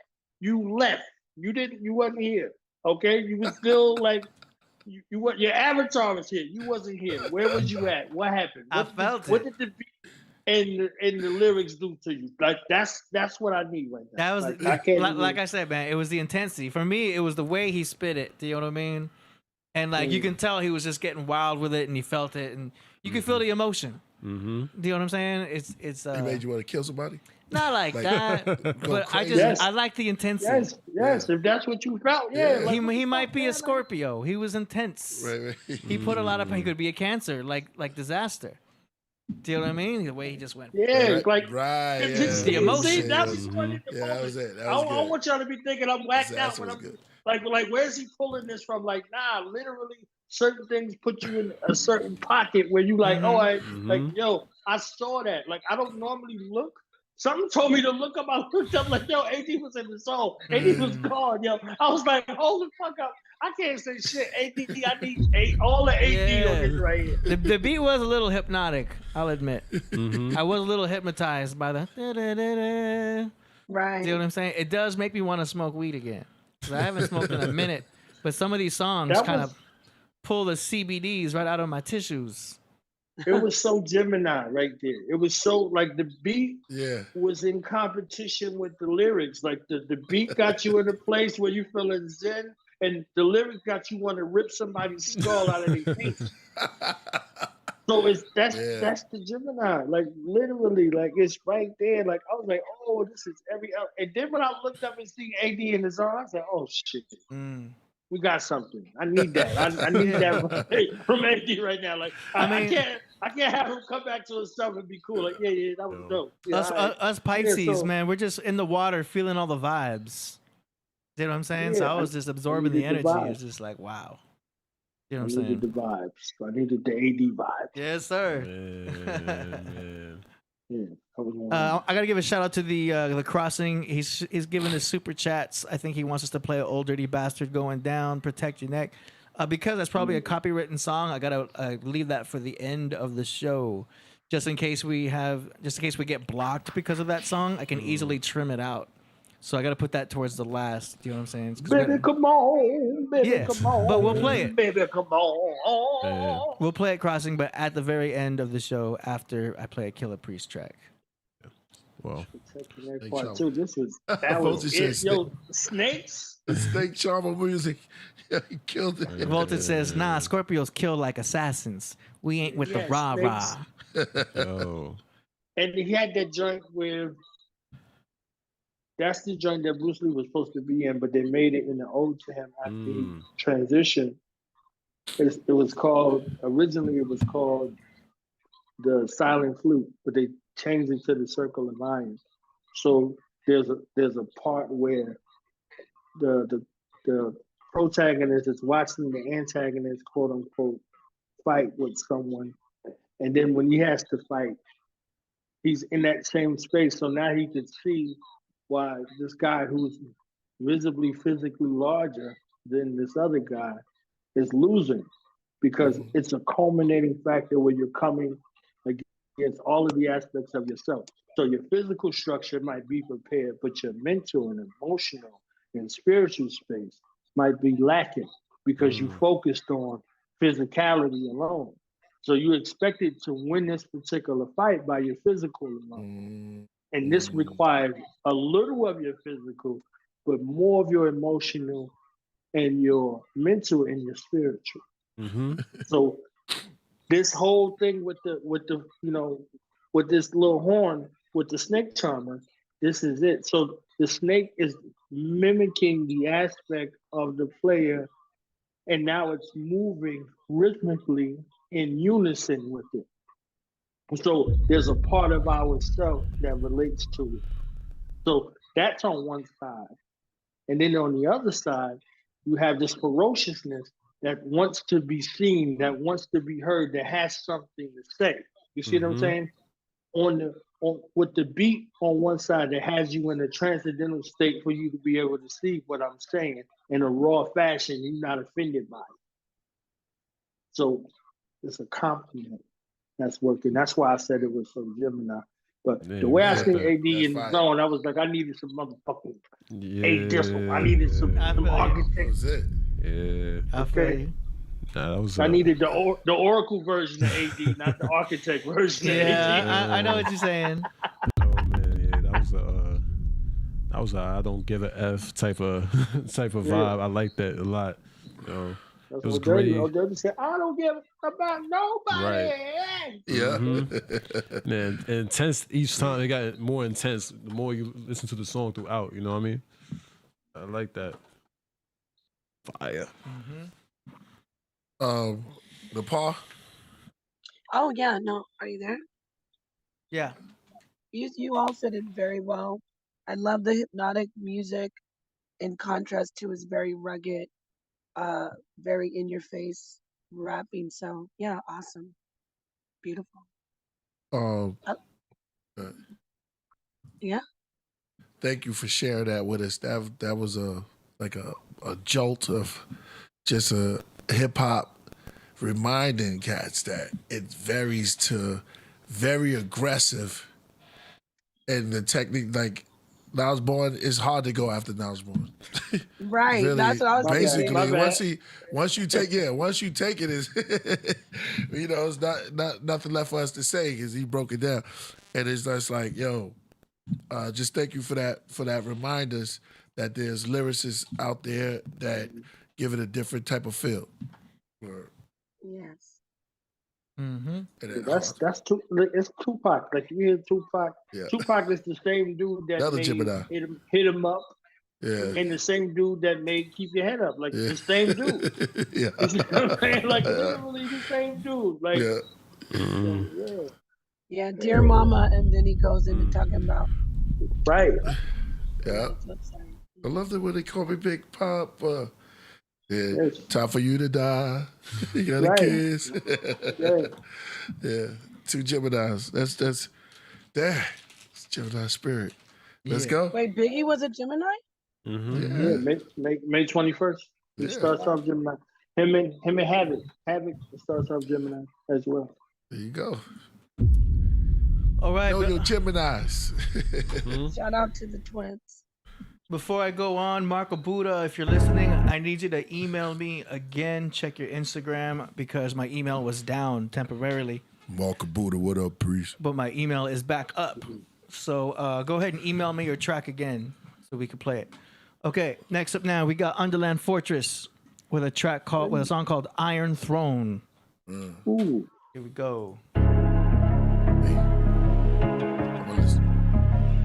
Take me.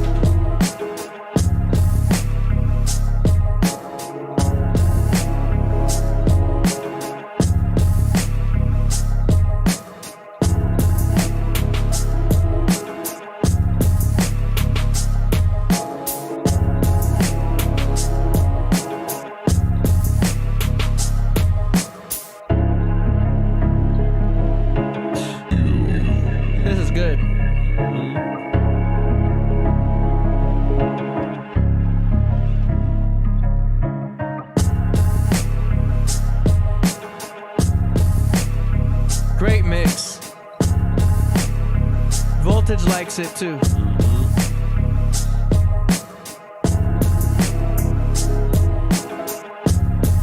I like that. It's not too loud. Yeah. Solid bass drum, solid kick, solid snare.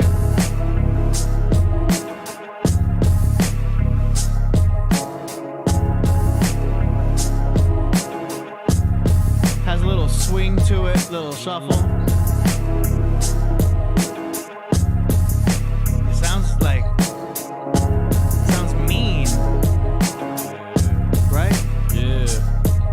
You can spit something dangerous to this.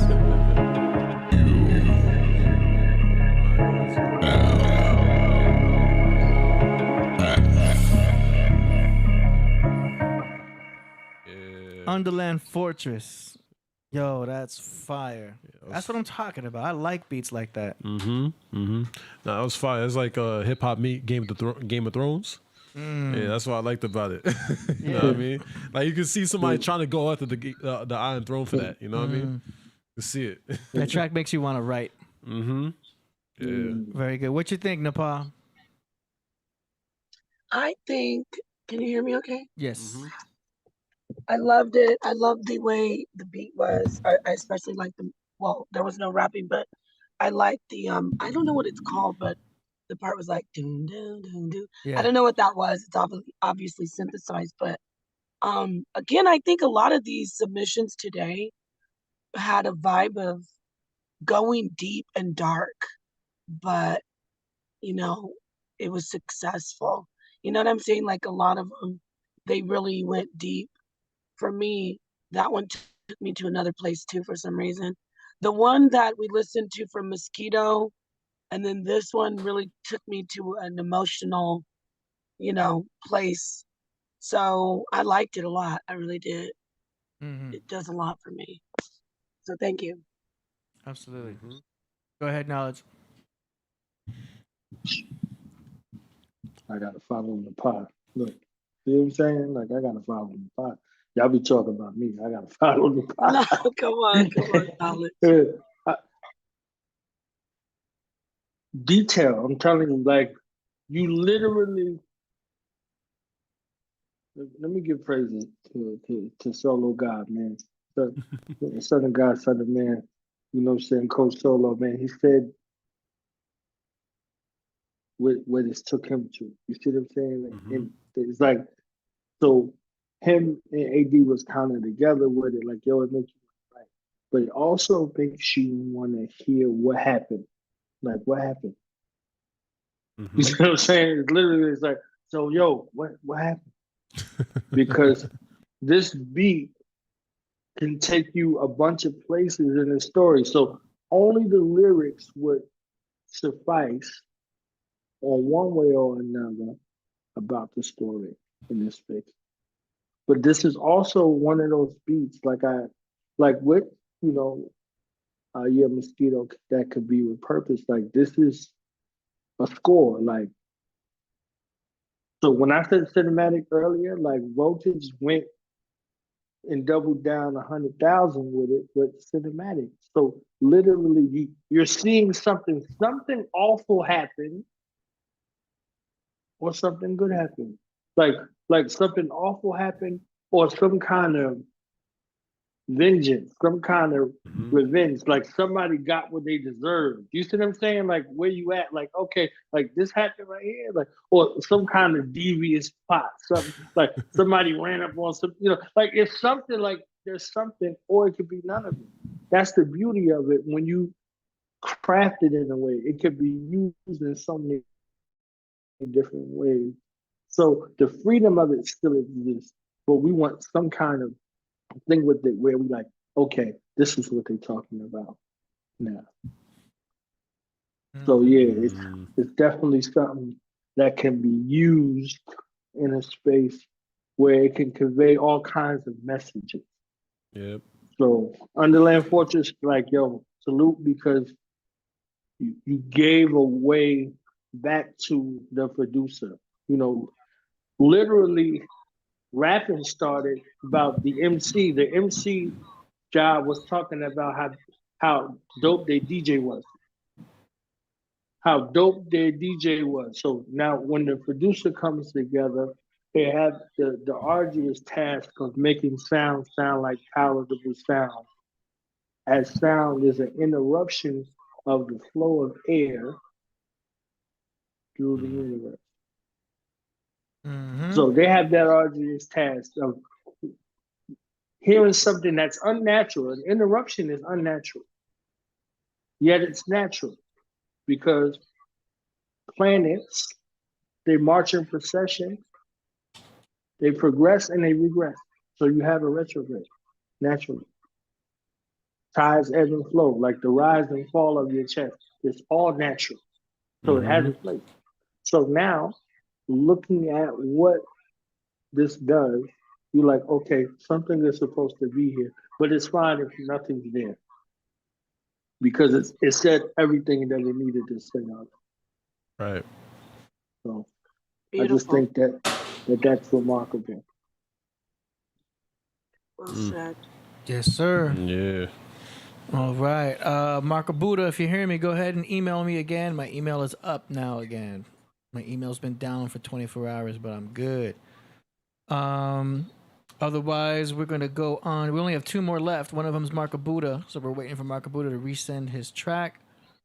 Otherwise, we're gonna go straight to what do we got here? Voltage Controller. Oh, we get a voltage blessing? Yeah.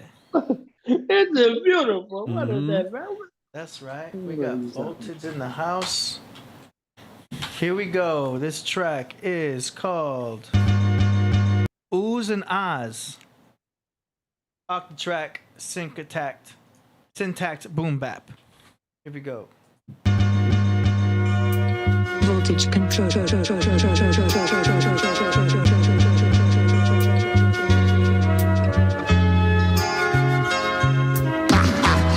me just what you wanna do.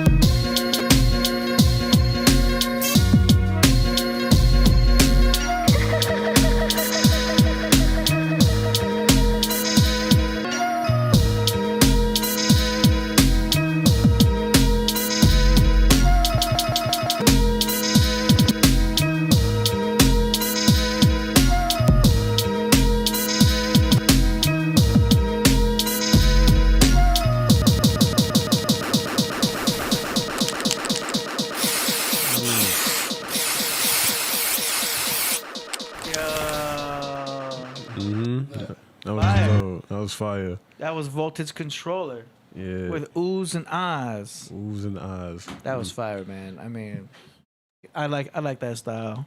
Yeah. Mix is always good. He's a wizard. He knows what he's doing. Very professional producer. Yeah, you know, it's like that hint of horror in there. Like I don't know if you caught it, but it's like a bunch of hints of horrors that I was catching while I was listening to it. I was like, yeah, this is dope. And I don't know, it's like it was like girls laughing. It was a little creepy, a little, you know. It was bumping though too. I liked it. That was cool. What you think, Napah?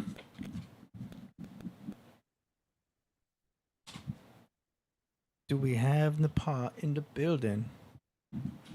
Oh, I was muted. I'm sorry. No problem. Shout out to Voltage. He's really very talented, and I can see that he's seasoned.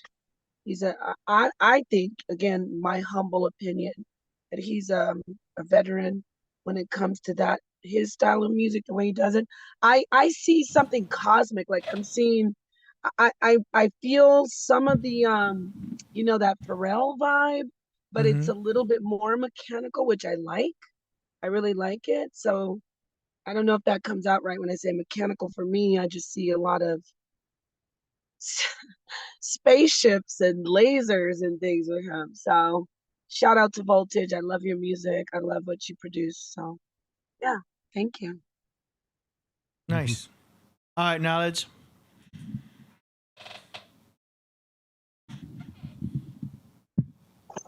Man.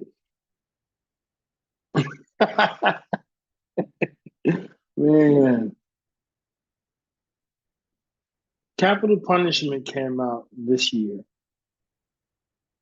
The class of 98 gave some of the greatest contributions to hip hop. The class of 98, we got Killah Priest, right? We got Killah Priest. We got Heavy Mental. We got Heavy Mental in 98.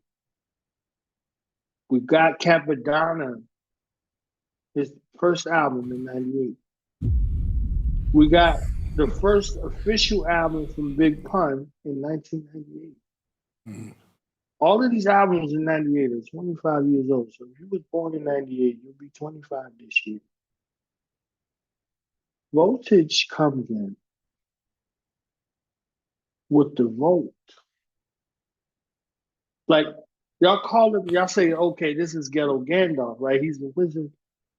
Like, this is Ghetto Gandalf, God. But the Dolph has its place. And the Dolph has its place with Dolph Lundgren. Y'all remember Rocky IV? Mm-hmm. That's the first time terror is really introduced outside of America. Because Clubber Lang was a terrorist. Okay? Clubber Lang was a terrorist in every sense of the word.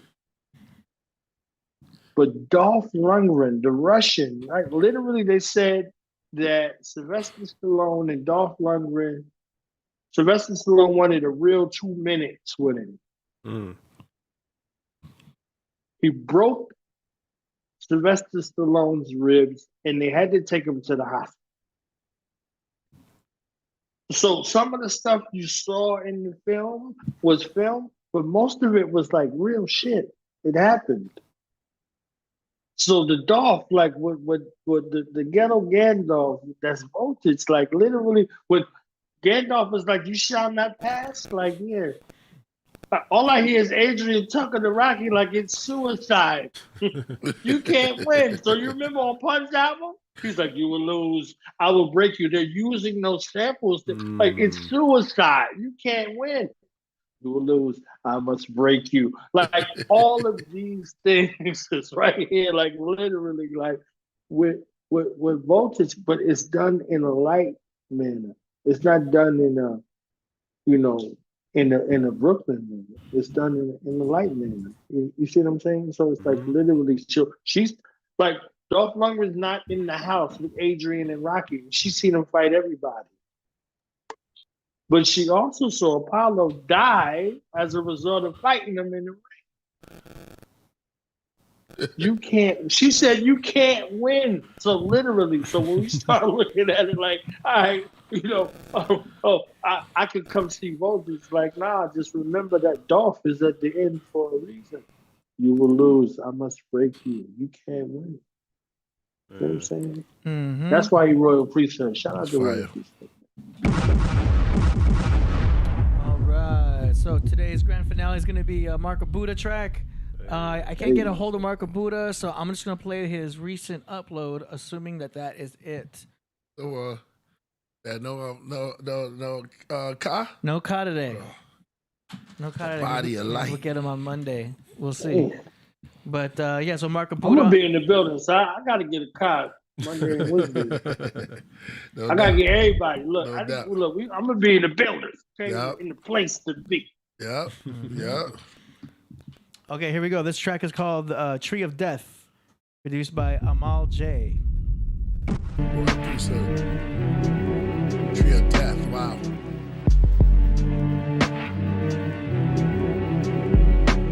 Shout out to Journey, becoming a better self. Oh God, what's inside of me? It's the entire galaxy. Oh God, what's inside of me?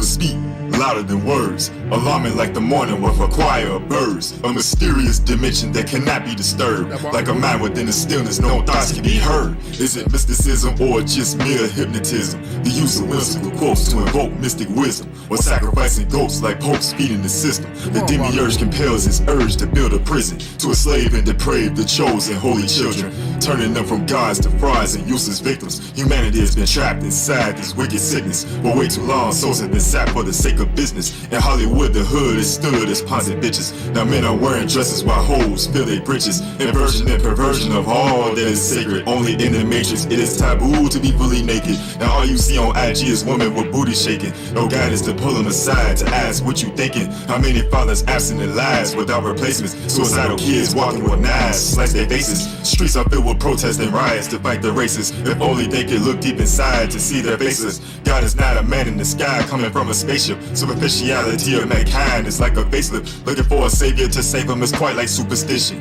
Trapped inside the magical cages of fake division. Divide and conquer, fused with dishonor of our religion. Like the Dalai Lama chanting a mantra to gain attention. The force they block and walk till they drop from they lack of senses. Governmental bodies are not elite building FEMA fences. As a monopoly, psychotically they rob them all senseless. So their property and sovereignty is wiped from existence. Oh God, what's inside of me? It's the entire galaxy. Oh God, what's inside of me? It's the ultimate reality.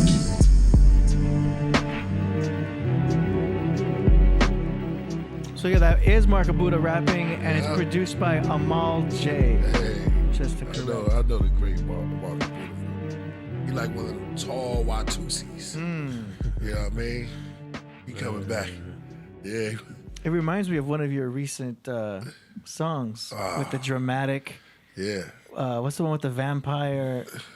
That wasn't Horoscope. It reminds me of Horoscope. Oh yeah, I know what you mean. Do you know what I'm saying? It's a long walks. Yeah. Long walks in the gray afternoon. Yeah. Man. That was dope. You know. That was cool. Yeah. So go I ahead. could drink beet juice. You know, I want Yes. I want to live. I want to have a family. Yes. Classic Priest. Alternative. There you go. There you go. Superman. Journey, that was Marco Buddha. That was phenomenal. You know, I don't know if that was Amir. You the same person who did the beat. I don't know. Sometimes they be switching up, but it was a dope song. You know, something about me is I always like the element of horror. I don't know. There's something about me with that. You know, that's always been my thing. I always like horror. That's just growing up. But you know, it takes me there. The whisper, the voice. It's haunted, you know what I mean? I liked it. Yeah. Napah, I think she's not with us. All right. Knowledge born. I'm wait a minute. I'm here. Oh, I'm sorry. I did just it like had the to church. mute out for everybody else. No, real quick. I church. just want to say, no, it's okay. I think she's no longer with us. That was scary. Hey, listen. It's a hard to beat, follow the that's theme. all. We follow the theme. I know, but the theme, and that's what I'm saying. You notice how, like, a lot of the submissions are all in that same vibe, and I love it. I think it's awesome. We need to have that go into that the darkness, which isn't especially supposed to be scary, but it does pull out, a lot of that scary stuff that we have to face. So I liked it. I liked it a lot. So shout out to Marco Buddha. Noise. All right, Knowledge. Is this the grand finale? That's grand finale. So I can spend a little moment. And you're not gonna be like. That's up to Priest. Yeah, take your time. Take your time. I wanted to take a moment because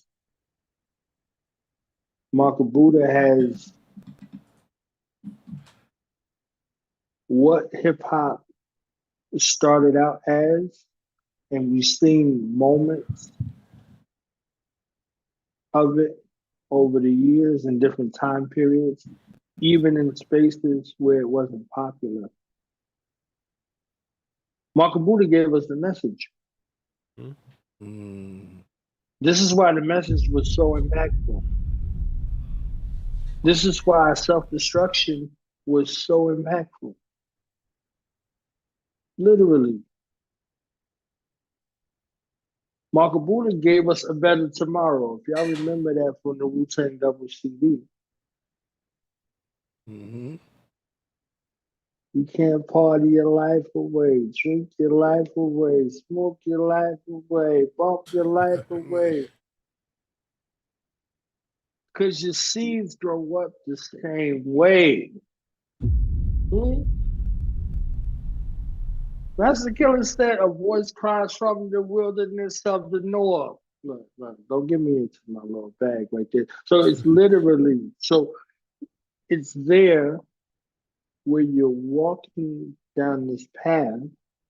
So the horror comes in cinematically, sonically, and lyrically because it's indicting the lie.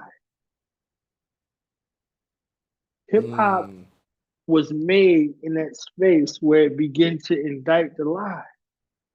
It began to challenge the narrative. It began to indict those who were responsible for the conditions that we found ourselves in. Hip-hop is birthed out of no instruments. There's no instruments in the school. There's a need for the drum. We can't play the drums, so we're going to create the drums on the lunchroom table. We're going to... Immaculate. Remember those days. Right? So that right there. So that sound is going to hearken the griot. The griot hears the sound. It's like... So now the griot has a story to tell. Right. The griot has a story to tell, but the griot has a story to tell and was responsible for the story to depict it in a certain kind of way to gather the crowd. So the crowd is like there, like, yo, the Master Killah said on Wu-Tang Forever, he said, the trap renders helpless and suffers from multiple stab wounds and leaked sounds that's heard. 93 million miles away from came one to represent the nation. This is the gathering of the masses that come to pay respect to the Wu-Tang Clan. As we engage in battle, the crowd now screams in rage. The High Chief Jamela retakes the stage. This, like every bit of it, like literally putting the pen to the paper to sonically create the space to deal with the mind. So this mark right here, this imprint that's given to us by Marco Buddha is imprinting again, imprinting on your mind, imprinting on your heart, imprinting on your spirit, like where we got all of the other things in hip hop. This is what the purpose of it was for. A man is born with no state of mind, blind to the ways of mankind. So literally, like, so you out here, you going in the rat race, and you really don't see the forest for the trees. Back to the forest, right? Fire. So the illustration, the responsibility of the griot, the responsibility of the drummers. You know what I'm saying? That's why Jay was like, yo, give the drummers some. Nah, for real. Give the drummers some. You see what I'm saying? Like Master Killah said, yo, Dirty could use it on the visit. Is you with it? Yeah. You understand what I'm saying? Like, so literally, so there's a space for it all. Like, you can say whatever, you can tell whatever story you want to tell, but remember what it's for. So this is why KRS is so herald. Like, yo, he's back. The real hip hop is over here. You see what I'm saying? because he's there as the spokesperson. He's there as the advocate.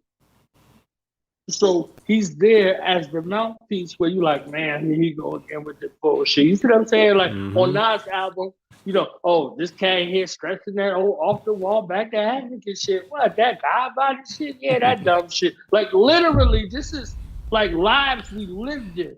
When you stand up and you stand on truth. You see what I'm saying? So in meta-historical, when KRS said, when we stand like this, when we stand like this, it means something. You see what I'm saying? So literally, how it goes through the lanes, and Lord Jamar said, like, yo, we standing on our truth for square. Like, this is how we're standing. So KRS said, when you stand like this, the Lord Jamar gave it a qualifier and said, we're standing on our truth for square. Stand on your square. If this is your story, if this is your art form, you have a responsibility, literally and figuratively. So Mark of Buddha, in spirit and in truth, is giving us a reminder. He's doing that call to prayer that I was talking about with Bilal Salaam. Like, he's the Bilal right now. You see what I'm saying? So shout out to Killah Priest and the whole crew who gave us the final call. You see what I'm saying? They gave us the final call on the album. You know what I mean? They gave us the final call. So literally, like, this is this trumpet being blown, everything that's happening, you have a responsibility with your art. You can do whatever you want with your art, but when you put it out there for public consumption, be mindful. You know what I mean? If y'all ain't heard that joint by Killah Priest, he got the joint called Save the Babies. I think you slipped. You understand what I'm saying? Save the Babies. Dirty interrupted the Grammys to say Wu-Tang is for the children. Killah Priest got a joint Save the Babies. Jizza said hip-hop can't be dead if Wu-Tang is forever. They took this on their back, like literally. So now think of 3 decades, 30 years. They took it on their back and was like, all right, everybody's saying this and saying that. We're going to create a movement around the world for them to be able to recognize this. So when they see us, they see God. Most Honorable Elijah Muhammad said, when you see the black man, you see God. You're looking at God. And Wu-Tang made it possible across generation without having to say it, but when Old Dirty said it, Arsenio Hall all of a sudden didn't have a show. Remember they had everybody on the stage, everybody up there rocking? What did Old Dirty say? I think it was the last show too, yeah. The last show, he on the microphone, the black man is God, the black man is God, the black man is God. This is the message that he wanted to leave the world with. So treat every opportunity to engage the minds and the hearts of our people with your message, with your art, as if it's your last time. Don't waste no time. Don't waste no time. So salute the Mark of Buddha, okay? For leaving that mark and that imprint on our psyche, on our heart, and our spirit space, and being a reminder of what our culture truly is and our responsibility. That was great wisdom. That was great wisdom. Yeah. And if y'all want to submit like leave it at that. your music for the next segment, next episode, go to killerpriest.tv/song promo. Links in the description. Shout out to Cap Jones. He says, preach KB. Hip hop came in with a purpose and responsibility. God bless. Yeah. This concludes the song promotion segment. Yeah, where else you gonna go on the outro? Fire. Peace to the darkest minds of the light in the Podcraft. Thank you to everybody. Napah Shadah. Man, we done went through Moses. We done went through food. We done went through hip hop. All this is good nutrition for the mind. What else we went through? Dang, that's enough right there to fill you up. Yeah. Right. It's like, yo, we don't have orators. This is crazy, man. Darkest minds of the light, yo. Fueling the mind. Shout out to R.I.P. the Esoteric family. You know what I'm saying? Yes. Yeah, D. We're doing the portal. Yeah. Keep the portal going. Keep the portal going. Yeah, that's right. And shout out, I gotta give you the GOAT, Killah Priest, his flowers, more flowers at the end. Always a blessing that you come in. You are God and you humble yourself and sit with the mortals and allow us to, be blessed and christen us with your music, your talent, and your knowledge. Thank you, everybody. Thank you so much too. Shout out to the pause. Great word. Man, shout out to Coke Rock too. I think he got an award today or something. I forgot what it was. He was one of the first. I think he's being rewarded for the first MC, a rapper. You know what I mean? So that's a great shout out to him. And all this is happening. We just got out of what's it? I'm so glad we finally finished with what? February. No, so it's like I love February for what it represents, but we lost so many people. This is the craziest Black History Month, which is only 27 days. You know, every day is Black History Month, and we're gonna keep it going. I want to thank everyone for coming through tonight. I see you, Jody Southworth, in the building. I see you, Overkill. Remember, love thyself, know thyself. You know what I'm saying? Love thyself, know thyself. The great Napah Shadah, thank you for coming through and spreading the wisdom of the Moses, and maybe we have plenty more. You know what I'm saying? Yes. Definitely. The great. We're gonna do Jezebel next. Oh, we do Jezebel. Okay, we do Jezebel. Yeah, we do Jezebel. Don't get triggered.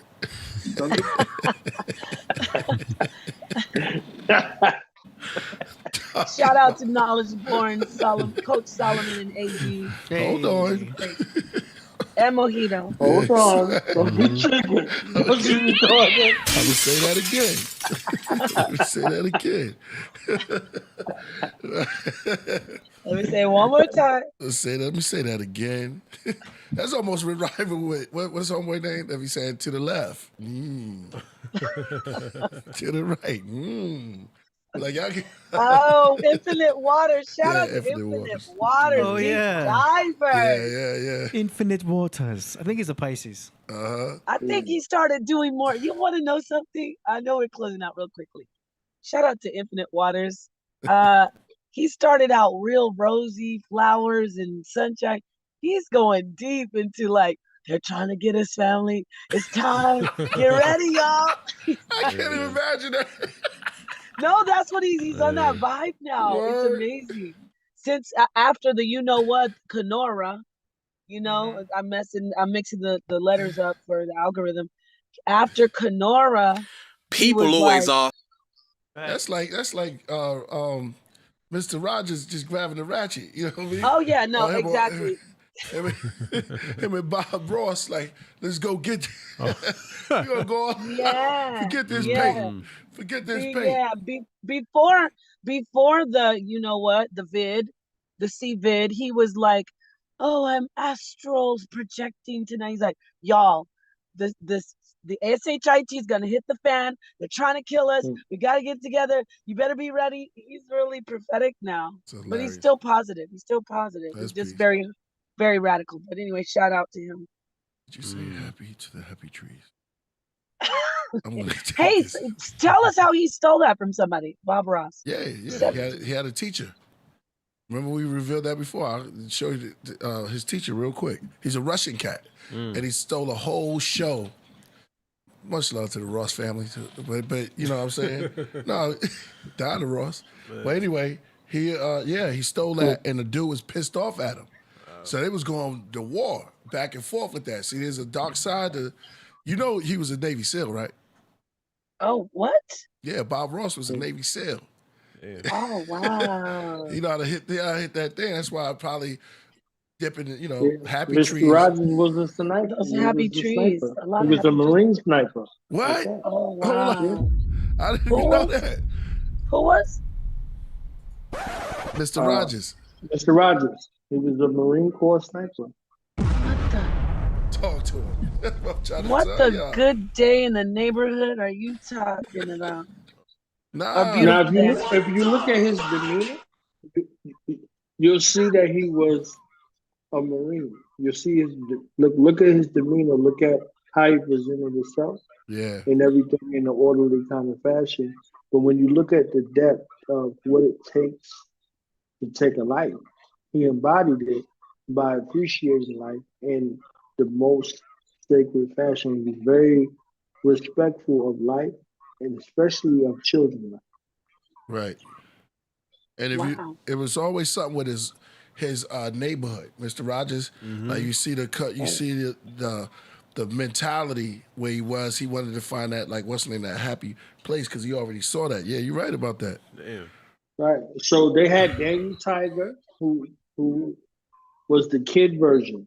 You know, the animation that they created, the Danny Tiger neighborhood for Mr. Rogers' neighborhood. You know, Eddie Murphy did the Mr. Robinson. Right. Oh yeah. He was a ghetto. But I want to say this real quick. You know that he did all the voices for those puppets, Mr. Rogers? Right. He did the pieces for him? Yeah. All the voices for all those puppets. Well, yeah. Yeah.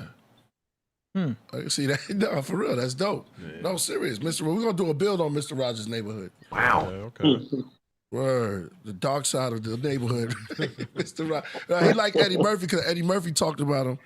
But real quick before we leave, could you pull up, so no one think I'm bull crapping, pull up this guy named, well, it went down, hold on. Pull up Austin Kleon, Kleon. Yeah, just play a little bit of it. Of what? Any video? Yeah, hold on. We get this right. Yeah, not that guy. That's the new guy. Yeah, so don't even show him that one. It's like, who this guy coming in? Hold on. Oh, like on Google? Oh, yo, he died. Yeah, here we go. His name is Bill. No, my bad. Google. William Alexander. That's his name. Yeah. You can go down. We can go out with this and check him out. Exactly. Play it for him. Okay. See it? Yeah, that's interesting. Look, yeah, first time seeing this I live. have to bring myself in a kind of a mood where everything is vibrating That's where you around get the style me. from. Everything is just great and everything is happy around me. See? Then I can create a happy whatever I want. Happy thoughts. You know, this particular painting, I would like to use more imagination of the mood. So he did a remix. Yeah, cut him off, changed the number on him. After he learned the style. Word. And so, yeah, he from Russia. He's like, yo, he told him, he said, yo, he never got along with Ross no more after that. It's like him and William went to war, so I think for after a while. And he started that in Russia. He's like, yo, you know, you got the style from them? No. You know what I'm saying? So, wow. Yeah, so y'all can check well, him out. The Russian guy doesn't have that ASMR vibe. Like, you could really fall asleep like Bob Ross is like, just some happy trees. Yeah, he put a the twist. Russian guys, yeah. Right. He got the happy trees though. He got the magic. See, it's called that one's called the magic wilderness. So he got no, that's the majestic wilderness. He got the happy trees in the majestic wilderness, you know, and what else he like the turquoise, you know what I mean? It's the whole feel. He just didn't have the voice. And Ross probably saw it like, I know how I'm gonna get him. Yeah, right. Yeah, it's crazy. Like, you're not doing this right. I could do this much better. Yeah, so it's too much room in the painting room for them. It was too small. He's like, this painting room is too small for us. Yeah. That's crazy. That's crazy. Yeah. All right, check it out. Beautiful. All right, y'all. So, Knowledge Born and B, you know what I'm saying? And B, the Gemini family. I'm going to call y'all the Gemini family. You know what I'm saying? Napah Shadah, Magic, the great Coach Solomon, Magic, and You know where you at. Take us out of here, A Dizzle AD. Yeah. See y'all on Monday. That is for the summer tablets, the sky scrolls, or the winter text, or their toothpicks. Question we coping with: does a God really exist? L. Ron Hubbard, Charles Russell, or Joseph Smith? Water draws up from lakes to clouds that condense, then distill back down, forms a snowflake or dry mist, drips, depending on its currents. 24,896 miles of the Earth's circumference, increasing man and woman in abundance. A child's birth to 9 wonders, to place in the sky we under, from gathering patterns of atoms and molecules. It's mystic from liquid to solid food, whether solid or stew. Our bowels move, then go back to the earth for information even found in Tyler stool. Even hair follicles, dinosaur bones was used as fossil fuel. The caveman invented the tool. The farmers used the cosmos and the mule. From Adam to Moses to David, Ezekiel spaceships and Solomon ruled. From Essenes to the Templars to Ottomans too. Egyptians left their stories on the wall for obvious clues. Walk up the pyramid from the top, the bottom there's tombs. Find the gold, catch the curse, and leave Cairo your doom. Red Mercury, Mercury, Mercury, Mercury, Mercury, Red Mercury, Red Mercury, Red Mercury. 6 ounces of brain, Noah pronounced it with rain. 26th birthday, my first album came. Flicks of the Beast, the Police stood over Malcolm's remains. 1989, we blind. Then United States opened its eye, declare war on drugs, that their own CIA mastermind. Crack was a part of their design, cartels declined. Spending $26 billion on just putting low-level drug offenders in prison. Rappers can shoot a gun, but can't tell me the particles that they're using them. The ingredients in the firearm is the same to make the bodies of neurons and electrons. Copper and bronze, tin and zinc are within the human skin. Give us strength and length, enabled us to think. The same hydrogen found in paper and ink. Bullets are made of lead, the same lead that's in my pencil. The same lead in the paint, I'm coloring instrumentals. With rainbow flows, angels glow, supernova glow, stars are in sync. Mercury, Mercury, Mercury, Mercury, Mercury. Red Mercury, Red Mercury, Red Mercury, Mercury, Mercury. Exotic sports cars, the biggest suite at the courtyard. Pigeons land on the street at the feet of that cross guard who lost guard. Kaleido silver, monatomic gold, and almonds, the oil from clove. All of this the doctors put on hold, cause they on the payroll. Secret conversations, the devil talked to Gabriel. Dialysis patients, foul nation, the ISIS papers. What happened in Vegas, who mastered the Raiders. A king in the chapel of Asia. His queen bit the apple, he hopes he saves some. Illuminati, Walt Disney, talks with Diddy, Lost City. A man stalks with an assault semi. Are you with the platoon in the lagoon? Are you on the beach where they toss frisbees? A parade after grenades, state of emergency. As rare as Red Mercury.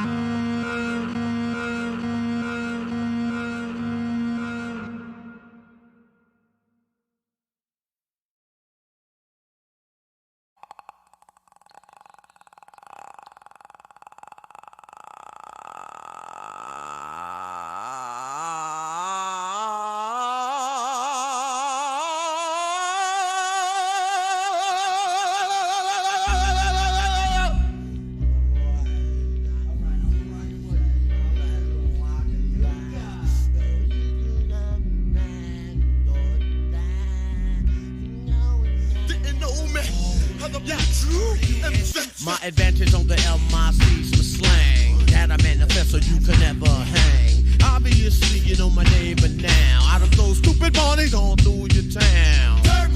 That's my motherfucking name. That's my motherfucking game. They said, who wanna be an MC? I'm the original G.O.D. Making young ladies screams my specialty. See my style different from yours. Make young bitch wanna drop the drawers. Fuck that bullshit, you nigga. You my motherfucking husband. I ain't got no fucking time for them bitches. Fuck that shit. You better bring your motherfucking ass home tonight, motherfucker. I don't got no time for no motherfucking bitches. Call in my motherfucking house with that bullshit. We got three fucking babies to take care of. Fuck that shit. Over the rainbow. Why, oh, why? Hear me now. Yeah. Style funky, you know this me. Fear no evil. One man or me. Down below when I go on tour. Throw your hands in the air if you want more. Style is evil like a wicked witch. What the microphone thread? What he has a bitch when she switch. Makes me nasty, nasty. Let's sit on the mic, he's harassing me. He wants some of the A-Stars gun. Shoot the nigga blouse if he's no one. Then you know not to touch my hole. I like flipping my own fucking show.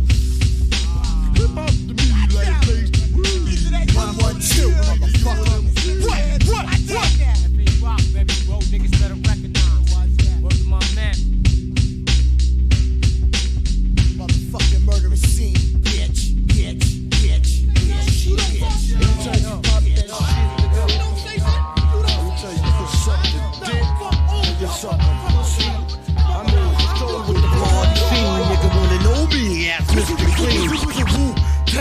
Flip the stripping, test my skill, niggas, you're tripping. Fucked up from sniffing, you're the one who's ripping. I'm not OP, say they don't shit for Andy Griffin. You start to slip, cause you're slipping while you sleep. I'll be the guard on point, let's get it in this jump on stage, flip, rip a show, strip a ripper, hoe, hey, like Bo Jackson. While I'm still taxing, maxing, relaxing, sitting back, and licking tracks in again and again when the rock the jam.